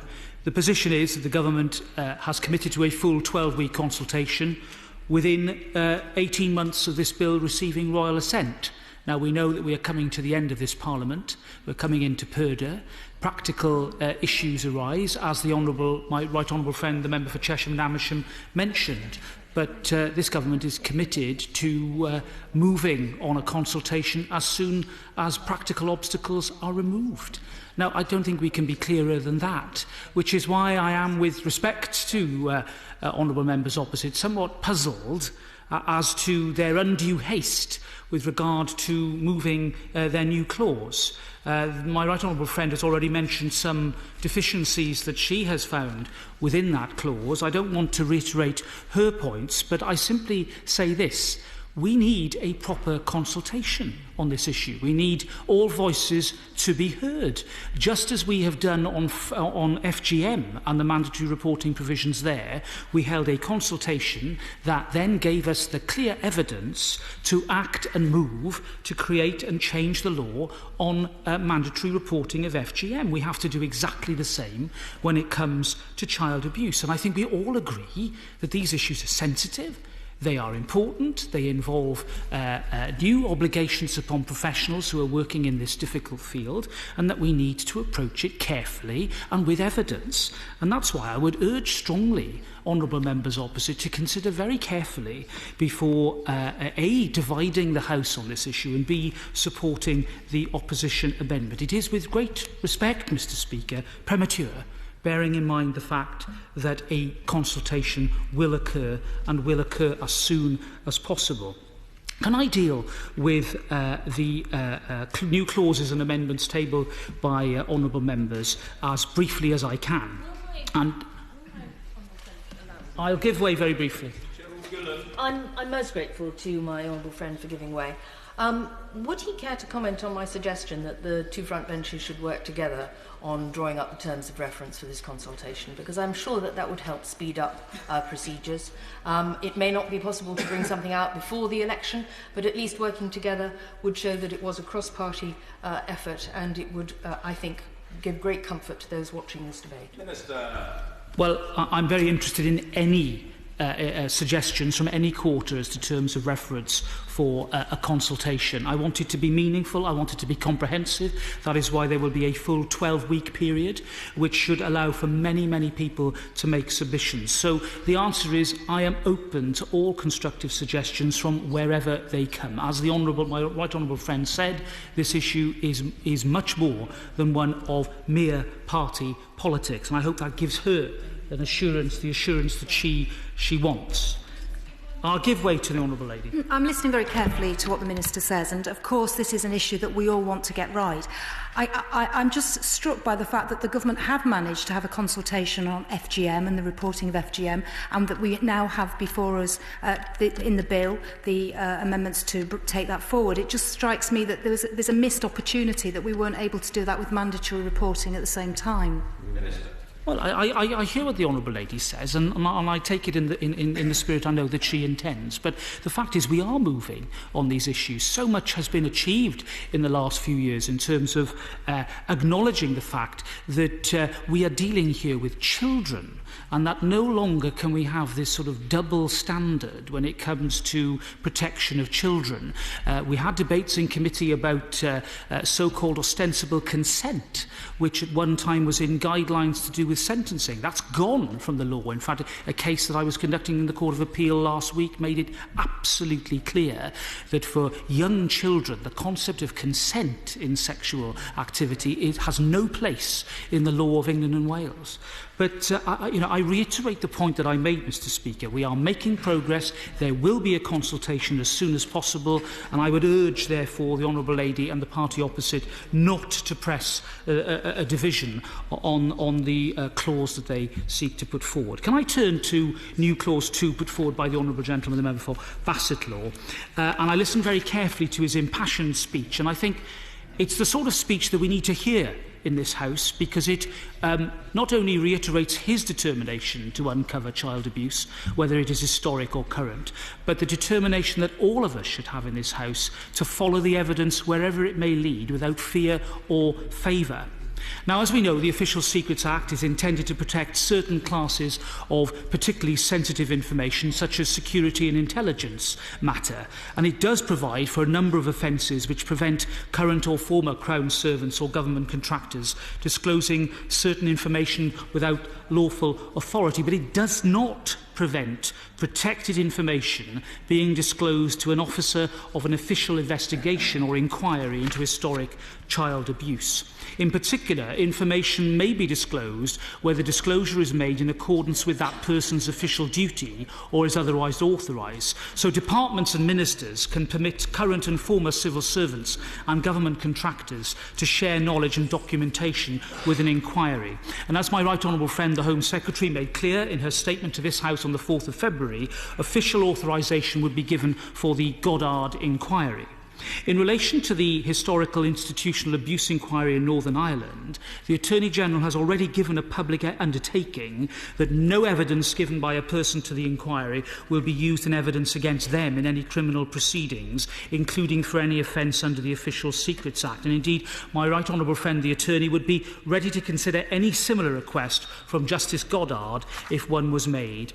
May I assure the honourable gentleman that the Government is committed to assisting Justice Goddard's inquiry and all other inquiries into child abuse. We are satisfied that the Official Secrets Act is not, will not and should not be a bar to evidence being provided. But I'm grateful to him for raising this important issue. Can I turn to new clause 11 in the name of the Right Honourable Gentleman, the member for Dwyfor Meirionydd? That, as he said, has been covered in committee somewhat. Can I reiterate to him the inevitable anomalies that will exist when it comes to the way in which we classify children and young people in the law? There's no one-age division, I'm afraid, Mr. Speaker, that will fit all circumstances. And despite the fact that I would say with usual cunning, he has come up with a slightly different way of dealing with some of the mischiefs that I mentioned in committee. I'm still concerned that in genuinely attempting to correct one anomaly, we might end up creating another. So we still believe that in this area of the law, we need to focus upon the protection of children and young persons under the age of 16. And in that spirit, can I deal with the new clause 27 moved by my honourable friend, the member for Oxford West and Abingdon, whose tenacity knows no bounds, and on a serious point has done a lot of work in order to expose the scourge of child sexual exploitation, both within her own local area and nationally. And I'm grateful to her for once again raising this issue. We need to get the correct balance between additional protection and recognition of relevant rights and responsibilities of young people in this age group. And we've given this much thought. The key question for the government is whether or not we think the police have sufficient powers to replace restrictions and prohibitions on people who pose a risk to vulnerable young adults aged 16 and 17. And we do think that the new sexual risk orders, or more of which at the moment, will provide the police with powers to tackle these predators. Because breach of such an order will indeed carry a sentence of up to 5 years imprisonment. And we think that the right balance is being struck with a combination of child abduction warning notices and sexual risk orders. And therefore we do not think that at this stage we need to change the law on child abduction, which allows me neatly, I hope, to deal with new clause 19 tabled by the Honourable Lady, the member for Rotherham. Well, I'll give way very briefly, yes. I'm very grateful to Solicitor General for giving way, but he is aware that the combination of child abduction warning notices and Rochos leaves a gap for 16 to 17-year-olds where it is impossible to prove sexual risk and where there is a need for immediate action without going to court. Well, I'd remind the Honourable Lady that there are other mechanisms and other types of order that do exist, and bearing in mind the fact that the law was reformed by the Antisocial Behaviour Act, which is just coming into force, there are other tools that are available indeed to the police and enforcement authorities, and we have to be careful, I think, Mr. Speaker, that we shouldn't seek to over-rely on one particular type of order. And reading carefully the recommendations and the observations made by Louise Casey in the Rotherham report that was published only 2 weeks ago, there are certain concerns there, but an over-reliance upon child abduction warning notices as opposed to taking more direct action which has the force of statutory breach and indeed criminal sanction on breach. Can I turn to the amendment moved by the Honourable Lady Member for Rotherham? And I'm grateful to her for having provided me with some information that she wished me to consider. Can I confirm to her that we plan to implement the new sexual risk orders before the end of this Parliament, which, as we all know, is a very short space of time indeed.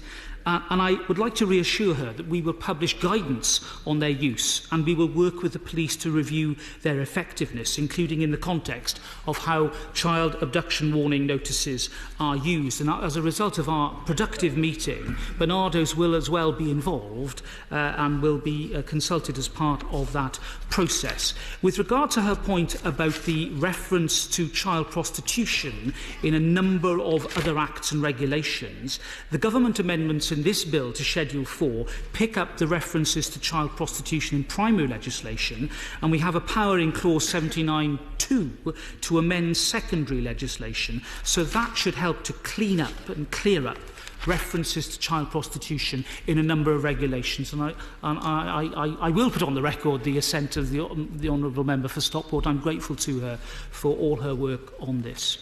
Can I move on then briefly to the the proposals in new clause 15 and 16 of encouraging or promoting FGM, female genital mutilation? At committee stage, the Honourable Lady, the member for Feltham and Heston, quite rightly said that, and I quote, encouragement to commit an offence is not an issue of free speech, but we need to distinguish, Mr. Speaker, between actual active encouragement and the expression of a distasteful opinion. As the law stands, there must be some direct connection between the encouragement or assistance and the principal offence. Now, we believe that that is the right approach. It's settled law. It is law that applies to a whole range of criminal offences, and we're not convinced of the need to go beyond this and to create an offence or introduce civil measures that prohibits any or all encouragement, regardless of the intention behind it. It is too general in our submission, in our view, and there will be, I think, evidential difficulties, because whilst members in this House and practitioners in the field are familiar with the term FGM, it is, of course, not a term that would necessarily or colloquially be used by those who support it or have sympathy with that form of abuse. So we need to think about the practicalities and the realities of actually seeking to prove such a general offence in the field. And I'm not convinced, with respect to those who move the amendments, that they will achieve their aim. Can I turn to Amendment 20, tabled by my honourable friends, the members for Stone and Mid-Derbyshire? And we heard a very characteristically impassioned speech from my honourable friend. It's a passion that I would remind him we all share. And there are a large number of members of this House, the Honourable Lady, the member for Battersea, who will be speaking in later grouped amendments, myself and other members of this House who all share his passion to see an end for FGM.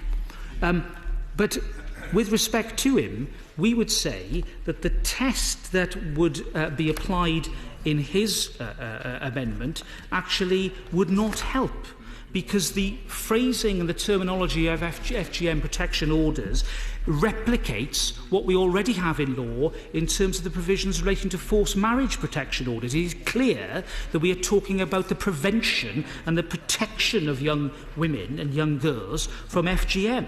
So with respect to him, references to risk are wholly odious, and I'd like to give way, but I'm afraid I'm going to stick to the Speaker's exhortation and stick to time, because it is not only as a result of the legislation that is being proposed here, but as a result of a significant public awareness programme being... I'm afraid I can't give way to the honourable gentleman. I'm afraid I can't. Coupled with a widespread public awareness programme, this particular provision, we think, will deal with the mischief that he quite rightly talks about without unnecessarily complicating the legislation by OTO's references to risk. It is simply, we would say with respect to him, not necessary. Can I deal with the point raised by the opposition spokesperson on her Amendment A to Government New Clause 8? I entirely understand the spirit within which she wishes to move it. The government's aim with regard to our new clause is to replicate the offence in the Sexual Offences Act, but in a way that removes the offending phrase child prostitution. What we don't seek to do is to widen or create a new offence. And the danger with respect to her, with regard to that particular amendment, would be that it would involve a substantive change in the law. So for that reason, we would not support that particular amendment. Can I briefly mention New Clause 22? We would say, Mr. Speaker, with regard to child exploitation, that the Modern Slavery Bill and the provisions within it are going to deal in large measure with the abuse that quite rightly has been identified by all corners of this House, and that we do not think, and indeed this is supported by the Director of Public Prosecutions, the NCA, the National Policing Lead for Modern Slavery and the Independent Anti-Slavery Commission, we do not believe that that new offence would add anything other than, with respect, confusion to the existing legislative position.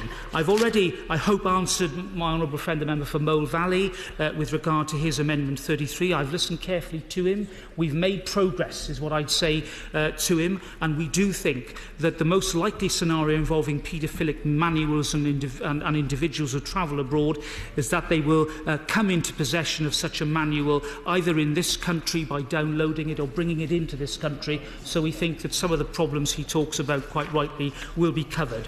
In the light of the explanations I've given, Mr. Speaker, I hope that my honourable friends will not move their amendments, and I commend the government amendments to the House.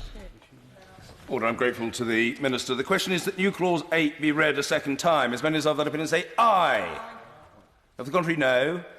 I think the ayes have it. The ayes have it. The question is that new clause 8 be added to the bill. As many as have that opinion say aye. Aye. Of the contrary, no. I think the ayes have it. The ayes have it. With the leave of the House, I shall call the Minister to move new clauses 9 and 10 together. Minister? Formally. Thank you. The question is that new clauses 9 and 10 be read a second time and added to the bill. As many as are that opinion say aye. Aye. Of the contrary, no.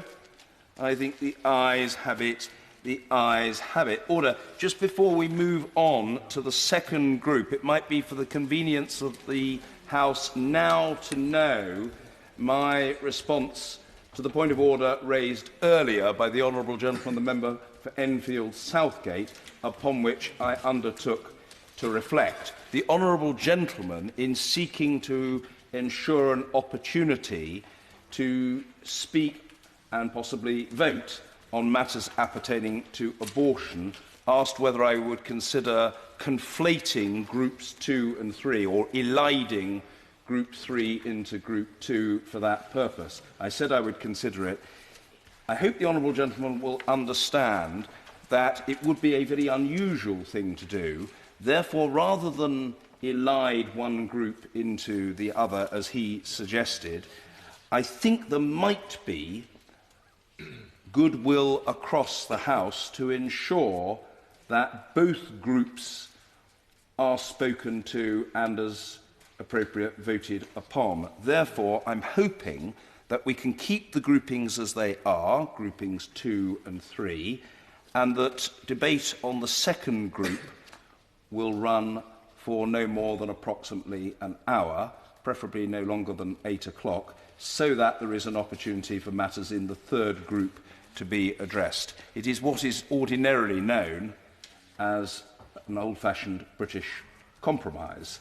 But it isn't in my hands. It is my will, but it's not in my hands, and it does depend upon the cooperation of the House. And I hope that the honourable gentleman, the member for Enfield Southgate, is satisfied. That, I'm afraid, is all I can offer him tonight. Oh, very well. Point of order, Sir William Cash. To confirm, I just wanted to confirm that my amendment number 20, as far as I'm concerned, will be pressed to a vote.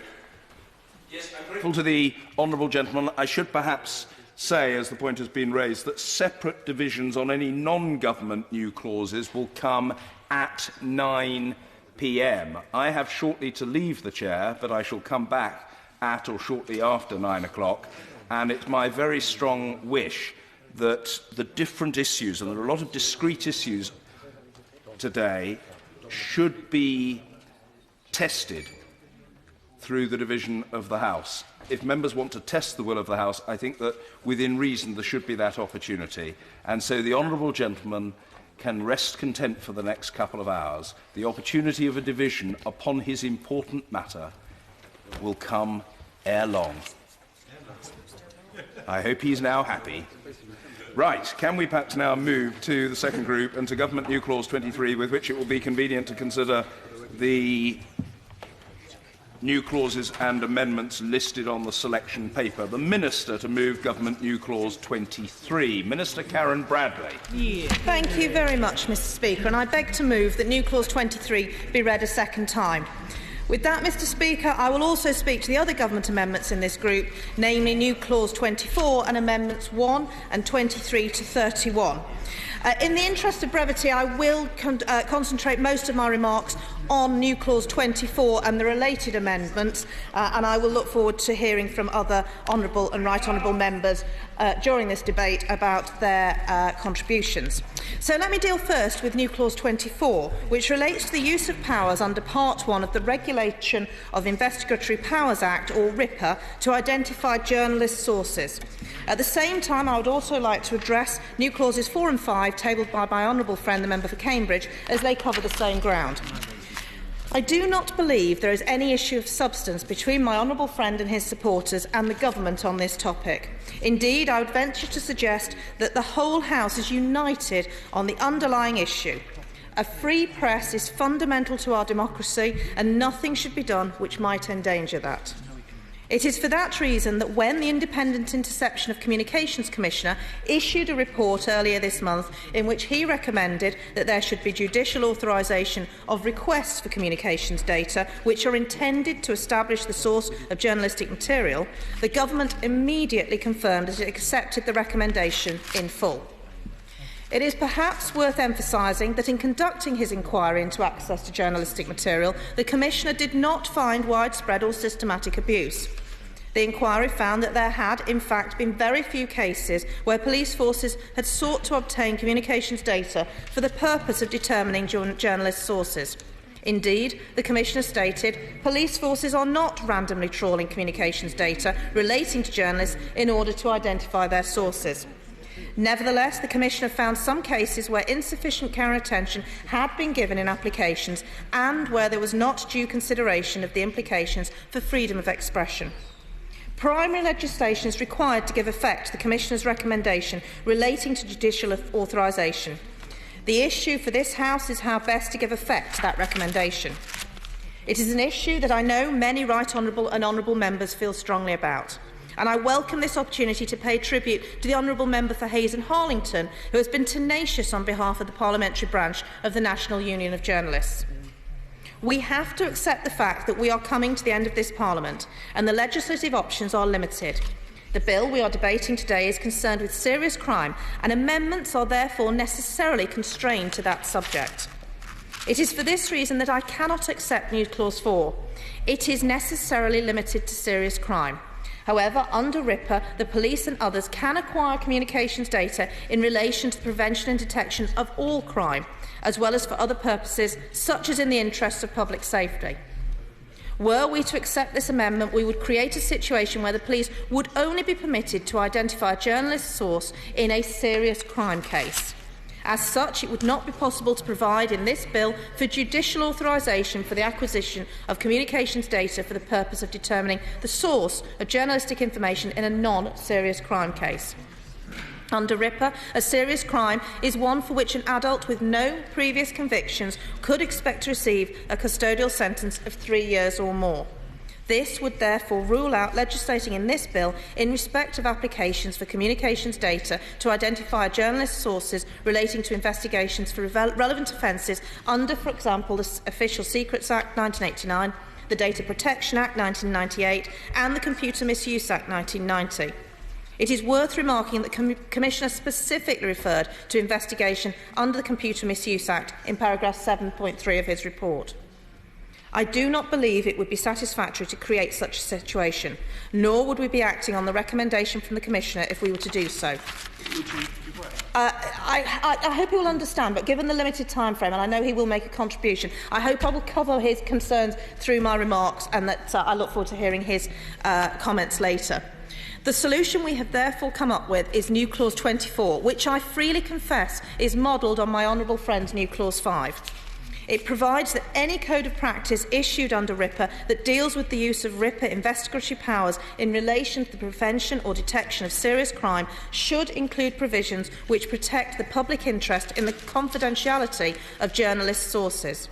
It also requires the Secretary of State to consult the Interception of Communications Commissioner and to have regard to any relevant reports which he has made.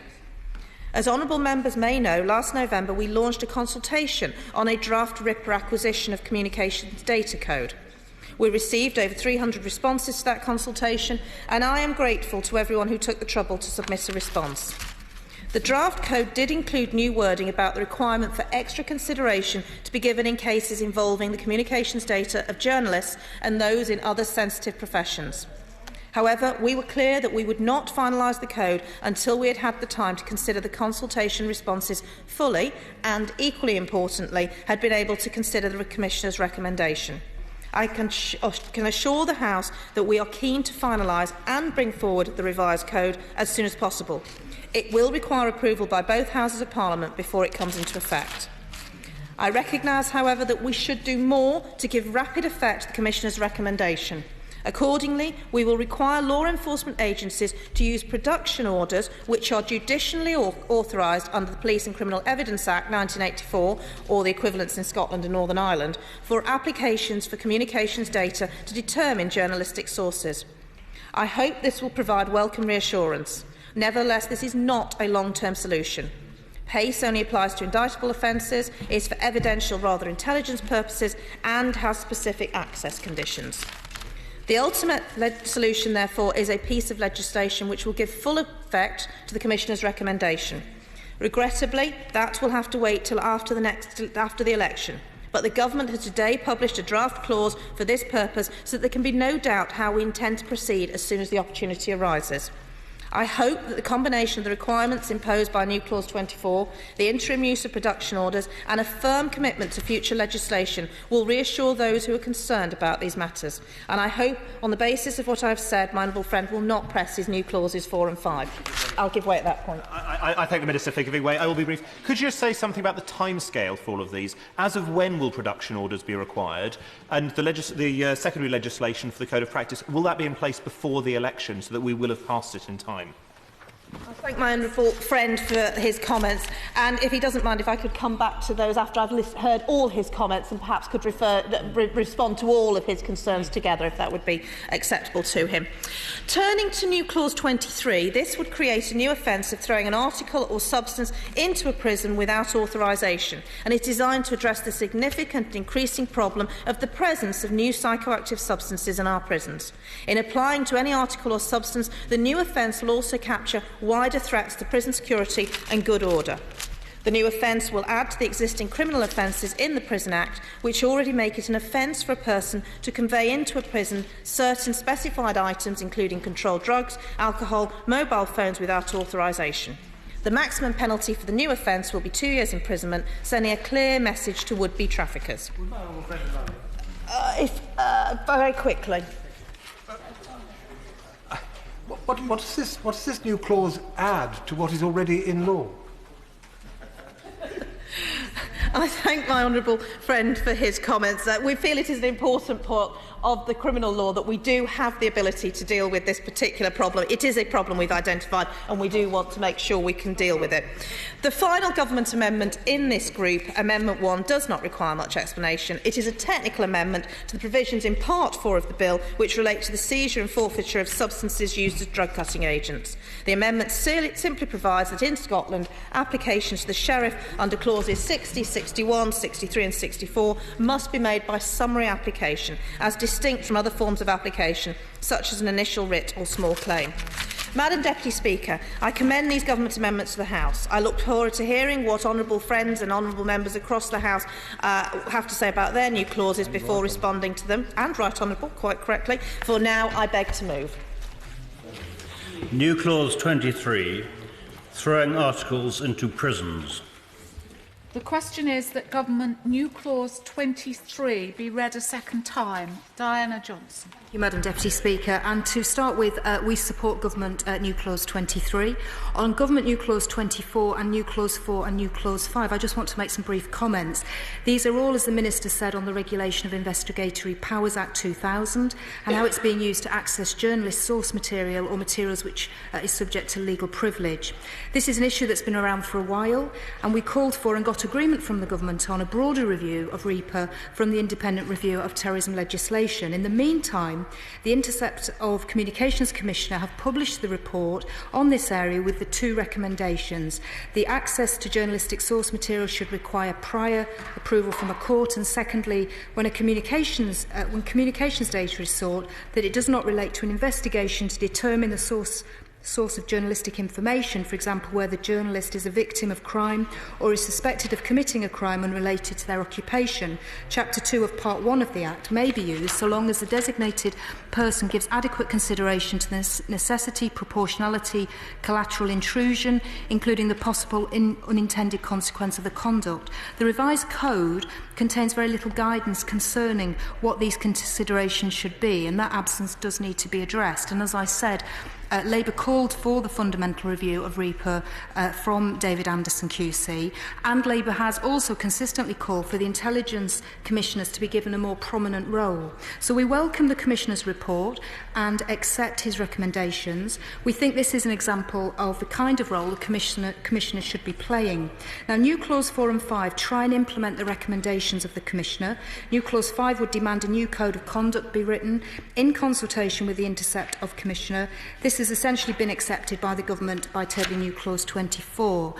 New Clause 4 amends REPA to introduce judicial oversight. However, it has been limited by what can be included in the scope, as I understand it, and as the Minister, I think, indicated, of the Serious Crime Bill. So the amendment only applies where data is sought for the purposes of preventing or detecting a crime. But this is only one of 8 justifications for accessing data. Essentially, the limitations of this bill have meant that we cannot fully implement the Commissioner's recommendations. So I would just be grateful if the Minister could just explain why the Government didn't seek leave of the House to extend the scope of the bill by, as I understand it, tabling a motion of instruction. If I just move on now quickly to new Clause 21, which is around new psychoactive substances, we've tabled new Clause 21 to enable effective action to be taken against the sellers of legal highs. This would change the law to control legal highs in the same way as solvents. This would make it much easier to prosecute and close down sellers and prevent them using the excuse that this is not for human consumption. Similar approach has been adopted in Ireland and has seen the number of head shops there fall from 100 to 6. This amendment was drafted in conjunction with the Angelus Foundation, and also we've taken advice from the UK Drugs Policy Commission. Just to say, there have been some attempts, I know, to close down sellers through trading standards legislation, but most attempted prosecutions have failed. This is because sellers use that loophole in the law and therefore avoid prosecution by labelling their products plant food or bath salts or saying not fit for human consumption. So we think our amendment could deal with that. New Clause 20 deals with firearms, does 2 things. One, first of all, strengthens the decision-making of the police in regard to issuing a firearms licence. And secondly, I know that the Government have said they are committed to the general principle of a full cost recovery across the public sector, including passports and driving licences. We know that a fishing licence application, which involves no background checks at all and is required by over nearly 500,000 anglers each year, costs at least £27. And for a shotgun licence, the cost of that is £50 for 5 years. So we do need to recognise that the Government's attempt to bring in full cost recovery should be extended to gun licences, and it should not be subsidised by funds allocated to policing. Finally, I just wanted to comment on new Clause 18 and new Clause 28. New Clause 18 seeks to facilitate the publication of the names of those who have been excluded from the UK and is motivated by the honourable member's very legitimate concerns about what we're doing to ensure those connected to torture and undesirable regimes are kept out of the country. And new Clause 28 seeks to introduce new powers to tackle illegal money flows, which are connected to a range of crimes and terrorism. And we know only too well that ISIL are estimated to be making £3 million a day through flows of money. So I think because of the very limited time that we have available today, and I don't want to preempt the comments that the Honourable Member wants to make in relation to both of the clauses, we have concerns that there may be unintended consequences in the way that the clauses are drafted, and we believe that we want to listen to what the Honourable Member has to say. Yes, but Giving way. It was widely trailed in the media when the leader of the Labour Party had dinner with the Clooneys that the Labour Party was going to get behind a UK Magnitsky Act. New Clause 18 is the most modest step in that direction. So is the Labour Party's position to talk one thing after a glitzy Hollywood dinner and then do something entirely different when it comes to actually having the courage of their convictions? First of all, I'm going to be very interested to hear what the honourable member has to say in relation to the amendment he's moving, because it would be helpful to have the detail. But what I'm saying to the honourable member is we have concerns about the drafting. I think the principle we support, it's the drafting we have the issue with. And as time is very short this evening... I thank the Shadow Minister for giving way. I find her response to my colleague, the member for Esher, quite staggering. But she also made the same point in terms of New Clause 28, which I have tabled. Is it seriously the opposition's case that 31 days is sufficient time to investigate multi-million-pound suspicious activity reports, such as in OP 245? Again, I'm wanting to hear from both honourable gentlemen the comments they make about the amendments they're moving this evening. Time is very limited. Under the instructions of the Speaker, I am trying to keep my comments short, and I'm pointing out that there may be unintended consequences of the way the clauses are currently drafted. I think those complete my comments on the amendments before us in this grouping. Julian Huppert. Thank you very much, Madam Deputy Speaker. It's a pleasure to be called to speak in this. I would like to speak particularly, and I'll restrain my comments just to the section about RIPA protection for journalists, because that, I think, is a very important subject for us. And I would like to just set out the facts. I mean, I know we have to go quite quickly, but it is worth saying what happened, because there was a lot of public concern when it became clear that Met Police had been engaged in using RIPA to look at journalist sources through Operation Alice. They looked at the phone records of Tom Newton-Dunn, political editor of The Sun. Kent Police obtained records in Operation Solar. And in total, according to the Commissioner's report, 19 forces made over 600 requests for information about journalists' phone records to try to identify their sources. That is a very, very large-scale and very, very worrying effect. And I do pay tribute particularly to the Press Gazette and the National Union of Journalists, who launched their Save Our Sources campaign. They were right to do so, because it is a very fundamental issue. If police and other authorities can access journalists' records, why would anybody feel safe contacting a journalist to blow the whistle ever again, knowing that their information would simply be passed on? They would have to have immense trust in what would happen. And so it is an important issue, and I'm pleased we're making some progress. But I have to say it is frustrating just how much progress it has taken to actually get this to happen. My party has had policy on this to make sure we get it right since last year. My colleague, Lord Strasburger, in the other place, tabled amendments to try to address this last year, turned down by the Conservative Minister, the Noble Baroness Williams, not Shirley, but Susan, who did not agree that we should make that step. And we've tried on a number of other occasions. We've had Conservative ministers saying they wanted to do this, but unfortunately, it is not until we table this amendment that we actually forced something to happen. Not until the Deputy Prime Minister spoke out for it. Not until we managed to get 3 Select Committee chairs all to support this amendment. The Chair of Home Affairs, of Justice and of Culture, Media and Sport, have we managed to get some partial agreement.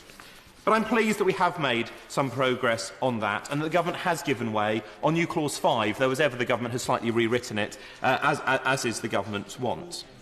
Now, the Minister spoke about the Code of Practice, and I do welcome that.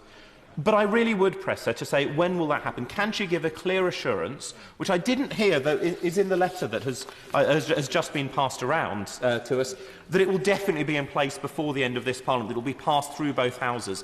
And I would be grateful if the Minister could make sure to spell out absolutely clearly for this House that this will be delivered this Parliament, rather than delayed, because we do need to act. And I'm delighted to give way. I thank my honourable friend for allowing me.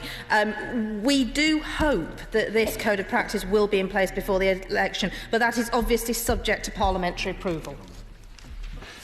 I thank the Minister for that, and I will hold her to at least seeking parliamentary approval in time. I accept that she cannot guarantee that both Houses will vote for it, but I would be very alarmed if Parliament was not keen to make sure that journalists were there.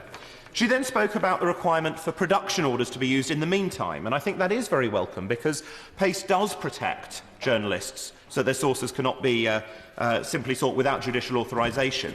Again, though, couldn't she be clear, is this a policy requirement as of today? Is it something which will require legislative change? What is the timescale for that? I would hope the Minister could confirm this is a policy announcement that will take immediate effect. She doesn't seem to wish to intervene at the moment. I hope she will. Let us know when that will take place so that we know what matters. And I hope she'll let us know by the end of this debate, because it will help me to appreciate whether there is a need to put any amendments to a vote. She says that legislation will have to be done in the next Parliament. She is right, there is a technical drafting issue. The Honourable Lady, the Shadow Minister, is also right that this could have been fixed by the Government had it really wanted to. But we are where we are. And I do accept that, as it is, we would be leaving serious crime treated differently from other issues. The draft clause, and again I've been handed a copy of that draft clause, which I hope the Minister can confirm will be published so that the whole House will have a chance to see it, is a welcome step. It doesn't, however, seem to be clear on the Article 10 rights, and I think that it will need to be improved in order for that to happen. But I look forward to hearing what the Minister will say about timescales so that this House can make the right decision. It is important that we protect journalists. I pay tribute to those who worked so hard to make sure it happened, and I hope we can take a full step here, not just a slightly small grudging step. Dominic Raab. Thank you, Madam Deputy Speaker. I rise to support the previous clauses presented, but also particularly new clause 18, tabled in my name and those of 21 other honourable members from across the three main parties in this House, and including, Madam Deputy Speaker, I'm not sure whether it's the first, 7 Select Committee chairmen. The clause, in essence, would inject some transparency to the government's exercise of powers to impose visa bans or deny entry, all of which are non-statutory, in relation to people involved in serious international crimes like torture, terrorism and other aspects of organised crime. In short, Madam Deputy Speaker, it would introduce a public right to know who we are banning from stepping foot on British soil, and by implication who we are not. The clause was inspired by this House's unanimous resolution back in March 2012, almost 3 years ago, following a debate I sponsored with the former Right Honourable Member for South Shields, calling on the government to introduce a British Sergei-Magnitsky law. There is one in the US and there are other models being touted around the world. And it would impose mandatory visa bans and asset freezes on any individual linked to the torture and murder of Sergei Magnitsky or similar such international crimes, again in Russia but also more generally beyond. The House will recall that Sergei Magnitsky was the lawyer for a British businessman, Bill Browder, who was brutally killed on orders from the Kremlin for disclosing the $230 million tax fraud, the biggest in Russian history, committed by President Putin and his associates. The government has not legislated, to my regret, but it did, in fairness, affirm a policy of refusing visas to individuals suspected of such links. Unfortunately, it is a long-standing government policy of successive administrations that we aren't told who is banned from coming to the UK when such decisions are made. So we've got no way to confirm the extent to which these important powers and the new policy announced by the government in around 2012 are being exercised in practice. And, Madam Deputy Speaker, there are concerns, legitimate concerns, which I've raised with ministers on a number of occasions and different arms of government, that such heinous people are indeed making visits to Britain. Since the House called for a UK Magnitsky Act in 2012, what have we seen? What's been the aftermath? Well, Sergei Magnitsky was posthumously prosecuted by the Putin regime. Bill Browder himself has been the subject of various legal attacks by the Russian government. There are reports that were documented in a panorama by the BBC in 2013 that UK companies are being used to launder money related to the Magnitsky and other mafia-related crimes. And, of course, Putin has all the while annexed a slice of the Crimea and established himself as a regional menace, now also threatening or averting his gaze towards the Baltics. Here in the UK, we've seen the mysterious and unexplained deaths of 2 Russian businessmen, Alexander Perepelichny and Boris Berezovsky, who had fallen out of favour with Putin. Not to mention, in addition, the public inquiry into the murder of Alexander Litvinenko, which Ben Emerson QC told the inquiry was, and I quote, an act of nuclear terrorism on British soil. Now, Madam Deputy Speaker, my fear is that some of those linked to President Putin's nefarious activities, whether it's the persecution of Magnitsky or other distance, or his wider bankrolling by the mafia, maybe, I don't know for sure, may be slipping through the net and using London as a comfortable haven, a place free of the perils of living in Russia, where they can enjoy their illicit profits in quiet, in peace and in secret. And equally, Madam Deputy Speaker, in the 21st century, I think the British public have a right to know whether the henchmen of despots like Putin, or indeed any other international dictator, despot or outlaw, are being granted a free pass to come to this country. Now, in fairness, I should say the Home Office stuck to a line that has been long-standing, that they don't routinely disclose who is denied entry. I have to say, for my part, I don't believe that line withstands the slightest scrutiny. Why shouldn't, as a matter of basic principle, the public be told how such important powers are being exercised? In 3 years of campaigning on this issue, no one has ever given me a serious, substantive reason.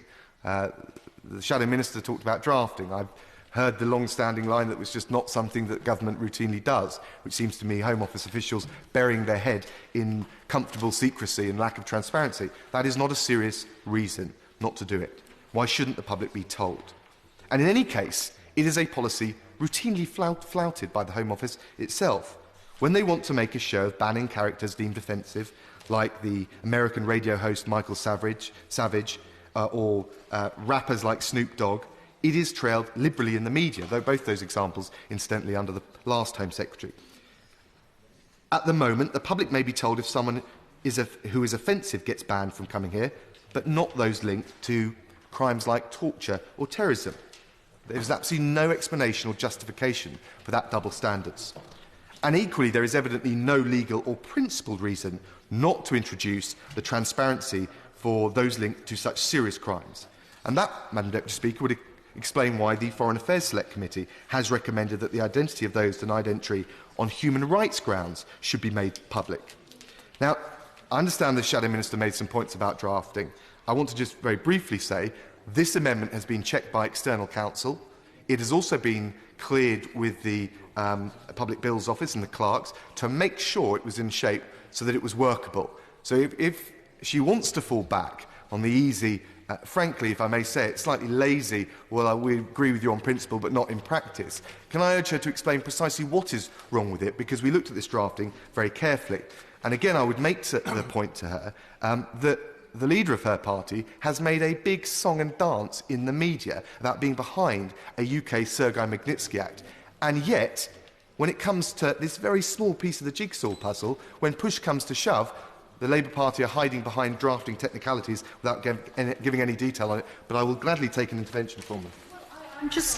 I'm very flattered to be the focus of such attention from the Honourable Gentleman in his comments, but perhaps it would be wiser at this stage to direct his comments more to his own front bench, as they're in government and can actually bring forward legislation which clearly, as a shadow minister in the opposition, we cannot. For a few months.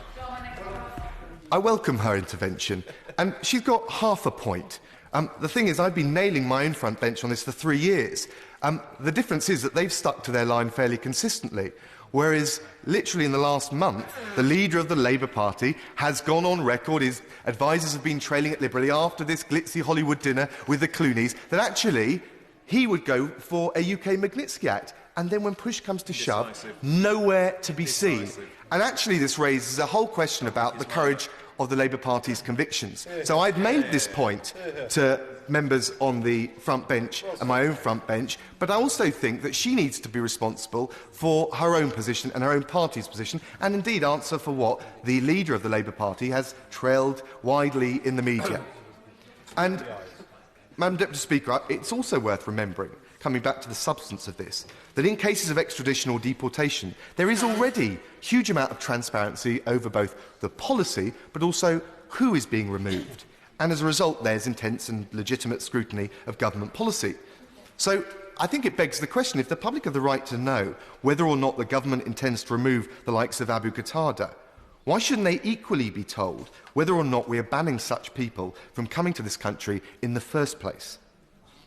And, Madam Deputy Speaker, if we're serious about trying to alter Putin's behaviour, shouldn't we start by making sure that those who bankroll him can't enjoy the fruits of their labour here, clandestinely, in luxurious comfort? Those individuals that do support, that do bankroll Putin and his like, should know that when he crosses the line and engages in serious international crimes, their association with him, their support for him, will bar their ability to enjoy that luxurious Knightsbridge lifestyle that so many of them crave. And to ensure that that message hits home consistently and publicly, we need that transparency over such visa bans. This clause doesn't single out Russia. It would apply to any individuals linked to terrorism, violent extremism, gross violations of human rights law, money laundering and other serious organised crime, whatever their nationality, wherever they take place. And that would... Of course I give way. I thank my honourable friend for giving way. Is a further reason why we need transparency, because there is very little transparency around the beneficial ownership of multi-million-pound property in London. For example, one of the respected non-government organisations estimates that 45% of London property valued above £2 million is owned offshore, where the beneficial owner is opaque. So if those who have profited through torture and corruption are able to own London property, it's even more important to be transparent as to whether they're travelling here. I thank my honourable friend for that intervention. He's absolutely right. We need to shine a light on the murky mafia-related activities that are infecting our country through the acquisition of property and also by the actual physical entry of individuals into this country. And this amendment would also make an important statement about British foreign policy, particularly as, Madam Deputy Speaker, it is inevitable in the 21st century that we have to rub along with, we have to deal with, we have to engage with governments that don't respect the same standards of liberal democracy as we do here in Britain. So I recognise, I'm a realist, we'll have to engage with regimes who have a dubious commitment to human rights or the rule of law, but there ought to be some moral red lines here. People carrying dirty money, individuals with blood on their hands, should not be welcome on the streets of Britain. Madam Deputy Speaker, this is not just a question of moral principle. Sooner or later, if we keep allowing such unsavoury characters into Britain, bringing all their baggage and indeed their vendettas with them, we risk finding that it is British citizens who are caught in the crossfire or worse. After all, the Litvinenko inquiry has already heard that Putin's thugs were willing to engage in nuclear terrorism here in public. So the threat to the British public and British citizens is real and serious. I remain convinced that Britain should enact a Sergei Magnitsky law, like the Americans, with mandatory visa bans and asset freezes imposed on people linked to the very worst international crimes. In the meantime, at the very least, we need to shine a light on the exercise of existing UK powers to deny entry or visas to the shady characters that prop up Putin or indeed any other despot around the world. Madam Deputy Speaker, this clause does that. It would allow a temporary delay in disclosure of the identity of anyone banned, if necessary for national security or for law enforcement, and it wouldn't alter the substantive scope of any existing powers, but it would ensure they're exercised consistently, and it would ensure the public are told who we are banning from Britain. I commend you Clause 18 to the House. Stephen Bartley. Thank you, Madam Deputy Speaker. I rise to speak to new Clause 28, tabled in my name, which is much more modest than the amendment tabled by my honourable friend, the member for Esher, and it's simply about giving law enforcement more time in respect of multi-million-pound money laundering cases. At present, there's around 316,000 suspicious activity reports filed each year with law enforcement. Those are cases where the banks, the lawyers, the accountants have serious concerns around money laundering. This is, by the Home Office's own figures, around 23 billion to 57 billion of money being channelled through the UK economy each year. So we know the size of money laundering is significant. And at present, when a suspicious activity report is filed, the law enforcement agencies, the National Crime Agency that is now taking on this responsibility, has just 7 days in order to say whether it gives consent to those multi-million-pound transfers going ahead. Just 7 days on a case that has been built up over many years, often involves jurisdiction where information is difficult to obtain. And should law enforcement decide that they do not wish to give consent on these transactions which the financial institutions themselves have said look suspicious, they have just 31 days to build the case to the satisfaction of the courts, and if they fail to do so, they risk the penalty of costs against them, which sets a strong disincentive from law enforcement taking those cases forward. And therefore, to put this in context, the Proceeds of Crime Unit only investigated 110 cases out of the 316,000 suspicious activity reports that were filed with them. So clearly the system is not working. And I thought I'd just give one case, Madam Deputy Speaker, to bring this to life.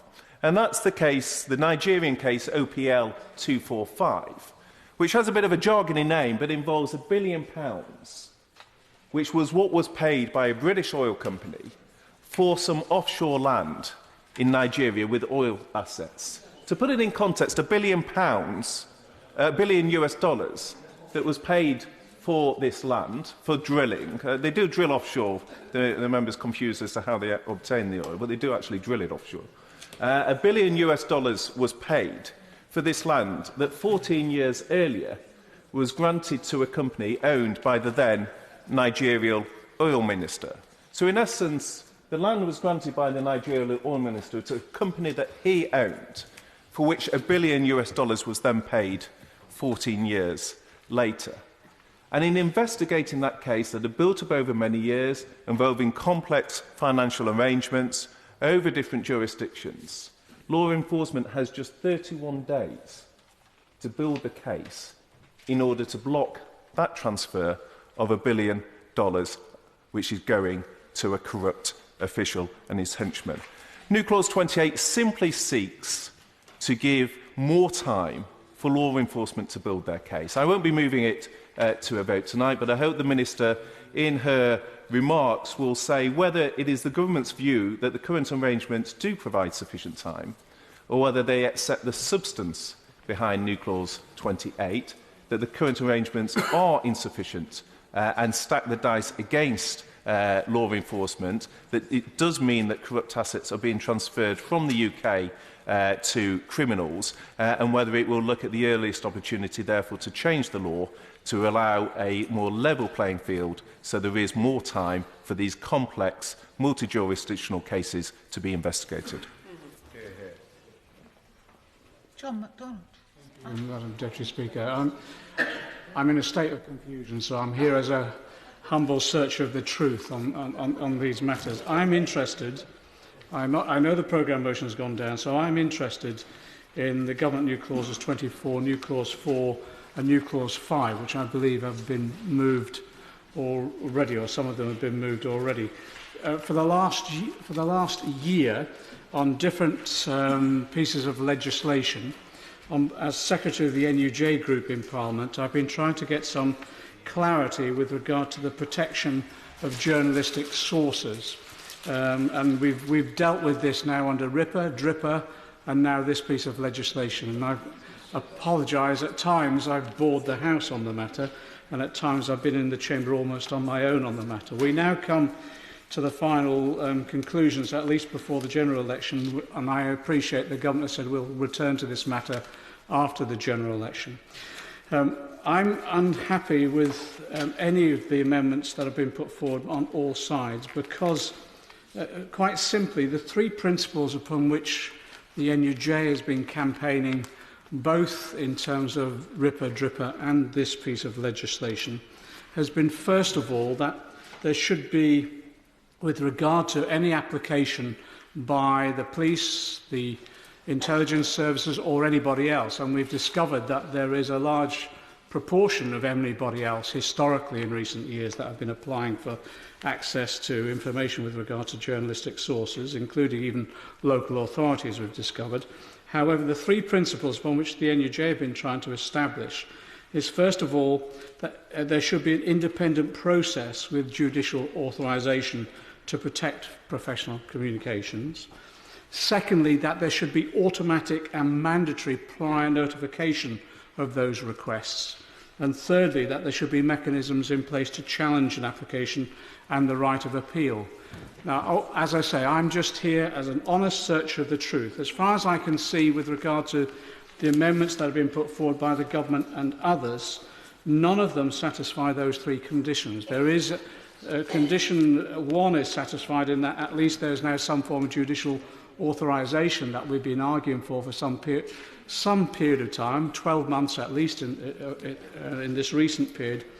But I cannot see in these amendments so far that there is an automatic and mandatory prior notification of those requests to the parties involved. And when I say parties involved, with the data to communication collection, I can see that in the amendments that have been proposed so far, there is notification of, for example, the company that has collected or retains that data, but there doesn't seem to be any process by which the individual journalist, for example, would be notified. They don't seem to be party to this at all. And then, as a result of that, there doesn't seem to be any opportunity for mechanism for their views to be represented when the judicial authorisation is sought, or for them to challenge the decision that may be, or the proposal and then the decision of the courts in respect of the protection of their sources. So at the moment, none of these amendments seem to satisfy those criteria. And I'd welcome the government's response, because I know that the proposal is to come forward with detailed amendments to future legislation. I'd welcome information about whether or not those amendments the government will eventually bring forward will deal with these two other matters. I can see that it's deal with judicial authorisation, but will it deal with this issue about prior notification and the mechanisms for right of appeal? The government has rested its argument on that the amendments brought forward by others relate solely to serious crime and not other matters, and that they do not encapsulate all the recommendations that have come from the recent report. I understand that argument, but at the same time, there is still no proposal from the government about the use of PACE in the way in which production orders are applied for at the moment.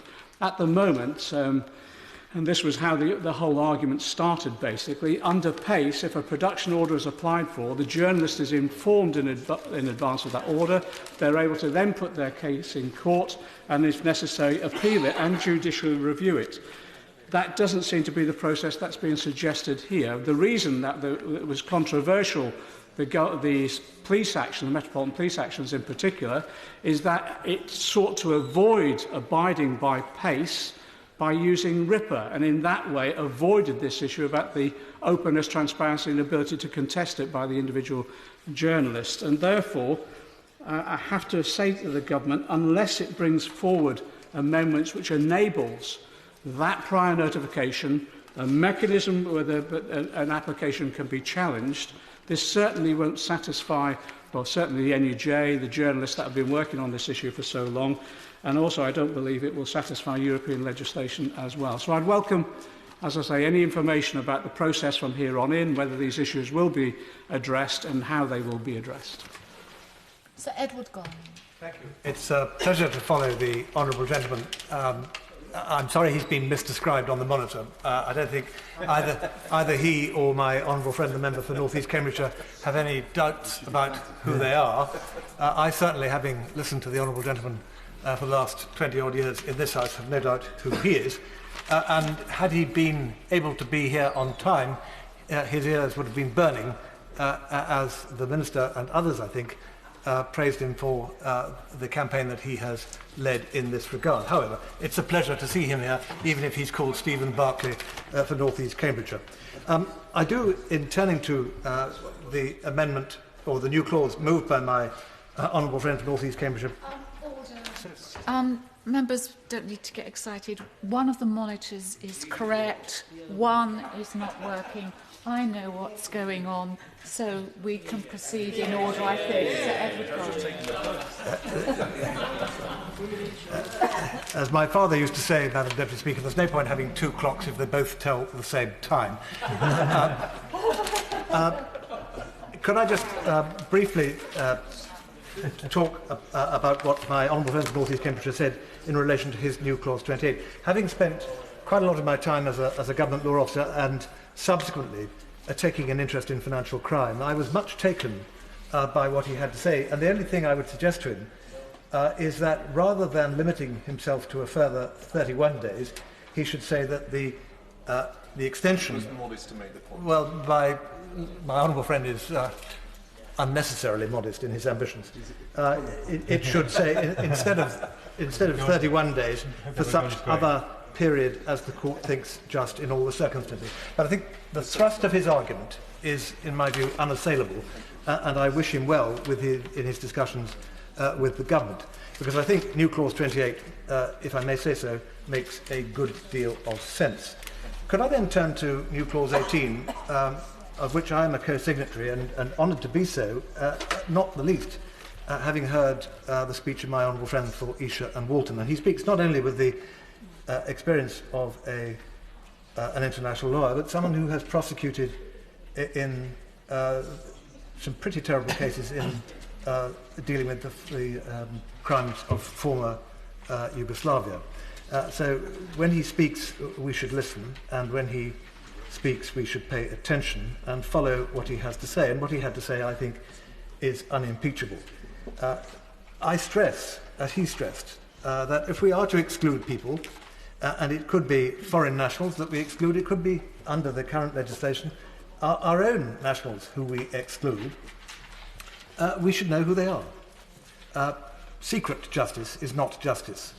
And in this new clause, there is a deferred publication subclause which allows the Secretary of State to defer publication of the name of the excluded person on particular grounds. And they're there in the new clause, and I would suggest that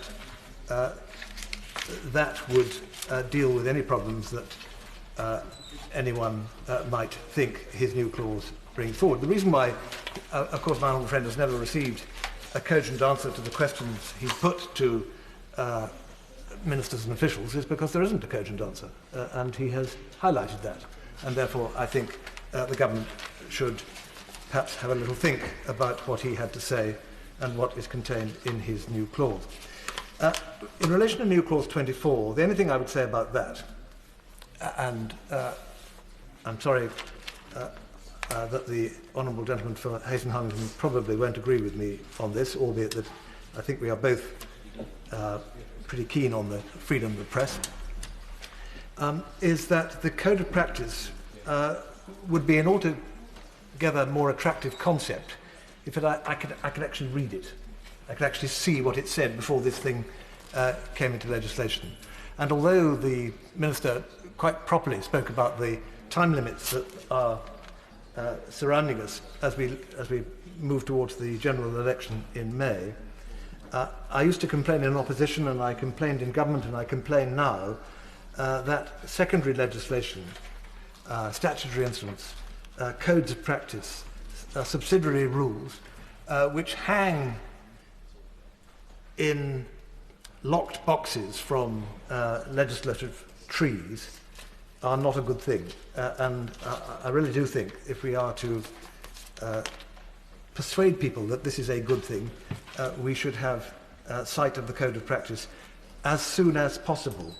I know ministers never want to commit themselves to time schedules, but here's an example where I think before the general election, before this bill becomes an act, we should see what are the fruits of the consultation process and what the code of practice should look like. Now, I want to just finally, and I do so with a degree of diffidence, but I want finally to just have a look at New Clause 23. When I intervened on my honourable friend the Minister to ask her what offences this new clause would add to, I wasn't given an answer.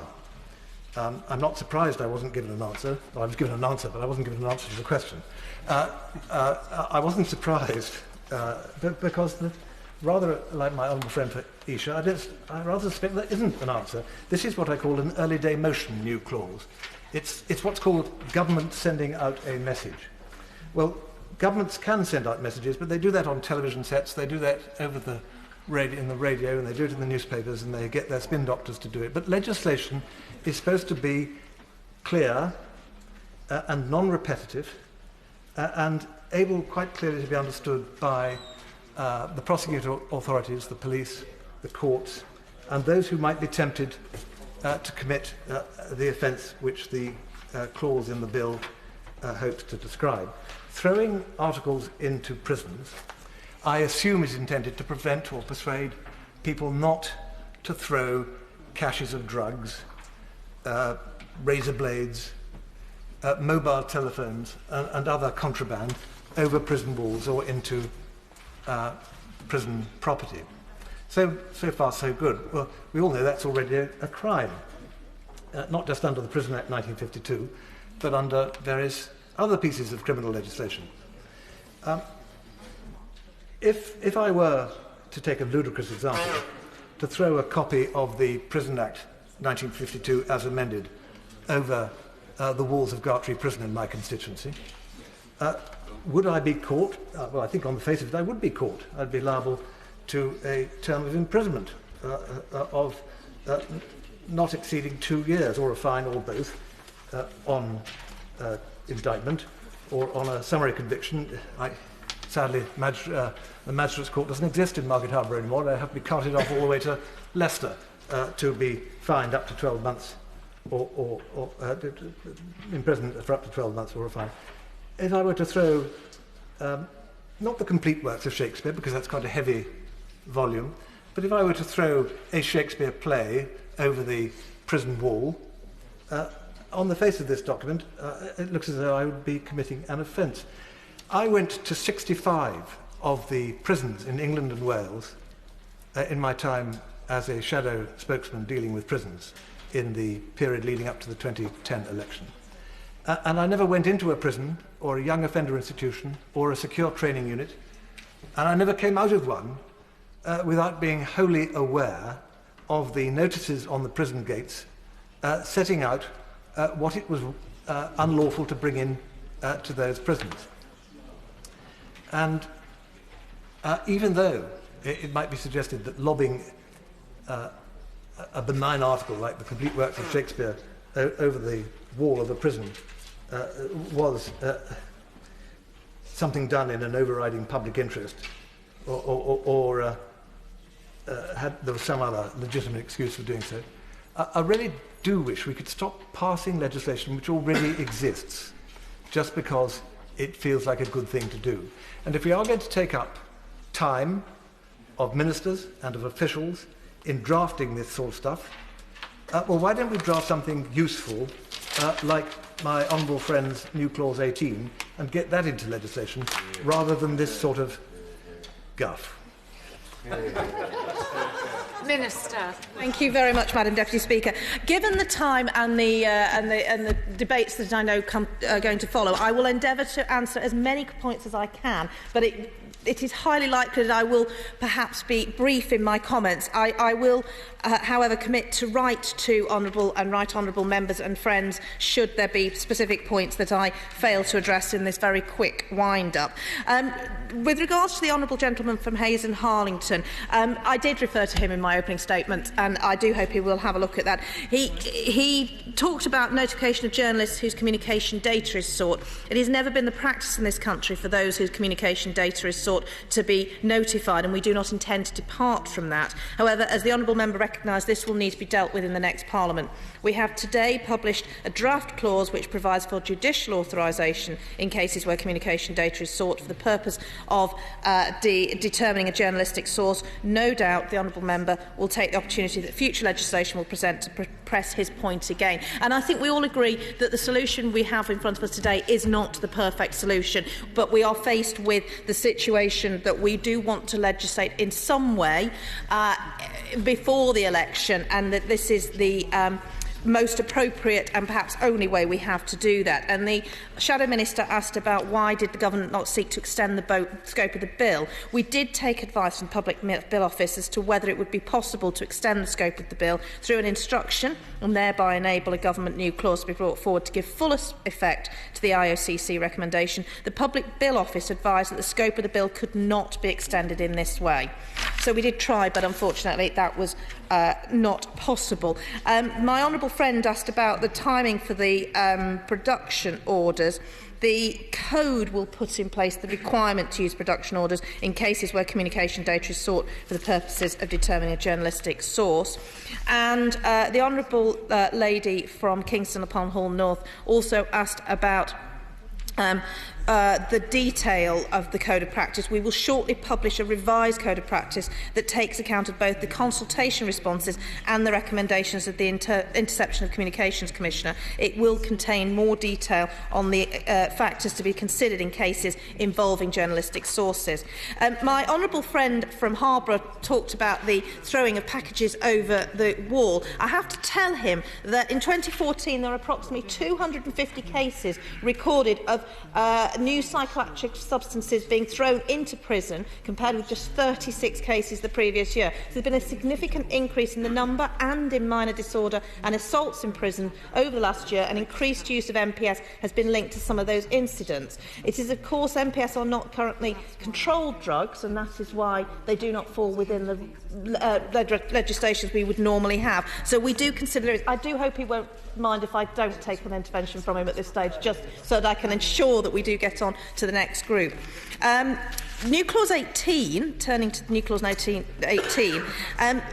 tabled by my honourable friend, the member for Esher and Walton. We have discussed this point in debates in Westminster Hall, and he will be familiar with the tribunal decision to uphold the Home Office and Information Commissioner's decision on the neither confirm nor deny response to a Freedom of Information request on information held by the Department. It is a long-standing policy of this Government not to disclose the details of individual immigration cases, including those excluded from the UK. New Clause 18 would have serious implications for the security of our borders and therefore to the national security of the country.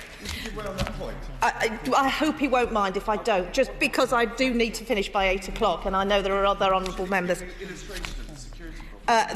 There's a further risk. Let me give him this example. There's a further risk that publication of individuals excluded from the UK may undermine international relations and foreign policy objectives. This risk is intensified if the excluded individual has connections with a foreign government or well-known organisation which may be working in partnership with the UK to broaden our interests abroad. That would be one example.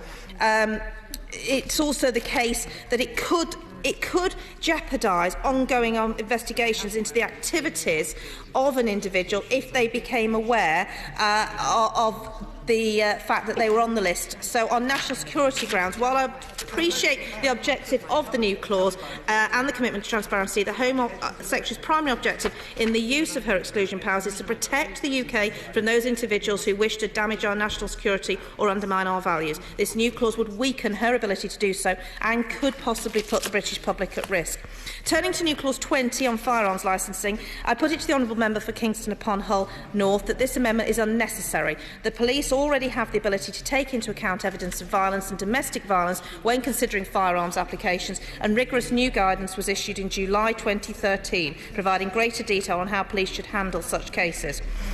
Turning to new clause 21, the Government welcomes the principle behind new clause 21, but the expert review panel made clear in their report last October a ban on the supply of MPS needs careful consideration. Our priority is to correctly frame any new offence and ensure it is robust yet proportionate, embedded in a comprehensive legislative package. The Government is moving swiftly so that necessary primary legislation is ready to be introduced at the earliest opportunity in the new Parliament.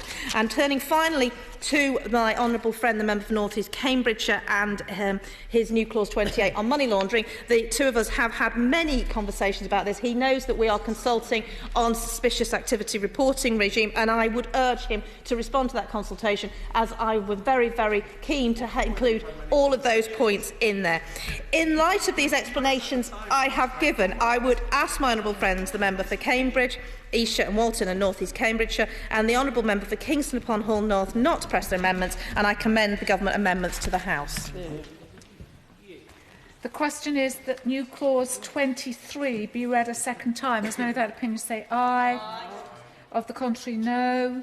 The ayes have it. The ayes have it. The question is that new clause 23 be added to the bill. As many of that opinion say aye. Of the contrary, no. The ayes have it. The ayes have it. Minister to move Government new clause 24 formally. The question is that Government New Clause 24 be read a second time. As many of their opinions say aye. Aye. Of the contrary, no. The ayes have it, the ayes have it. The question is that Government New Clause 24 be added to the bill. As many of their opinions say aye. Aye. Of the contrary, no. The ayes have it, the ayes have it. We now come to New Clause 1, with which it will be convenient to consider New Clause 25. Fiona Bruce to move New Clause 1. Thank you, Madam Deputy Speaker. I rise to speak to and move New Clause 1, which I do want to be put to a vote. This is supported by over 100 MPs and simply reads, nothing in Section 1 of the Abortion Act 1967 is to be interpreted as allowing a pregnancy on the grounds of the sex of the unborn child. The arguments for this new clause are equally straightforward. Firstly, to clarify beyond doubt in statute that sex-selective abortion is illegal in UK law. Note, this clause is not seeking to change the law on abortion, as some have said, but to confirm and clarify it. And secondly, to provide the government with an opportunity to address this problem, for example, by bringing forward best practice regulations and guidance to support and protect women at risk of this. Why is this new clause necessary? It's necessary because there is no explicit statement about gender-selective abortion in UK law. The law is being interpreted in different ways because when the 1967 Abortion Act was passed, scans to determine the sex of the fetus were not available. This has led to a huge amount of confusion and mixed messages. And this is despite the fact that the government has repeatedly said that abortion on the grounds of gender alone is illegal. Health ministers have said so. The Prime Minister has said so. The Department of Health has published guidance to this effect. The Chief Medical Officer has written to doctors. And yet, despite all of this, abortion providers and others, staggeringly, are still refusing to accept the government's interpretation of the law. Only last week, the country's largest abortion provider, the British Pregnancy Advisory Service, republished their controversial guidance in a booklet entitled Britain's Abortion Law, What It Says and Why. The following question is posed. Is abortion for reasons for fetal sex illegal under the Abortion Act? To this they answer, no. The law is silent on the matter. And the former DPP, Keir Starmer, has said, the law does not, in terms, expressly prohibit gender-specific abortions. On that point, Honourable Friend Allow. Yes. So all we're trying to do is simply clarify what everybody in the House of Commons wants to be the law. You should not have an abortion on the basis of gender. And that's the reply to the DPP, just to make the law absolutely clear. That is absolutely right. That is the purpose of New Clause 1. And I will come on to explain why it is so important to many of the women who are suffering as a result of the lack of clarity in the law. This House must make it clear, if we cannot get a consistent line from abortion providers on whether or not it is illegal to abort a girl, and it is usually girls, although not always, for the sole reason that she is a girl, then the law is not fit for purpose. To do this constitutes a gross form of sex discrimination, indeed the first and most fundamental form of violence against women and girls. Surely no one can object to a clause which simply states this is wrong. New Clause 1 will in fact do more than that, because if it is passed, then by virtue of Section 79(2) of the Serious Crime Bill, the Government will be able to issue guidance to help address this abuse and support affected women. And that is why New Clause 25 is inadequate when taken alone. What it is basically proposing is a Department of Health assessment or review of this issue. The Department can already do that. But without New Clause 1, it is inadequate because it fails to go to the heart of this issue, to clear up the very real confusion which exists. It fails to clarify the law, as New Clause 1 does, that sex selection abortion is illegal in this country. Let me turn now to some of the objections to New Clause 1. Much of them have misrepresented its impact, and some being plain scaremongering. Firstly, that it will criminalise women. This is flatly untrue. The clause applies only to authorising doctors. It does not affect an expectant mother's standing in law. We've also heard that it will stop abortion for disability where there is a sex-linked condition. This is also totally incorrect. I can reassure colleagues that there is nothing in this clause to prevent a doctor from diagnosing a substantial risk of serious handicap via the sex of the baby. In such cases, the grounds for the abortion is the risk of the disability, not the sex of the baby. New Clause 1 will not change that at all, and I've been careful to obtain an expert legal opinion to this effect. I shall. The Honourable Lady, she spoke rightly a few moments ago about the importance of clarity in law. Does she not agree with me that actually what will happen is that there will be reluctance and confusion when the grounds for a termination are the genetic disorder, but that the only way in which that genetic disorder can arise is in relation to the gender of the fetus? Not at all. I think we can trust our medical practitioners to be professional in this respect. It is quite clear. It is quite clear that the ground of the abortion in such cases would be the genetic condition, not the sex of the child.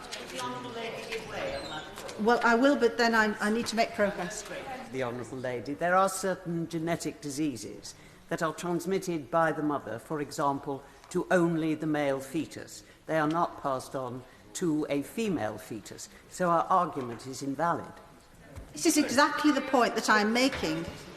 If the handicap or this condition is diagnosed via the sex of the baby, then in such cases the ground for the abortion through that diagnosis is the risk of serious handicap. Yes. And on that ground the abortion can be legitimately carried out. I will, certainly. Yes, if I can help my moral, that doesn't need assistance, I don't think. But I have to say, for all the arguments that have been put forward on this matter, the one that has no traction at all is the suggestion that by enacting this clause, it would lead to the confusion which the Honourable Lady, the member for Hampstead and Highgate, fears. It plainly would not. There may be other arguments that can be advanced on this matter, and of course there will be different views across the House. But I have to say to my honourable friend, that is not what could possibly happen if this were enacted. I'm going to continue now, and I thank the former Attorney-General for making that point so lucidly. We've also heard that this amendment could bring in racial profiling of expectant mothers. But has anyone argued that with regard to FGM? And the term family balancing is wider than any one particular community. And then there is the argument that it will do nothing to help abused women. It will indeed. It will clarify the law. And as Polly Harrer of GINA International has powerfully told me, what we found with the Forced Marriage Act was that we were able to use that piece of legislation as a bargaining tool to negotiate with parents, so a young woman could say, "You do realise this is a criminal offence." In the same way, Polly says, with sex-selective abortion, having clarity in the law would mean that women could use this clarification to protect themselves against pressure to have a sex-selection abortion. She continues to say, as with FGM, having a higher profile, legislation does affect a step change in cultural attitudes. So while legislation is not enough alone, it has real power to change behaviour, and that's what is needed, she says. And that addresses very clearly the Royal College of Midwives' objection that New Clause 1 will do little to alleviate external pressures or coercion that these women face. And as Mandy Sanghera has said, we also hope this will act as a deterrent. It will enable women to have more control over their own decisions. Isn't that what many objecting to this clause want? What doesn't help women under pressure to have an abortion simply because they are carrying a girl or a boy, whether through violence, coercion or even more subtle pressures, is to allow that abortion to take place and then send the woman back to an abusive situation. To do so is to condone the very culture behind the pressure for such abortions and to exacerbate such abuse. This amendment does nothing to diminish services for those suffering abuse. Indeed, if followed by sensitively crafted regulations, it should certainly improve them. Then there is the quite offensive point made that there is no evidence for sex-selective abortions in the UK. Offensive because it is insulting to the women like those I have mentioned, who have been campaigning for years to stop this practice. Yes, the numbers are small compared with China or India, but they are real.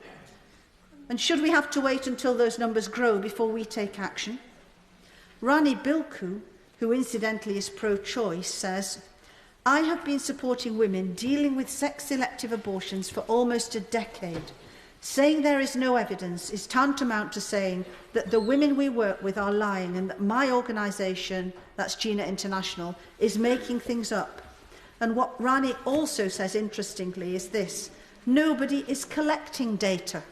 So no wonder opponents of this clause can say that there is none. I know of many examples of women who have suffered.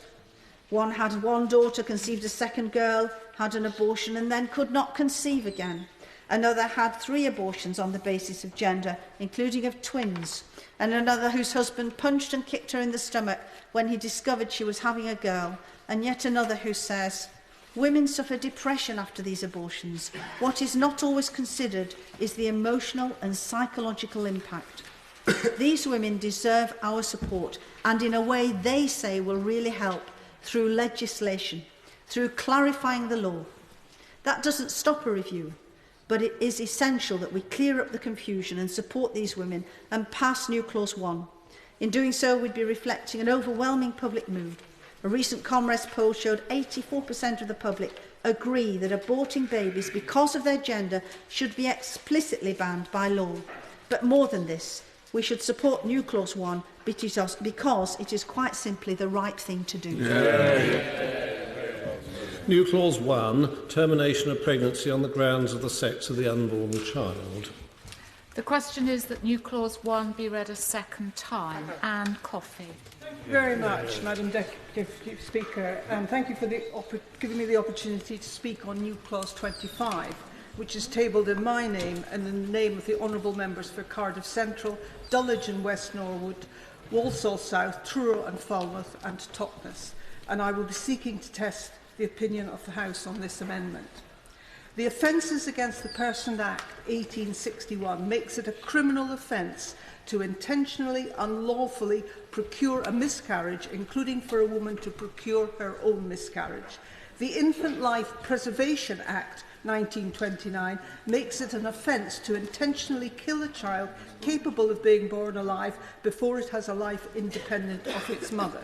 The Abortion Act 1967 creates exceptions to those offences in limited circumstances, and abortion on the grounds of gender is not one of those exceptions and is therefore illegal and subject to criminal prosecution. And indeed, guidance was reissued as recently as May 2014 by the Department for Health, which said again categorically that abortion on the grounds of sex was illegal. So I am not quite sure why the amendment proposed by the Honourable Lady for Congleton is needed and how inserting it into the 1967 Abortion Act would address her concerns. The statement she proposes to insert would sit alongside the existing 7 grounds for termination in the 1967 Act. If the Honourable Lady thinks that abortion under the 1967 Act is illegal, what possible objection could there be in making it explicit under law?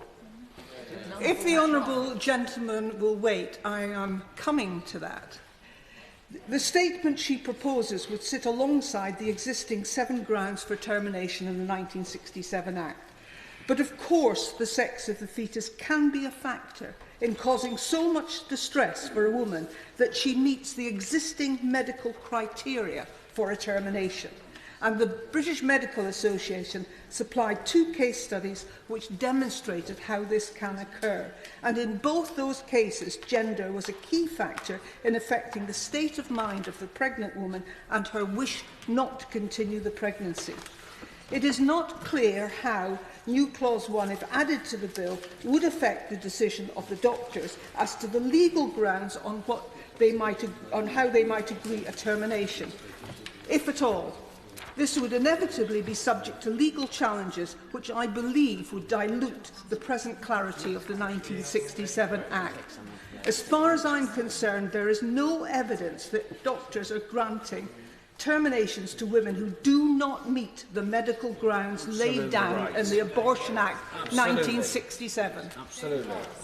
Lady, I agree with the TUC interpretation of the law. It would be right in some circumstances for a doctor to approve, for example, of a woman who did not want to have a girl for cultural reasons.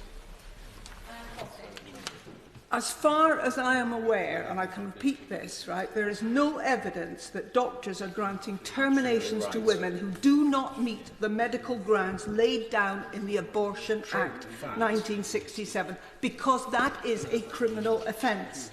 Women are pregnant, of course. Thank the Honourable Lady for giving way, and I'm sure she's right, Madam Deputy Speaker, about there not being evidence for that.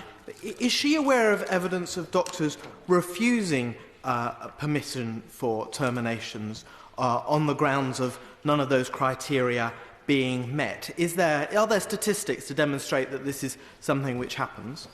Well, as the Honourable Gentleman be aware, part of this amendment is to do with proposing that there is a proper assessment of some of the issues surrounding this, and hopefully during the process of that assessment, we will get much better facts about actually what is happening and what is not happening. Can I keep going a bit? I'm sure they... Women are pregnant in very different circumstances, subject to different pressures, economic, familial and community. All those pressures can influence a pregnant woman's state of mind and her attitude to continuing her pregnancy. If there is no substantiated evidence that doctors are granting abortions on the grounds of gender alone, then we may be dealing with a more complex issue, which is how wider community and cultural attitudes to girls and women affect the physical and mental health of the pregnant woman. So before we legislate, we should examine the facts in relation to this complex issue, because I am concerned that inserting this statement might have the unwanted consequences of women who might otherwise have access to an abortion on the grounds of physical and mental welfare being denied a termination. My amendment, if passed, would arrange for an assessment of the evidence of termination of pregnancy on the grounds of the sex of the fetus in England, Wales and Scotland to be published within 6 months of the royal assent of this Act. Of course, included in that assessment should be the experiences of women who feel that they have been subject to pressure to have their pregnancies terminated. Like other honourable members, I have received briefings from many organisations and groups on this issue, which has demonstrated its complexity. One group, who is in favour of New Clause 1, talk in their briefing paper about a growing body of research comprising the experiences of women who have talked about having sex-selective abortions in the UK as well as abroad. They say, we know from experience that women are having sex-selective abortions in the UK, and we feel their experiences, which reflect a much wider problem, should be taken seriously before the situation worsens. Another group opposed to New Clause 1 have said it will have far-reaching and unintended consequences for the very women it purports to protect. They talked about the need to locate the question of protection of women from self-selective abortion within a safeguarding framework. There is a need to examine the issue alongside other forms of gender discrimination that impact on practice, including the practice of dowry, domestic violence and honour-based violence, and it calls for a wide-ranging inquiry, including available support services. Of course. I thank the Honourable Lady for giving way. The arguments that she's making are the arguments that I have read, and they are the arguments that have persuaded me against supporting New Clause 1, as I originally intended to do when it was first mooted. I'm persuaded that the real difficulty that we face is getting evidence to court. And unless you can prosecute on evidence, and nothing that my honourable friend from Colvile has said is going to improve the quality of the evidence to court. And I horribly disapprove. I don't horribly, I just... Order. This is not an opportunity for the honourable gentleman to make a speech. This debate will end at 9 o'clock, and there are lots of members who want to speak. Interventions need to be brief. I think we've got the gist of what he was saying. No, I think we have the gist. Thank you. And coffee. I think the honourable gentleman has made his point. I agree that the connection between cultural preferences for one sex and the factors that may then lead to a state of inconsolable distress for the pregnant woman needs to be better understood to enable us to protect women from coercion and support them in their pregnancies. As we should certainly look at the facts before agreeing to any change in the wording of the Abortion Act 1967, because we should be careful not to have the consequence of worsening the situation for already vulnerable women. The amendment assumes that restating the sex-selective abortion is illegal and will therefore offer women protection from pressure to terminate their pregnancies. Absolutely. But women subject to intolerable pressure to abort will continue to be subject to coercion. And my concern is how women will interpret the including of new Clause 1 in the Act. They may feel that Parliament has legislated that if the sex of a child is at all an issue, irrespective of their mental distress, then they will not have access to a termination. Sometimes it's not what legislation says that has a powerful effect on behaviour, but beliefs about what legislation says. And this may lead them to pursue alternative routes as a first resort rather than a last resort. We do not want to go back to the days of botched backstreet abortions, which happened prior to the 1967 Act, which throughout the ages has been the resort of desperate women. And I do remember the lengths women went to terminate their pregnancies, in spite of the risk to their health, prior to that Act. If this assessment we are proposing uncovers substantiated concerns that there is pressure to seek terminations on the grounds of gender, then we need to put a plan in action to deal with what is giving rise to those pressures and how we can better support women who may be coerced. This is the proposal in the second part of the amendment, and I hope in bringing forward those proposals there will be extensive consultation with women from all cultural backgrounds. Finally, I have a story I would like to share with members. On a recent train journey, I started talking to an Asian woman, originally from Bangladesh.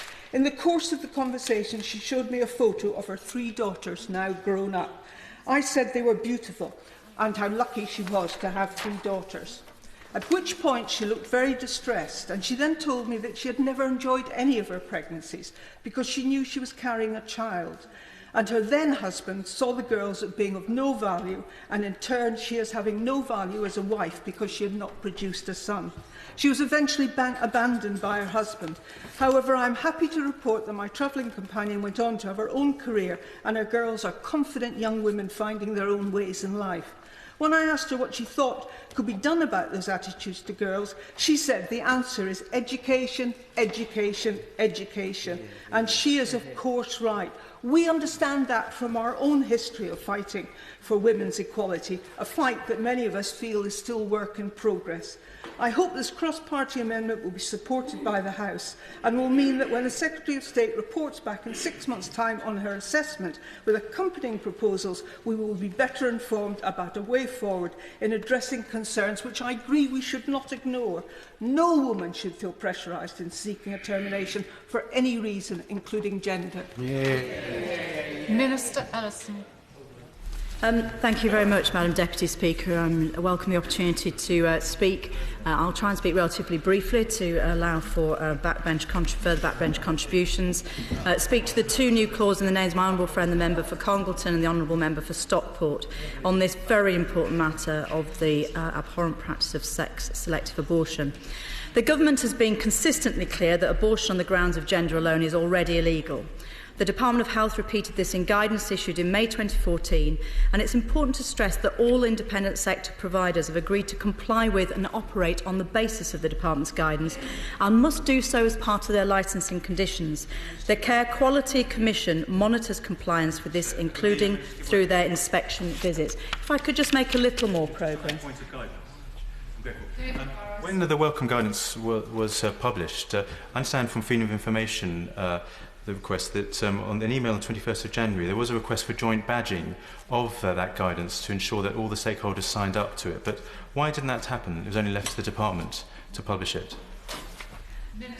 It was the department's own guidance, that's why the department published it. But in the course of forming our guidance, we spoke to all the people you would expect us to speak to. The Chief Medical Officer for England has written twice to all doctors in February 2012 and November 2013, reminding them of their responsibilities under the Abortion Act 1967 and reiterating the government's position on gender-selective abortion. This was reiterated by professional bodies. The Department of Health has also undertaken detailed analysis to investigate whether the gender birth ratio in the UK varies by mother's country of birth beyond the range that might be expected to occur naturally. This analysis, first published in May 2013 and updated in 2014, concluded that when broken down by the mother's country of birth, no group was statistically different from the range that we would expect to see naturally occurring. Now, the Department has committed to repeat this analysis annually, quite rightly, when new birth data becomes available. However, I would also stress that the Government will also remain vigilant, continue to monitor data and be fully open to any other evidence that comes to light. The Honourable Member for Congleton has raised poignant anecdotal reports today of sex-selective abortion, as she did in her 10-minute rule bill. And as I said to her at the end of the debate on her 10-minute rule bill, I would urge her and anyone with evidence of individual cases to report this to the police to investigate. And I urge her once again to come to the department with that evidence, and I invite her to do that. There has been considerable concern expressed about the impact of new Clause 1, and it's right that we touch on that. The Government considers that the clause would restate our long-standing position on this issue, that abortion on the grounds of gender alone is illegal. However, honourable members will have heard the concerns expressed by a number of groups about the practical implications of new Clause 1. I'll turn to those. Although the Government does not consider on balance that Ground E would be affected by this amendment, it's naturally worrying for me as a Health Minister to hear from the Royal College of Obstetricians and Gynaecologists and from the Royal College of Midwives of the concerns that new Clause 1 has caused amongst those health professionals providing termination of pregnancy services to women. The Royal College, RCOG... I'm very grateful to hear from my honourable friend that Ground E would not be jeopardised. The Government has access to good legal advice, and it must be the case well, I trust it has access to good legal advice. It must be the case that the Government has a position on this, and I'm grateful to hear from her that that particular anxiety is completely misplaced. Well, I think what I'm going to move on to acknowledge is the worry that certainly I feel, and I think others share, as to how others, the fears others have about the practical implications. But I'll talk to that point if I can. The Royal College of Obstetricians and Gynaecologists have highlighted the potential impact on abortions for fetal abnormality, and I obviously hear the point that's been made in two interventions, where an inherited gender-related condition may be indicated, and that the amendment, if passed, may result in further concerns. And if I can quote from the Royal College, they say, parents with a family history of such a condition may not have the option of Ground E.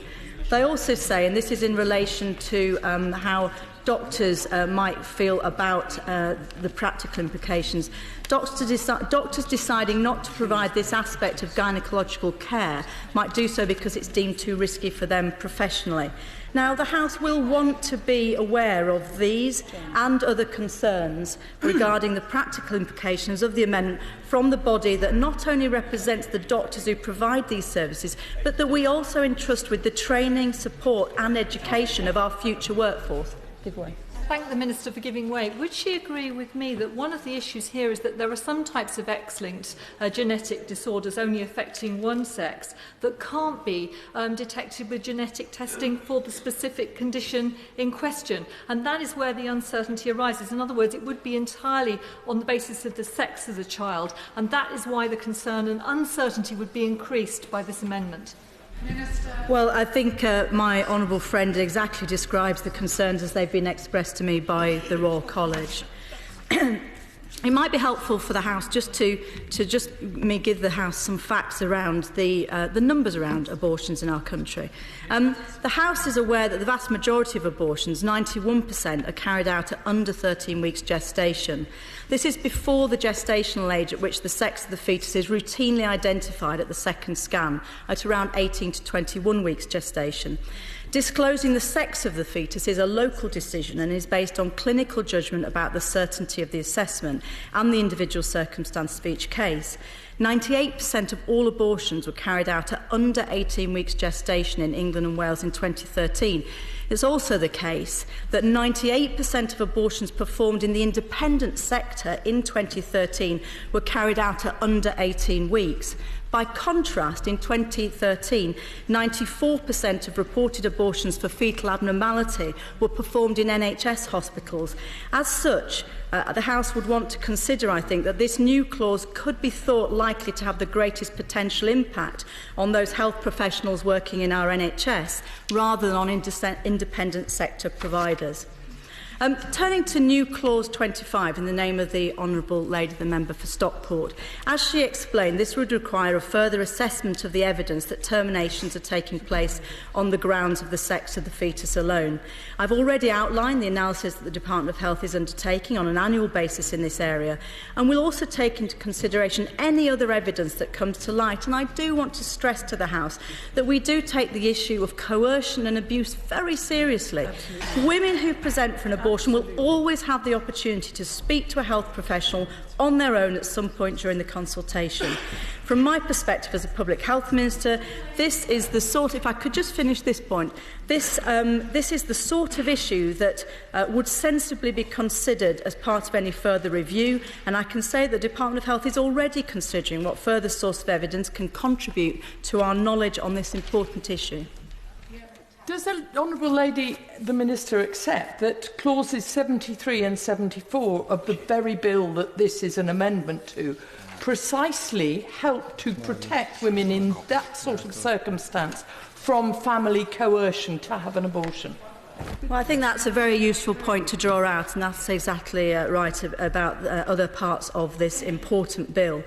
It's obviously for the House to decide whether it wants to place such a commitment to a further review onto a statutory footing by supporting new clause 25.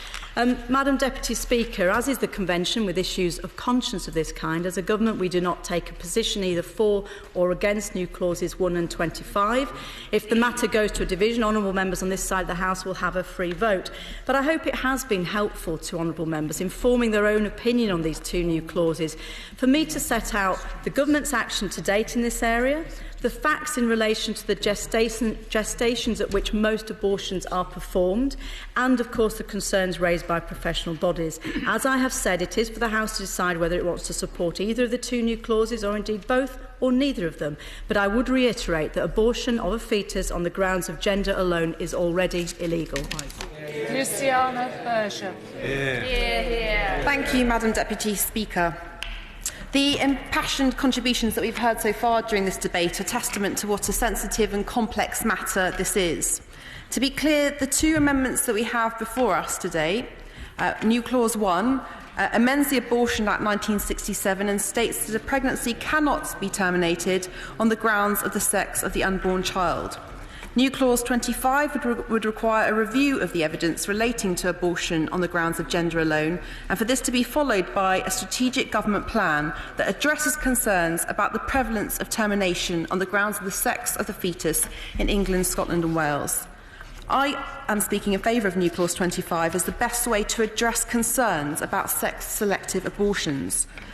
Outwardly, the intentions behind new clause 1 might seem reasonable. However, a wide range of well-respected organisations and experts have raised concerns, pointing out a number of unintended and troubling consequences, including the Royal College of Midwives, the Royal College of Obstetricians and Gynaecologists, the BMA, the TUC, the End Violence Against Women Coalition, the Genetic Alliance, IMCAN and the Southall Black Sisters, amongst many others. I'm going to continue because we do have a lot to get through, and I know there's many members that wish to speak. New Clause 1 represents a significant departure from the current principles on which abortion law in this country is based.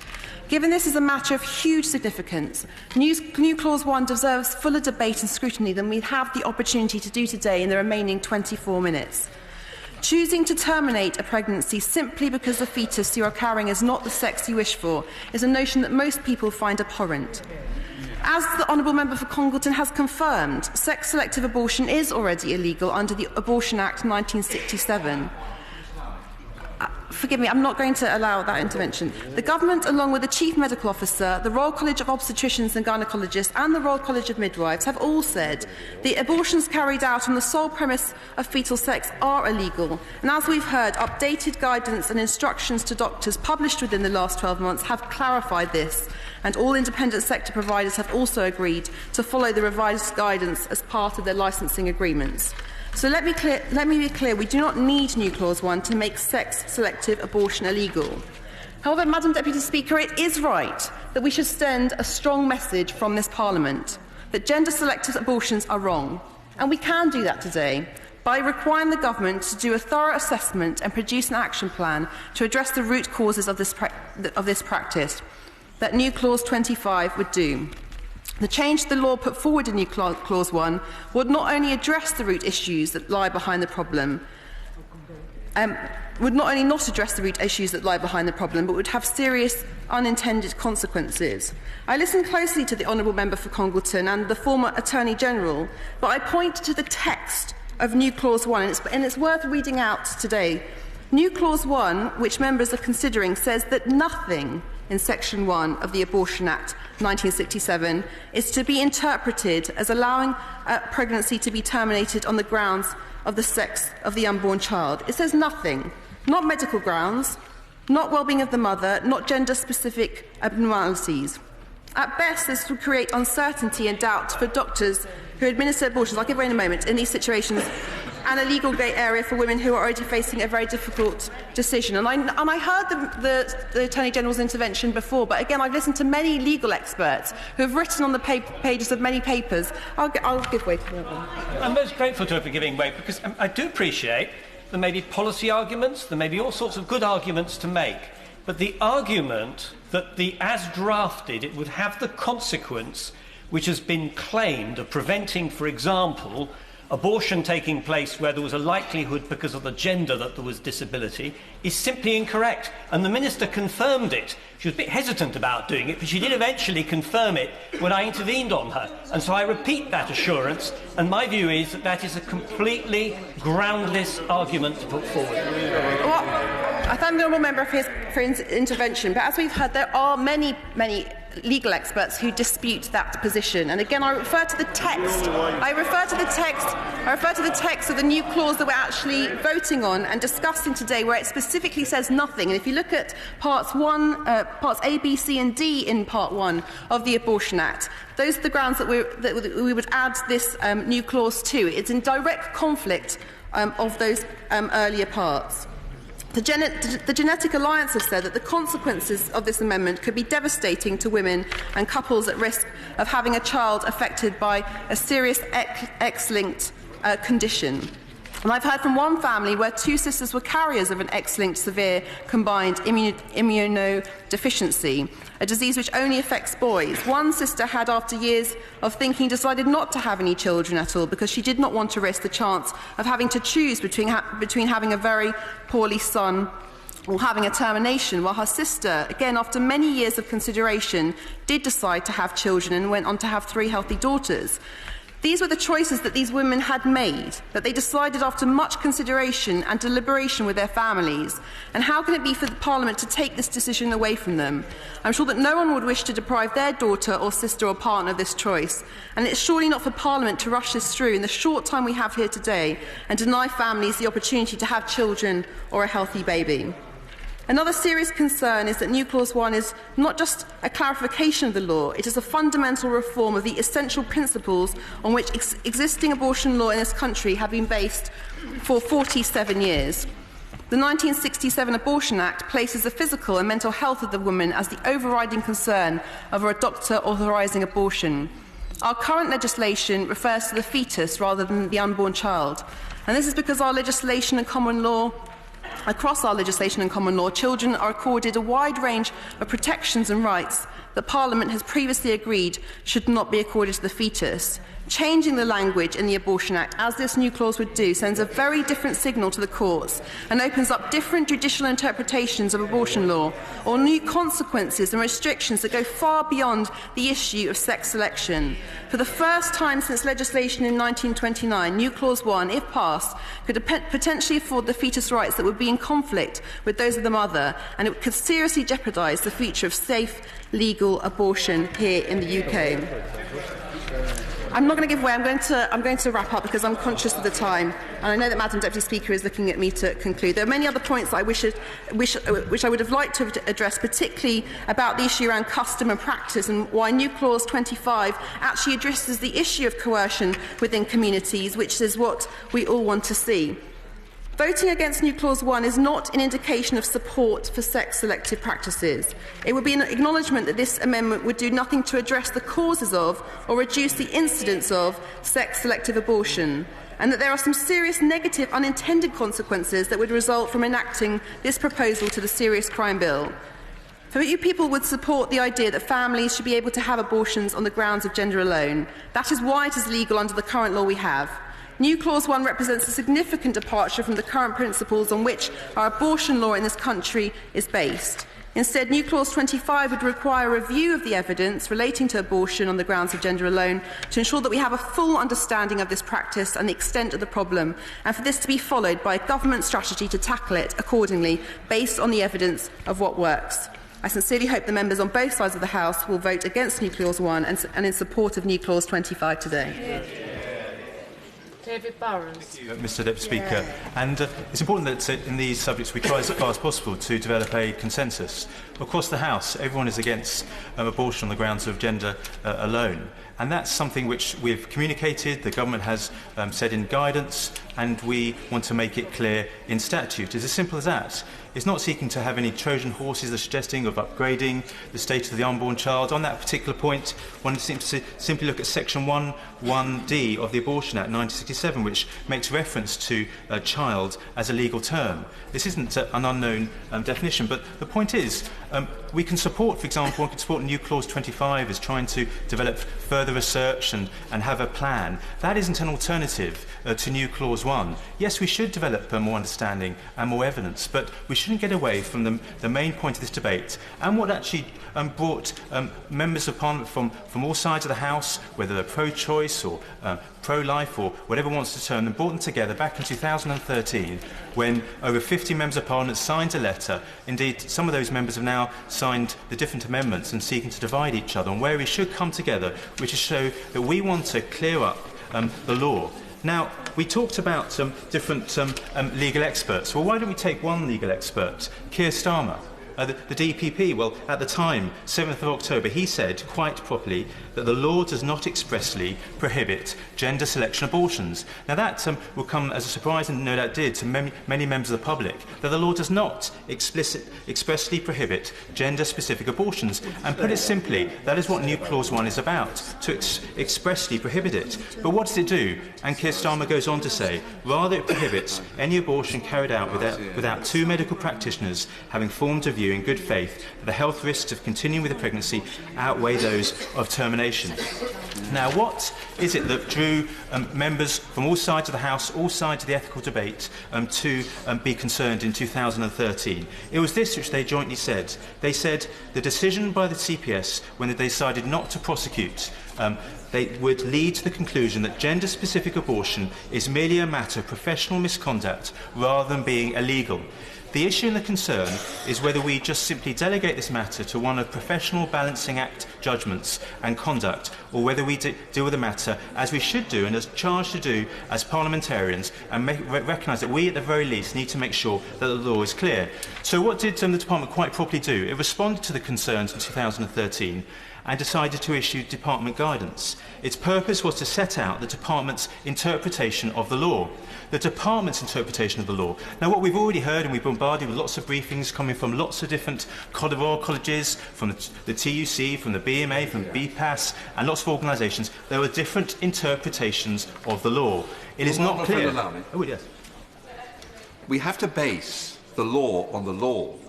The Act is here.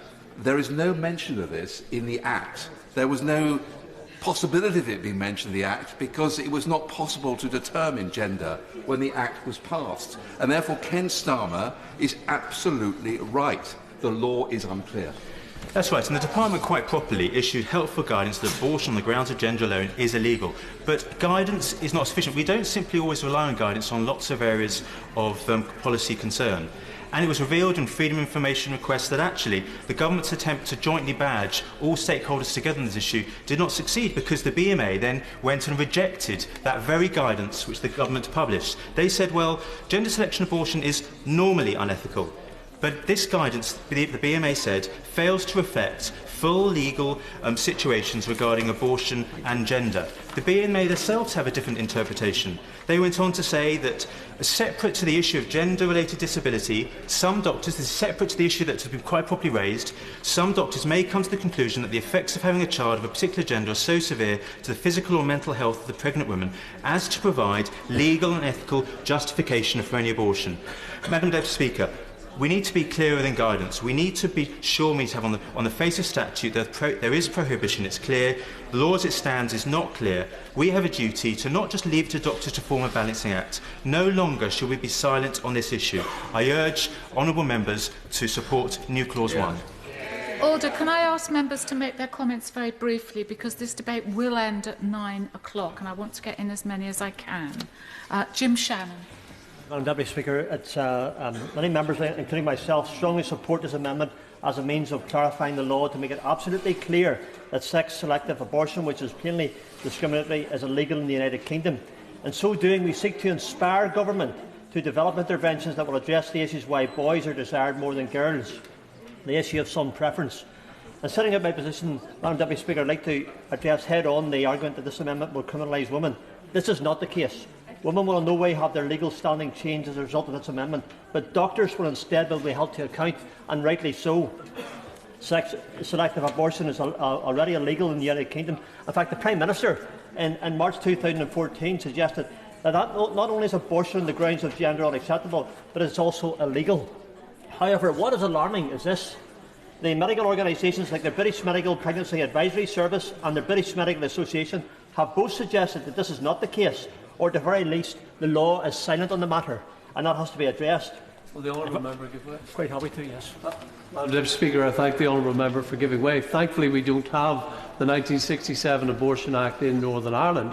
But one of the difficulties is that people like the BMA and others who constantly call for clarification of the law in Northern Ireland by seeking to extend the level of abortion there are quick to say we don't need to clarify the law when it comes to tightening the law on abortion in Great Britain. I thank my honourable friend for his intervention. A very clearly and very salient point to be made. If abortion laws are unclear as to whether sex-selective abortion is legal, then let us tighten up the laws through New Clause 1 so that it is clear beyond reasonable doubt that this practice is unacceptable. This is what the amendment will inevitably do. It will clarify the law by explicitly stating that termination of pregnancy on the grounds of the sex of the unborn child is illegal. It adds clarity and certainty to women and medical professionals so neither party is left wondering what the rights and obligations are. What's more, it does not provide adequate means of holding doctors to account because the prosecution will still hinge on the ambiguity of Section 1 of the Abortion Act of 1967. In this way, it is clear to see that it does not do anything to move the debate on clarity of the law forward. Our amendment will make it certain, without a doubt, that sex-selective abortion is illegal. There will be no conflicting interpretations, just the black letter of the law. It will force the government not only to clarify the law, but also to create initiatives that will address the issue of son preference. In conclusion, Madam Deputy Speaker, I am very conscious that others want to speak and I want to give time for that purpose. This amendment is vital for at least two reasons. First, at the moment is it possible to ask the question, is sex-selective abortion illegal, and get three different answers which appear contradictory but are all correct. This won't do. It is fair to say that if there are varying interpretations of the law, it is unclear as to the legality of the practice, then the law must be amended to thwart any confusion, particularly for women who should be in no doubt as to their rights in this area. Very important to support New Clause 1. Second, campaigners like Gina International, Carmen, Nirvana and others suggest that a prejudicial attitude towards girls is a phenomenon which is occurring in the United Kingdom. With that being the case, Madam Deputy Speaker, the time to act against sex-selective abortion is now, not when our own sex ratios become distorted to the levels of India and China. This amendment sends a clear and unequivocal message to doctors and medical practitioners that sex-selective abortion is illegal and will not and cannot be tolerated in our society. And I would urge right honourable and honourable members to vote for New Clause 1 tonight.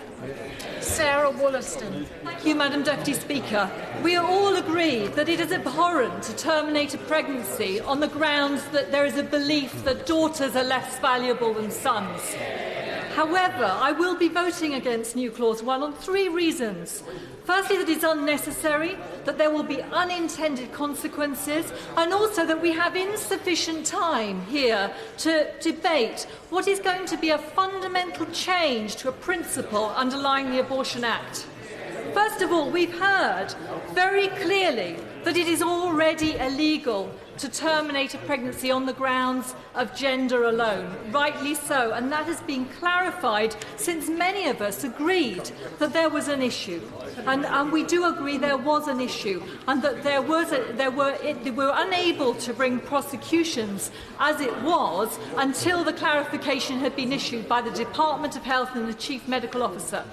However, what we also know is that looking at the updated data on this that examines not only ethnicity but also birth order, that there is no evidence that there is a practice, a systematic practice of gender-based abortion in this country. It happens in other parts of the world and is having a serious distorting effect on their societies and on the status of women. But it is not a systematic issue here. There are individual cases, I have no doubt.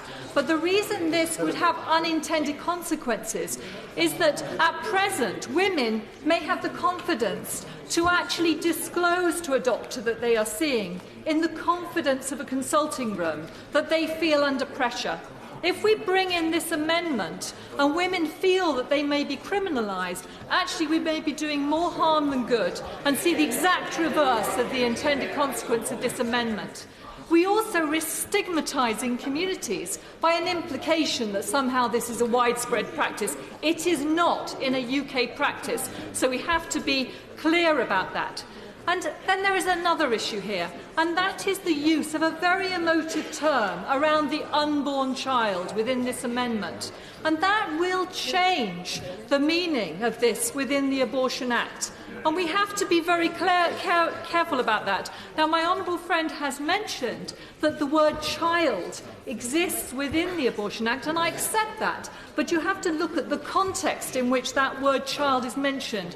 It is mentioned in the context of the grounds of being able to terminate a pregnancy if there is a grave risk that a child, or there is a risk that a child may suffer a serious abnormality. So in other words, it isn't conferring personhood on the fetus in the way that this change would. Now, it may be that that is the view of the House, that that needs to change. But I would say, let's come back and debate this incredibly serious ethical point with the time it deserves. Let's not just shoehorn it in on the tail end of an amendment with which it's difficult to disagree, because I come back to the point I made at the beginning, that we are all agreed that termination on the grounds that a daughter is somehow of less value than a son is totally abhorrent.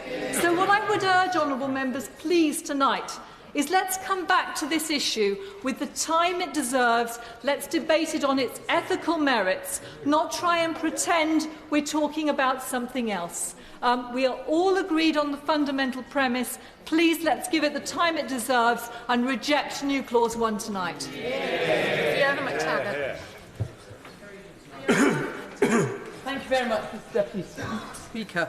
I speak as one of the 13 MPs who co-sponsored the Honourable Member for Congleton's original 10-minute rule bill. And I did that because I think that she was right to make people aware that sex-selective abortion is illegal. And I thought her 10-minute rule bill was a very powerful and good tactic to do that. However, I feel a bit as though I've been pulled along by a Trojan horse, because this proposal, which confers, as the Honourable Member for Totnes has just said, the status of an unborn child on the fetus, actually completely radically changes our abortion laws in a way that I believe is dangerous. I think, as I said in an intervention earlier, that elsewhere in this bill, in clauses 73 and 74, which deal with coercive behaviour, there is a powerful tool that we should use to prevent the kind of coercion which the Honourable Member for Congleton referred to. In those references, she quoted extensively from an organisation based in my constituency, and I have to say that personal experience of how that organisation has failed to help individual constituents has led me to the conclusion that it isn't possible to depend on the accuracy of what they say, and I'm concerned about that we're using anecdote from an unreliable source to make legislation on the hoof. And then the further thing that made me believe, having supported her original 10-minute rule, but we shouldn't, is reading something from an organisation in America which is very closely linked to the all-party parliamentary group which she chairs, which is the pro-life group, where he said, I propose that we, the pro-life movement, adopt as our next goal the banning of sex-selective abortion by formally protecting all female fetuses from abortion on the ground of their sex. We would plant in law the proposition that the developing child is a being whose claims on us should not depend on their sex. This sense of contradiction will be further heightened among radical feminists, I think he means people like me, the shock troops of the abortion movement. They may believe that the right to abortion is fundamental to a woman's emancipation, but may well recoil at the thought of aborting their unborn sisters. And my final reason for arguing that we should reject this is the concerns of the British Medical Association that it will make doctors more fearful of providing abortion services and training to do abortions. One of the biggest risks for young women seeking help to terminate a pregnancy is not getting that help in time, as a result of which we end up with late abortions, we end up with women who can't have abortions when they are entitled to them. And one of the reasons for that is the growing number of doctors who are reluctant to perform abortions because they practice defensive medicine. I have no doubt that this amendment, which is unnecessary, is likely to increase that and make it more difficult for women to access their right to termination, a right which I'm afraid the Honourable Member for Congleton, although she says we all agree that it shouldn't be available on the basis of gender, at which point I agree with her, doesn't support at all. Yeah. Sir Edwardley? If the whole House is agreed that it is morally repugnant to destroy a fetus simply on the basis of its gender, it is usually a girl, let's make it explicit in law. Dame Angela Watkins. Very, very briefly, Madam. Sorry, order.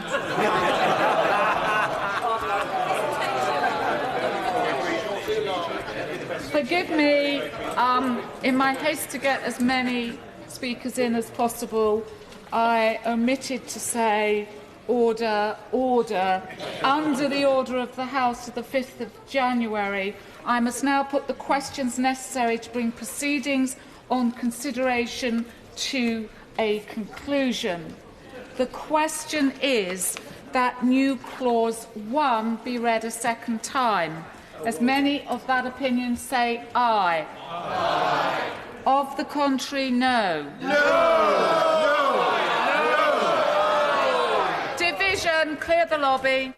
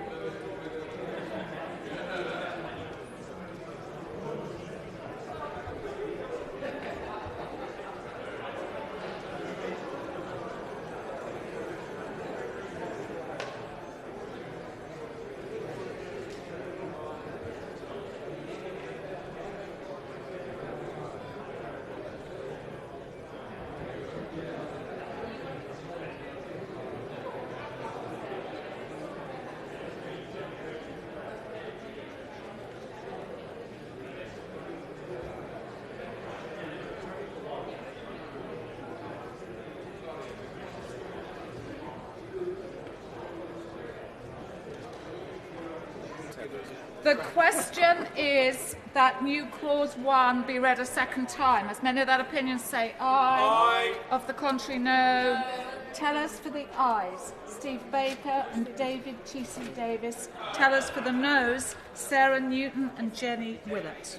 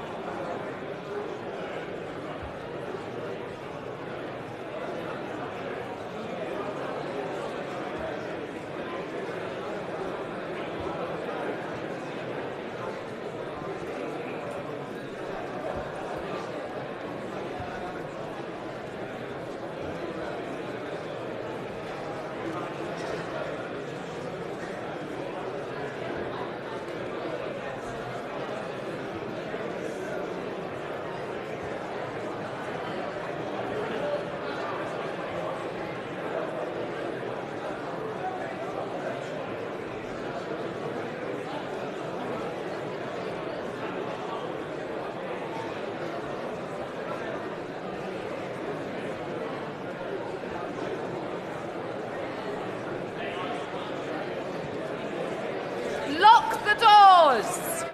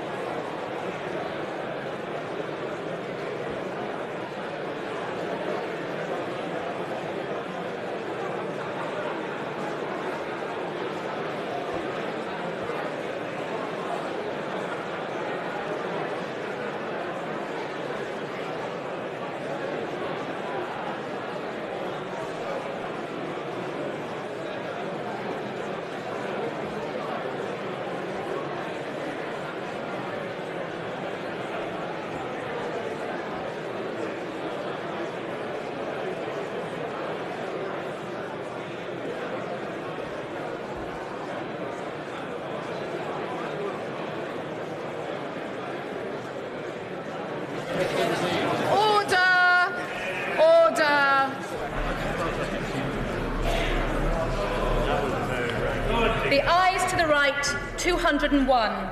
The noes to the left, 292.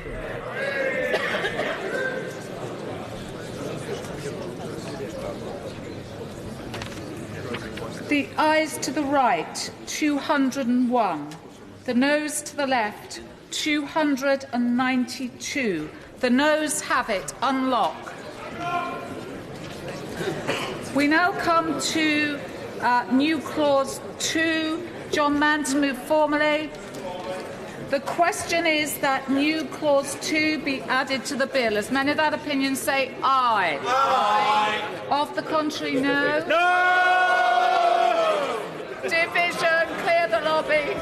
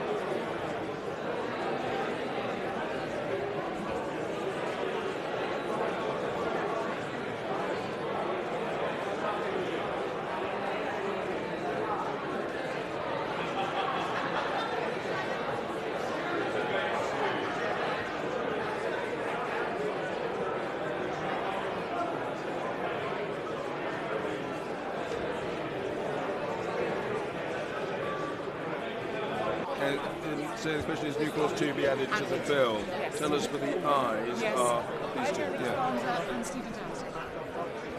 Order! Order. The question is that new clause 2 be added to the bill. As many as other say aye. Aye. On the contrary, no. Tell us for the ayes, Heidi Alexander and Stephen Doughty.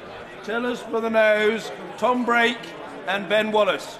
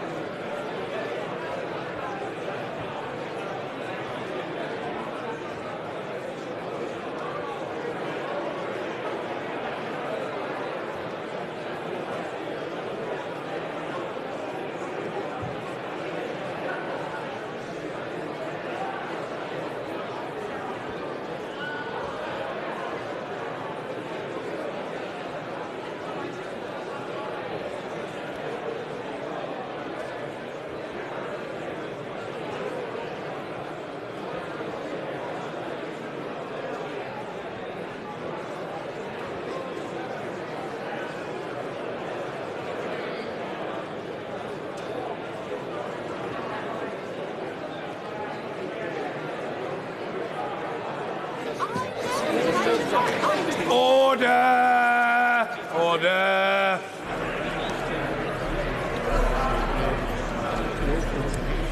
The ayes to the right, 233. The noes to the left, 296.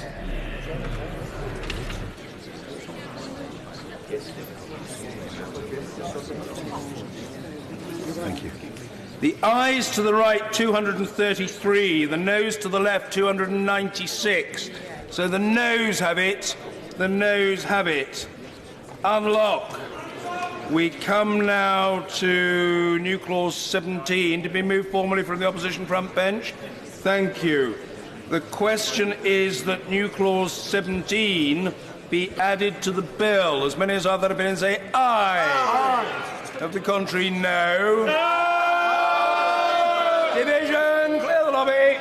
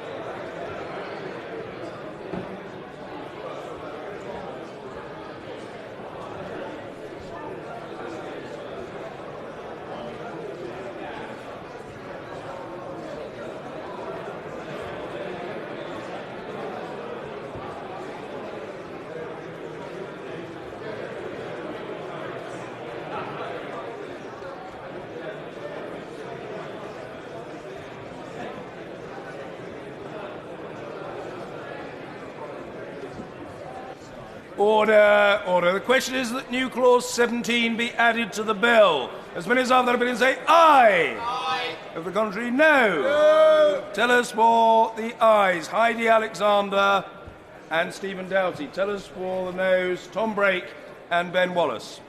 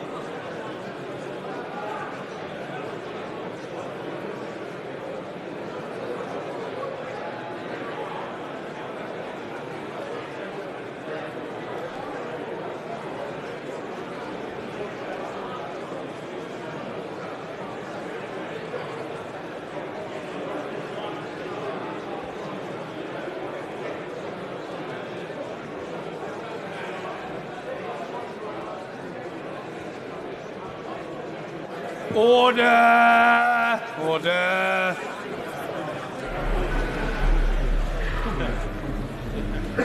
The ayes to the right, 212. The noes to the left, 305.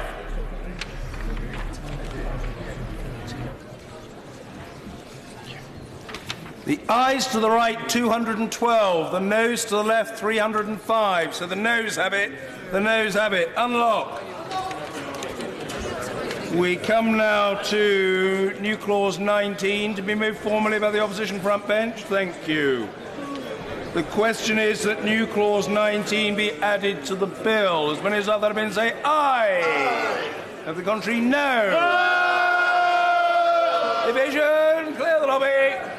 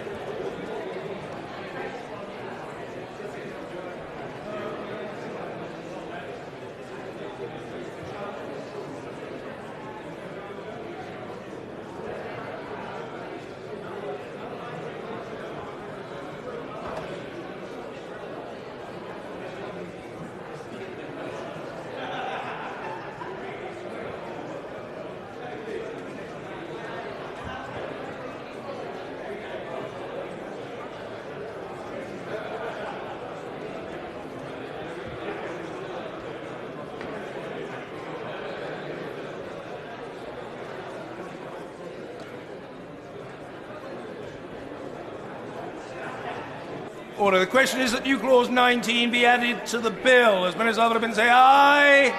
To the contrary, no. Tellers for the ayes, Heidi Alexander and Tom Blenkinsop. Tellers for the noes, Tom Brake and Mel Stride.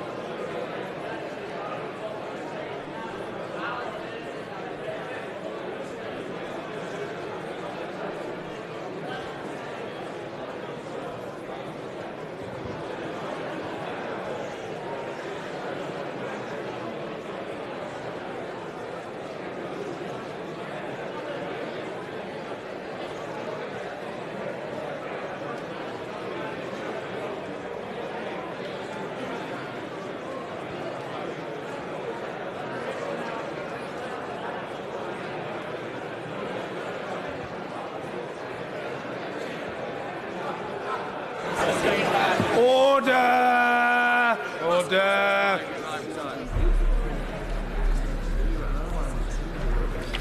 The ayes to the right, 212. The noes to the left, 305.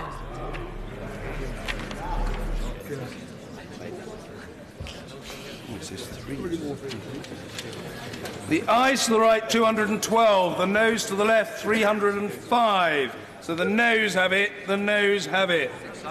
Unlock. We come now to new clause 25 to be moved formally. Thank you. The question is that new clause 25 be added to the bill. As many as are that opinion say aye. Aye. To the contrary, no.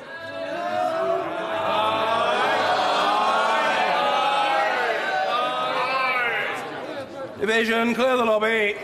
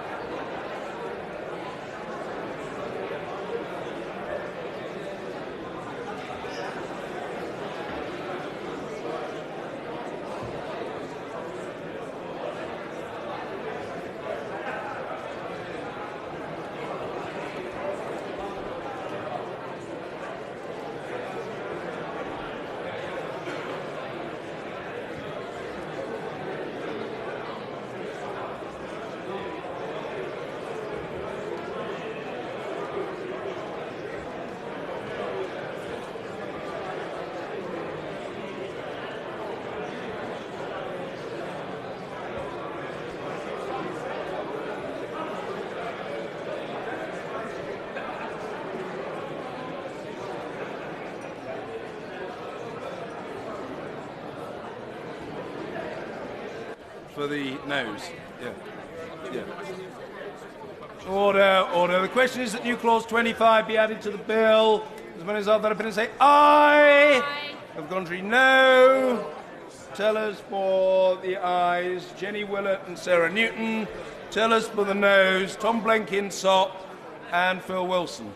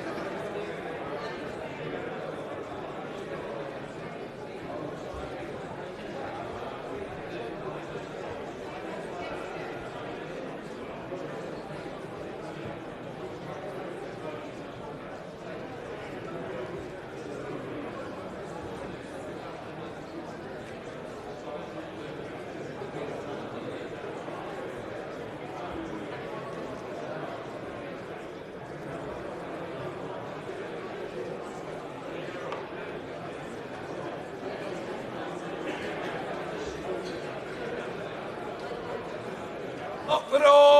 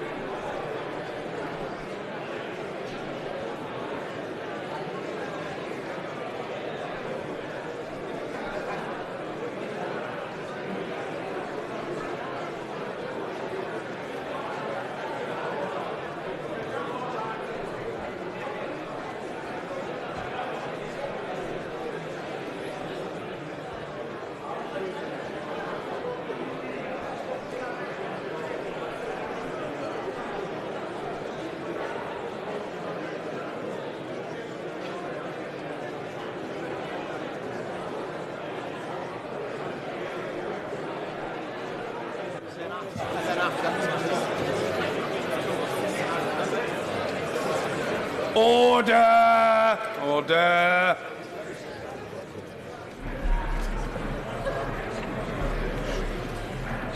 Just read it, yeah. The ayes to the right, 491.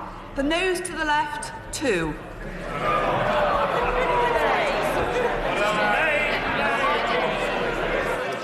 The ayes to the right, 491. The noes to the left, 2. So the ayes have it. The ayes have it. Unlock. Government Amendment number 1. The Minister to move formally. Thank you. The question is that Government Amendment 1 be made. As many as are that have been to say aye. Aye. Of the contrary, no. I think the ayes have it. The ayes have it. There is a glint in the eye of the honourable gentleman, the member for Stone. His moment has arrived. Amendment 20, Sir William Cash, to move formally. We're grateful. The question is that Amendment 20 be made. As many as are that have been in say aye. Aye. Of the contrary, no. No. Division, clear the lobby.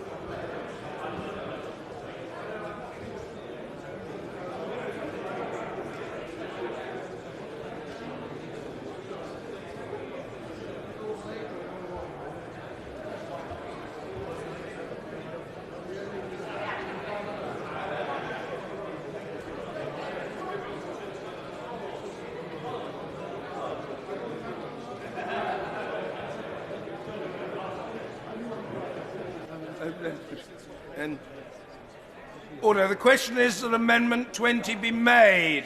As many as are that have been and say aye. Aye. Of the contrary, no. No. Tellers for the ayes, Mr. Steve Baker and Mr. Zach Goldsmith. Tellers for the noes, Mr. Tom Brake and Mr. Ben Wallace. Sorry.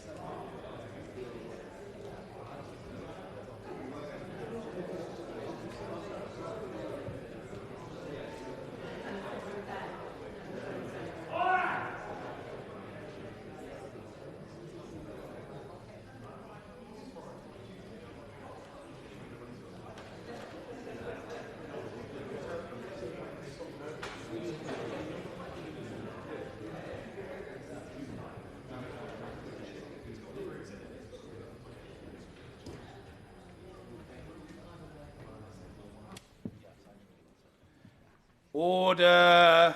Order. The ayes to the right, 227. The noes to the left, 282.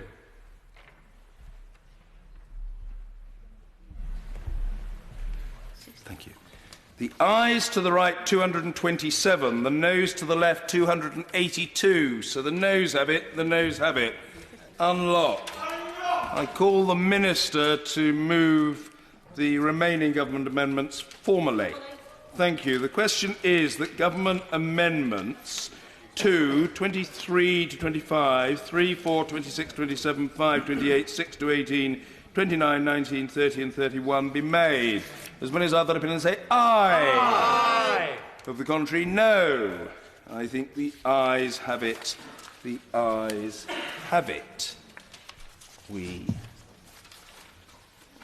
come any moment now to the next business, and namely consideration of completed third reading. Whip to move. Thank you. The question is that the bill be now read the third time. As many as are that opinion say aye. Of the contrary, no.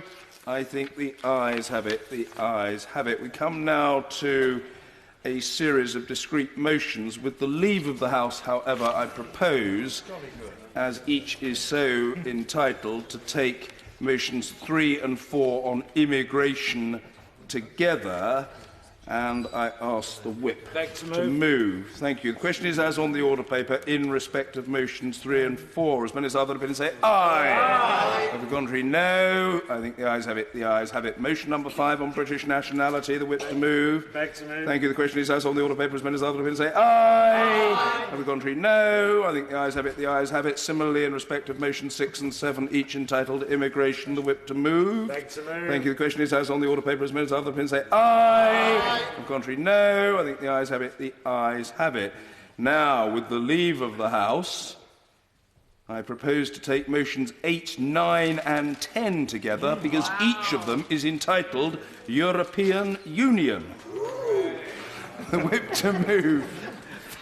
To move. The question is as on the order paper in respect of motions 8, 9 and 10.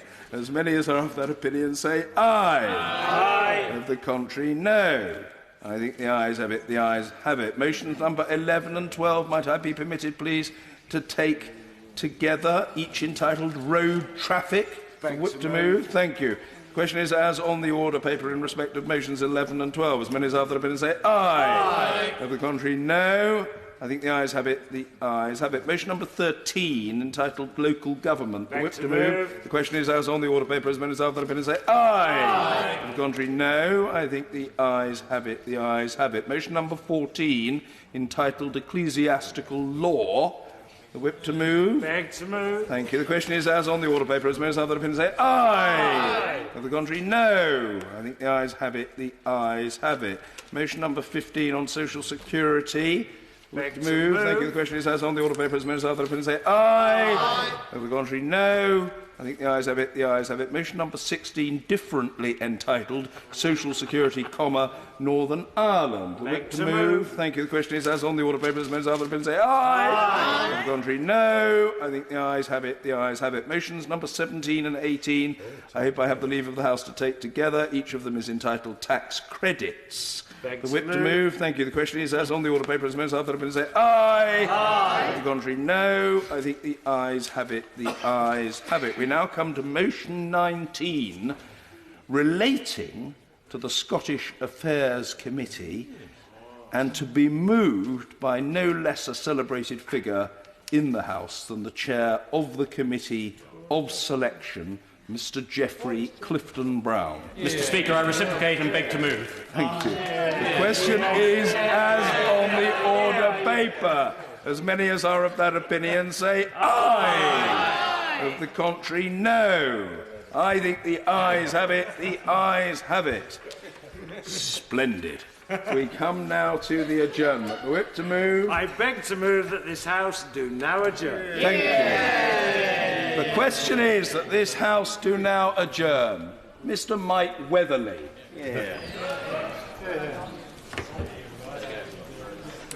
Well, thank you, Mr. Speaker. In November 2011, I had my dinner as normal, but what was not normal is that it didn't settle well and I threw up. I dismissed it as probably a bug of some sort. Then it happened again a few days later. Clearly something was not right, but I did not relish the hassle of getting an appointment to see my doctor. I hate going to see my GP, not because I don't like her, but because the booking system is so frustrating. So I put it off for another week or so, but by mid-December 2011, still throwing up occasionally, I decided to battle the booking system and I went to see my wonderful GP. She referred me to the local NHS hospital, and 5 weeks later I got an appointment to see a gastroenterologist. The first diagnosis was excess stomach acid, so I was put on antacids and also put on the list for both an endoscopy and a colonoscopy. Unfortunately, the painful probes were inconclusive, as was the follow-up CT scan. Nothing was really found other than a severely restricted esophagus. But by now, eating was becoming a major problem. In life, one has many people, Mr. Speaker, who influence you and shape your life. But when someone saves your life, well, that's something very special. Professor Robert Mason is one of those exceptional people. He drew on all his experience, and despite no conclusive evidence, he insisted I come in immediately to have my esophagus removed. I, of course, argued against this, asking for keyhole surgery or to defer the operation until the summer after more tests. But Professor Mason insisted until I changed my mind, and a date was set for the 18th of April 2012. The full extent of just how serious this was had not fully registered with me. When I was in the pre-op room, I was asked what I'd done to prepare in the morning, and I said I'd gone to work. And indeed I had. I came into Parliament in the morning, drafted some letters to constituents, and then at the required time popped across the river and slipped on the less than flattering gown. The surgery, it turns out, is equivalent to a triple heart bypass. The whole esophagus is removed, and in my case, a third of the stomach. Can I pause here to thank all the doctors and nurses who looked after me at St Thomas's, and especially the nurses in the high dependency unit, who were simply fantastic, and a tribute to the NHS.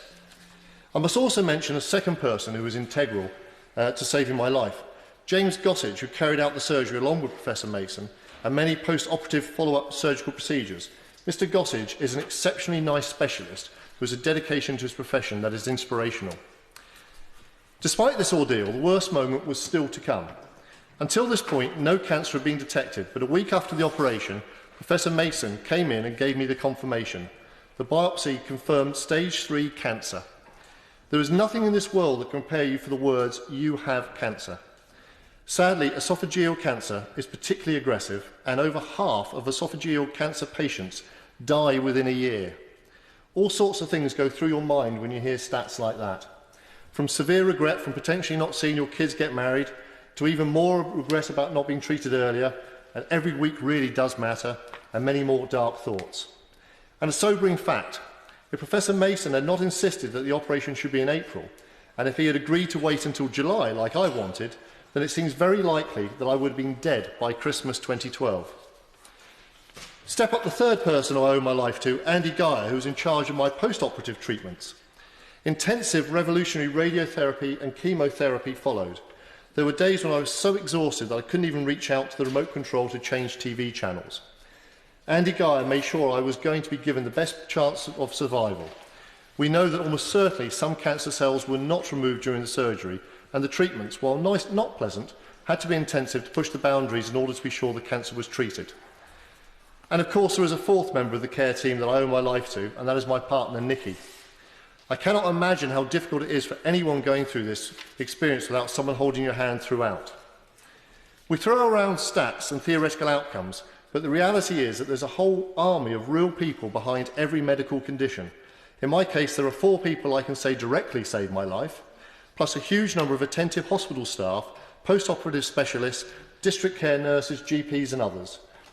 My dad often says that being born in the UK is like winning the lottery of life, and he's not wrong. We live in a great country. Having seen the NHS from the inside, I can of course see many areas where it's easy to say this or that could be done better. And of course it's not perfect, but the reality is that it's an amazing institution that performs incredibly well as a result of amazing people who work in this rightly cherished organisation. But Mr Speaker, I need to mention the opposite side of the spectrum.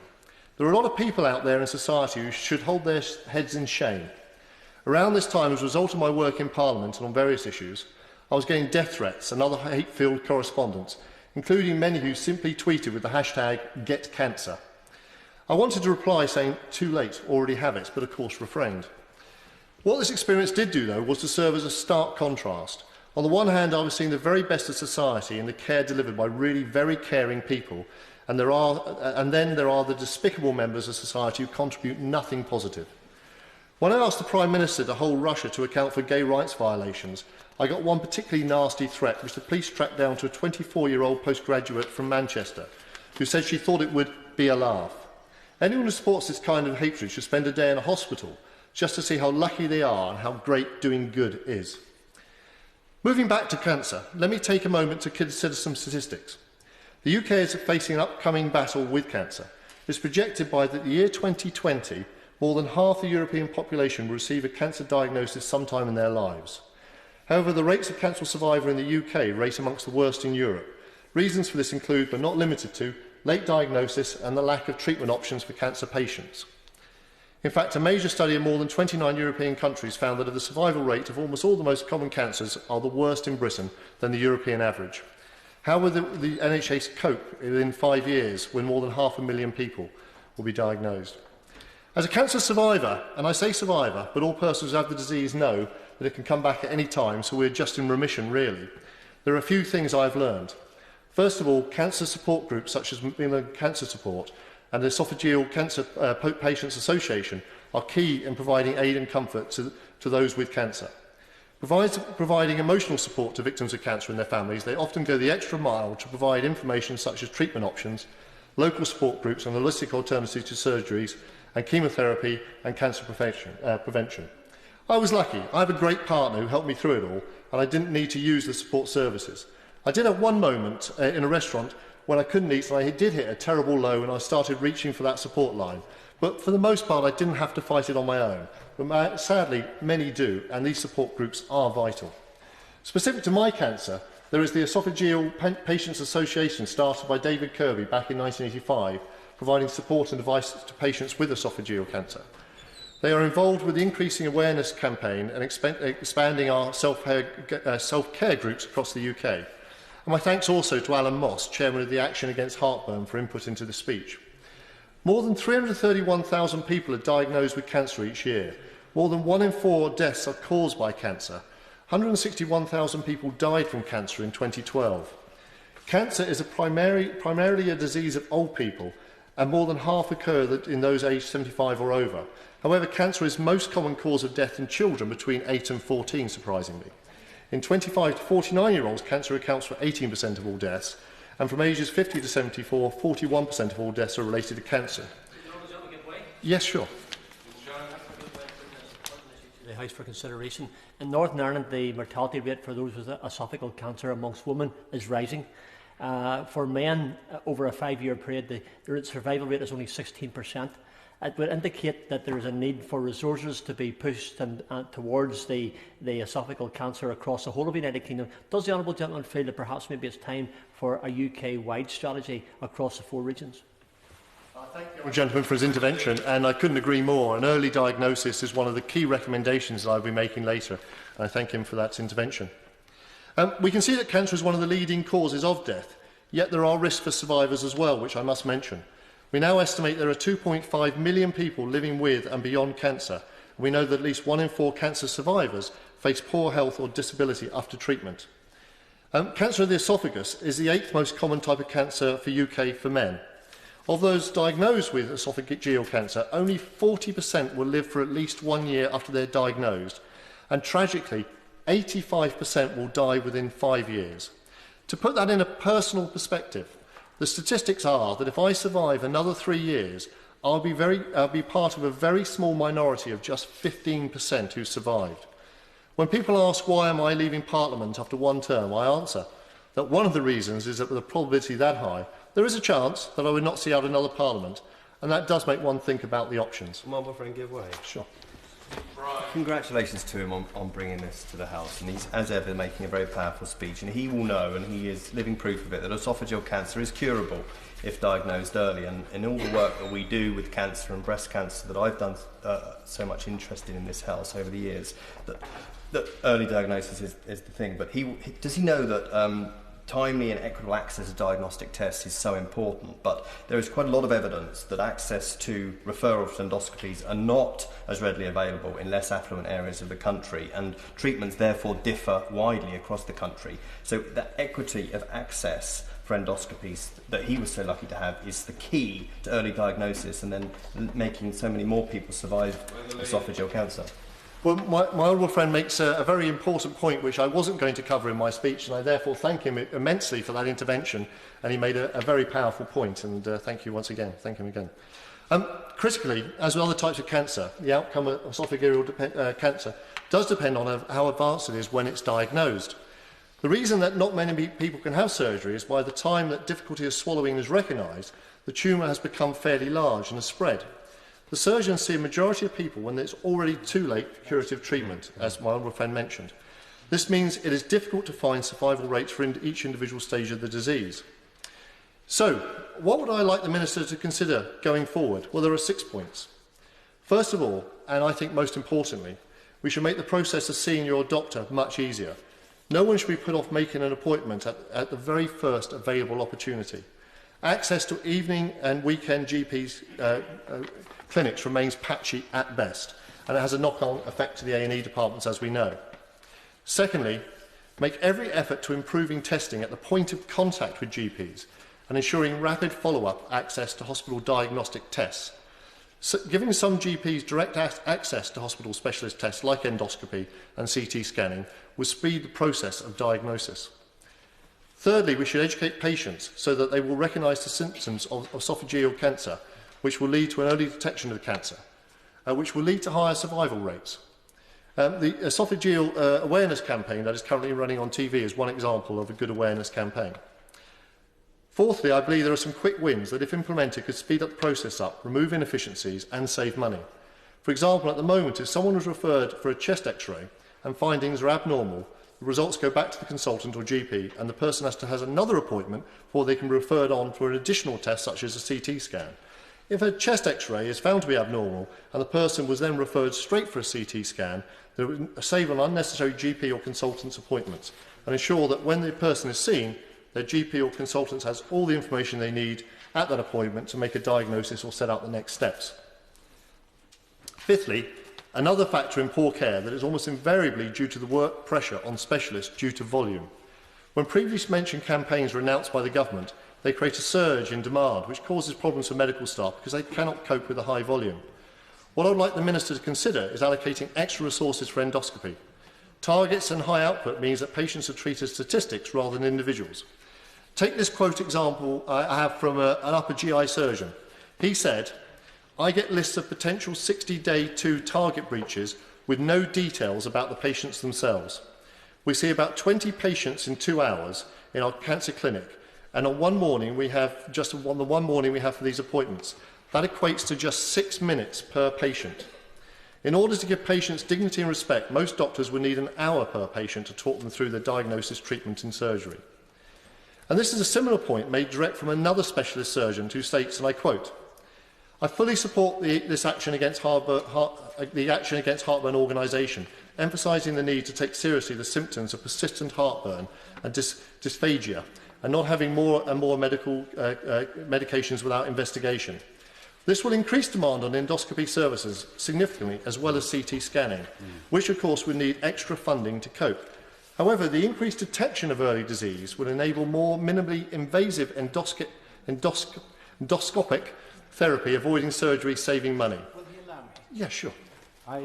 I recently had the advantage of an intensive briefing on esophageal cancer from Professor Tim Underwood, a specialist at Southampton General. He may be interested to know that they're developing a technique that would enable the discovery of the cancer cells earlier and without an endoscopy being carried out. So constantly there is research going on to try and remedy the very problem that he has identified so clearly. I thank my honourable colleague for that intervention, and yes, indeed, my surgeons have made similar points to me, and clearly there are the tools there available to do that. The last 6th strategy I recommend is greater hospice care away from hospitals for end of life, which will support people and will allow them to spend their final weeks and days in a place of their choice rather than a hospital bed. In conclusion, Mr Speaker, I hope that this short adjournment debate basically has two positive outcomes. The first is awareness of this cancer will be increased, with many more persons detecting problems earlier. If we can save lives by early detection, that has to be a good thing. A commitment to, and secondly, a commitment to additional specific resources. Of course, this means more money allocated, and I'm well aware that there are huge conflicting demands on limited budgets, but part of this could be achieved by quicker, more efficient diagnostic procedure. Our radiotherapy capacity is far short of what we need, and access to the latest advanced techniques to spare normal tissue is limited. Although I would stress again, we do have the diagnostic tools, as my honourable friend mentioned, to deal with this disease and to change outcomes, so it's not a huge step to save more lives. I look forward to the Minister's comments and hopefully government determination to be on the patient's side treating this particular cancer.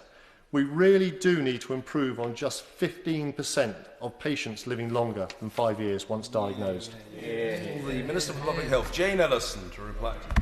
Thank you very much, Mr Speaker, and I congratulate my honourable friend, the member for Hove, in both securing this debate and for moving it in such a personal way and giving us that account of his own experience of this dreadful disease. I think his words will resonate with all of us who've listened tonight, and in particular the way he took us on that journey with him from those first difficult moments of diagnosis through treatment. It was vivid and thought-provoking, but also a heartening account of his own journey. And he's absolutely right to draw attention to the dedicated and inspirational NHS staff that work so passionately up and down the country for their patients, and how nice of him to take this opportunity to put that on the record here this evening. I thought that was tremendous. And I think never is that a debt of gratitude that we owe the NHS staff felt more keenly than when we personally benefit from the care they provide, and often at our most vulnerable and weak moments. And they are, as he said, not just caregivers but lifesavers in those situations. And he rightly challenged us to do better in this area. Improving cancer outcomes is a major priority for the government, and as the annual report on our cancer outcomes strategy in December last year showed, we are actually on track to save an extra 12,000 lives per year by 2015. That's the projection based on the figures to date. And we all want to see the best possible results for all cancer patients, but I think he's quite right to highlight that outcomes are particularly poor for patients with esophageal cancer. I'm very aware, after all the debates I've done and the areas I've looked at, that this is one of those areas in which we just haven't seen the sort of movement that we've seen in other areas and other cancers. As he said, each year about 7,000 people are diagnosed with esophageal cancer and 6,000 people are diagnosed with stomach cancer in England. And those diseases cause around 10,200 deaths in England each year. Now, we had exciting news recently, Mr Speaker. The NHS England Cancer Task Force was announced on the 11th of January. NHS England announced that this new independent cancer task force would develop a 5-year action plan for cancer services with the aim of improving survival rates and saving thousands of lives in England. The Cancer Task Force has been set up to produce a new cross-system national cancer strategy to take us through the next 5 years to 2020, and that's very much building on NHS England's vision for improving cancer outcomes as set out in their own 5-year forward view. And this has been formed in partnership with lots of different cancer charities, different parts of the cancer community and other health system leaders, and it's chaired by Dr Harpal Kumar, who's Chief Executive of the Cancer Research UK. Very much intended to cover the whole cancer pathway from prevention, diagnosis and treatment to providing support for those living with and beyond cancer, as my honourable friend said, and to end-of-life care, as well as how all these services will need to develop and innovate. And he was quite right to challenge us to look creatively at different ways of doing things. That's exactly what this task force is charged with. NHS England is assessing the opportunity for improved cancer care, and it will produce initial views by March of this year, so next month, with the new 5-year cancer strategy to be published in the summer. As he said and emphasised, early diagnosis is absolutely key, and tackling very late diagnosis is an important element if we're going to achieve our ambition to improve cancer outcomes. This is why our cancer strategy invested £450 million in improving earlier diagnosis in this Parliament. As my honourable friend's own experience has attested, it can be difficult to diagnose esophageal cancer, especially in its early stages. And, I congratulate him again, if nothing else. Hopefully there is someone out there tuning into our debate who has heard his words, and I'm sure we can help to publicise them, to listen to the message he gives about taking notice of symptoms. When they do manifest themselves, it's often an indication that cancer has developed. So early diagnosis is crucial. Just under 70% of people diagnosed with esophageal and gastric cancer at the earliest stage survive for at least 5 years. And he highlighted what that means in human terms for those who are diagnosed at a very late stage. It's been estimated that around 950 lives could be saved in England each year if our survival rates for esophageal and stomach cancers match the best in Europe. And that's clearly got to be our aim. We have to do better. NHS England has launched a major early diagnosis programme. This is working together with Cancer Research UK and Macmillan Cancer Support to test new approaches to identifying cancer more quickly. And I hope that these will give my honourable friend encouragement, because they touch on some of the very issues that he stressed. These would include offering patients the option to self-refer for diagnostic tests, lowering the threshold for GP referrals, creating a pathway for vague symptoms, and setting up multidisciplinary diagnostic centres so patients can have several tests done on the same place on the same days. Absolutely right to highlight that. Will the Minister give way? Of course. I thank her very much. Southampton has already been mentioned, and Tim Underwood, my constituent, who leads the team there. What she's saying is absolutely right. Would she agree that regional centres like Southampton that do things that not everywhere does, quite rightly so, are the key to providing that regional area of specialism to help us do even better on diagnosis and then treatment of esophageal cancer? Well, I think something that we touched on in the recent debate on cancer, the backbench debate, was this issue and the tension that I think we all feel as constituency members between the desire that everyone has to have services very nearby, but at the same time the recognition that expertise and seeing lots of cancers, particularly rarer cancers, is really, really important to developing clinical excellence. And, we have to, I think, be quite clear that there are areas where it is absolutely going to save lives to concentrate excellence and clinical experience. And I think he perhaps highlights one of those areas. I think it's often underestimated just how few of any kind of cancer the average GP sees, and that's especially true for rarer cancers. NHS England's aim, going back to these different ways of looking at early diagnosis, is to evaluate the innovative initiatives across more than 60 centres around England to collect evidence on approaches that can be implemented from 2016-17. In 2013, Macmillan Cancer Support, partly funded by the Department of Health, piloted an electronic cancer decision support tool, the CDS, for GPs to use in their routine practice, covering lung, colorectal, pancreatic, esophagus and stomach and ovarian cancers. Following the pilot, the CDS tool has been refined and is currently installed in over 1,000 GP practices across the UK, exactly designed to go to this point, to help people who don't see certain things very often, to help them with those diagnostics. Macmillan's working with the software companies to adapt the CDS for different IT systems and make it available to GPs as part of their standard software offer. Just want to touch on the Be Clear on Cancer campaign. I'm glad that my honourable friend mentioned that and highlighted it. Of course, yes. I'm most grateful. She said many things which give me the impression that there's a potential for a huge additional demand on consultants here. But one of the most striking things my honourable friend said was this account that a consultant will only get 6 minutes with a patient. Could she explain what the government's going to do to make sure that consultants do have enough capacity to deal with the extra demand which is likely as a result of these laudable new methods? That's something, partly that's what the Cancer Task Force is charged with, looking at all of those challenges and resolving those tensions. But I would also say that in the NHS's own 5-year forward view, they actually consider some of the ways in which it can be innovative about the use of consultants and the interaction between primary and secondary care. and whether we can sort of do more by looking at that in a different way. So it's definitely worth looking at that if he's interested in that. But I think that's very much the sense of direction, and now we're looking to the Cancer Task Force to look at all of those issues. And of course, parliamentary all-party groups, Mr Speaker, have been asked by the Cancer Task Force to contribute to their review. We ascertained that before the backbench debate. But it's a fair point to highlight. All of these things bring their challenges. And that's one of the reasons, actually, why we put so much effort into testing Be Clear on cancer campaigns. I was delighted that the recent pilot of the Be Clear on Cancer campaign for esophageal and stomach cancer that we did in the North East and North Cumbria was so successful. And the reason we do those pilots is to understand what additional demand they create in the system, and that we can then model that and be able to cope with it if those campaigns are rolled out. Following the pilot, a national 4-week campaign ran from the 26th of January until yesterday and was supported with national TV, radio, digital and out-of-home advertising and a PR campaign. There was also a variety of face-to-face events across the country in venues like shopping centres. And that campaign was aimed to raise awareness of the symptoms of esophageal and stomach cancers, and to encourage those with symptoms such as persistent heartburn to visit their GP. The campaign was targeted at men and women aged 50 and over. Of the nearly 13,000 people who are diagnosed with esophageal or stomach cancer each year in England, more than 9 out of 10 are aged 50 and over.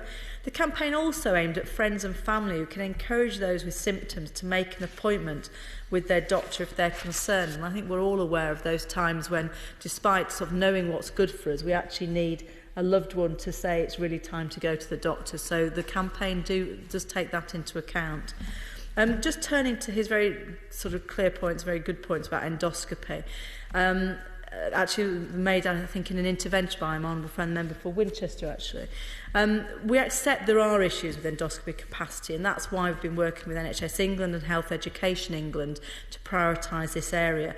A joint endoscopy working group set up by NHS England's National Clinical Director on Diagnostics and Imaging has been analysing the latest data, and an action plan has been developed to ensure sufficient capacity in the short and the long term. Just turning to, just obviously briefly on treatment, NHS England's esophageal and gastric cancer service specification does clearly define what's expected to be in place for providers to offer evidence-based, safe and effective services, and that's in line with the NICE clinical guideline, improving outcomes for upper gastrointestinal cancers. I do want to just touch on research, because I like to always make sure people understand what we're doing to invest in understanding more in specialist areas. The National Institute for Health Research has awarded £2 million for a research professorship with a focus on improving outcomes for esophageal cancer through innovative screening and surveillance tests.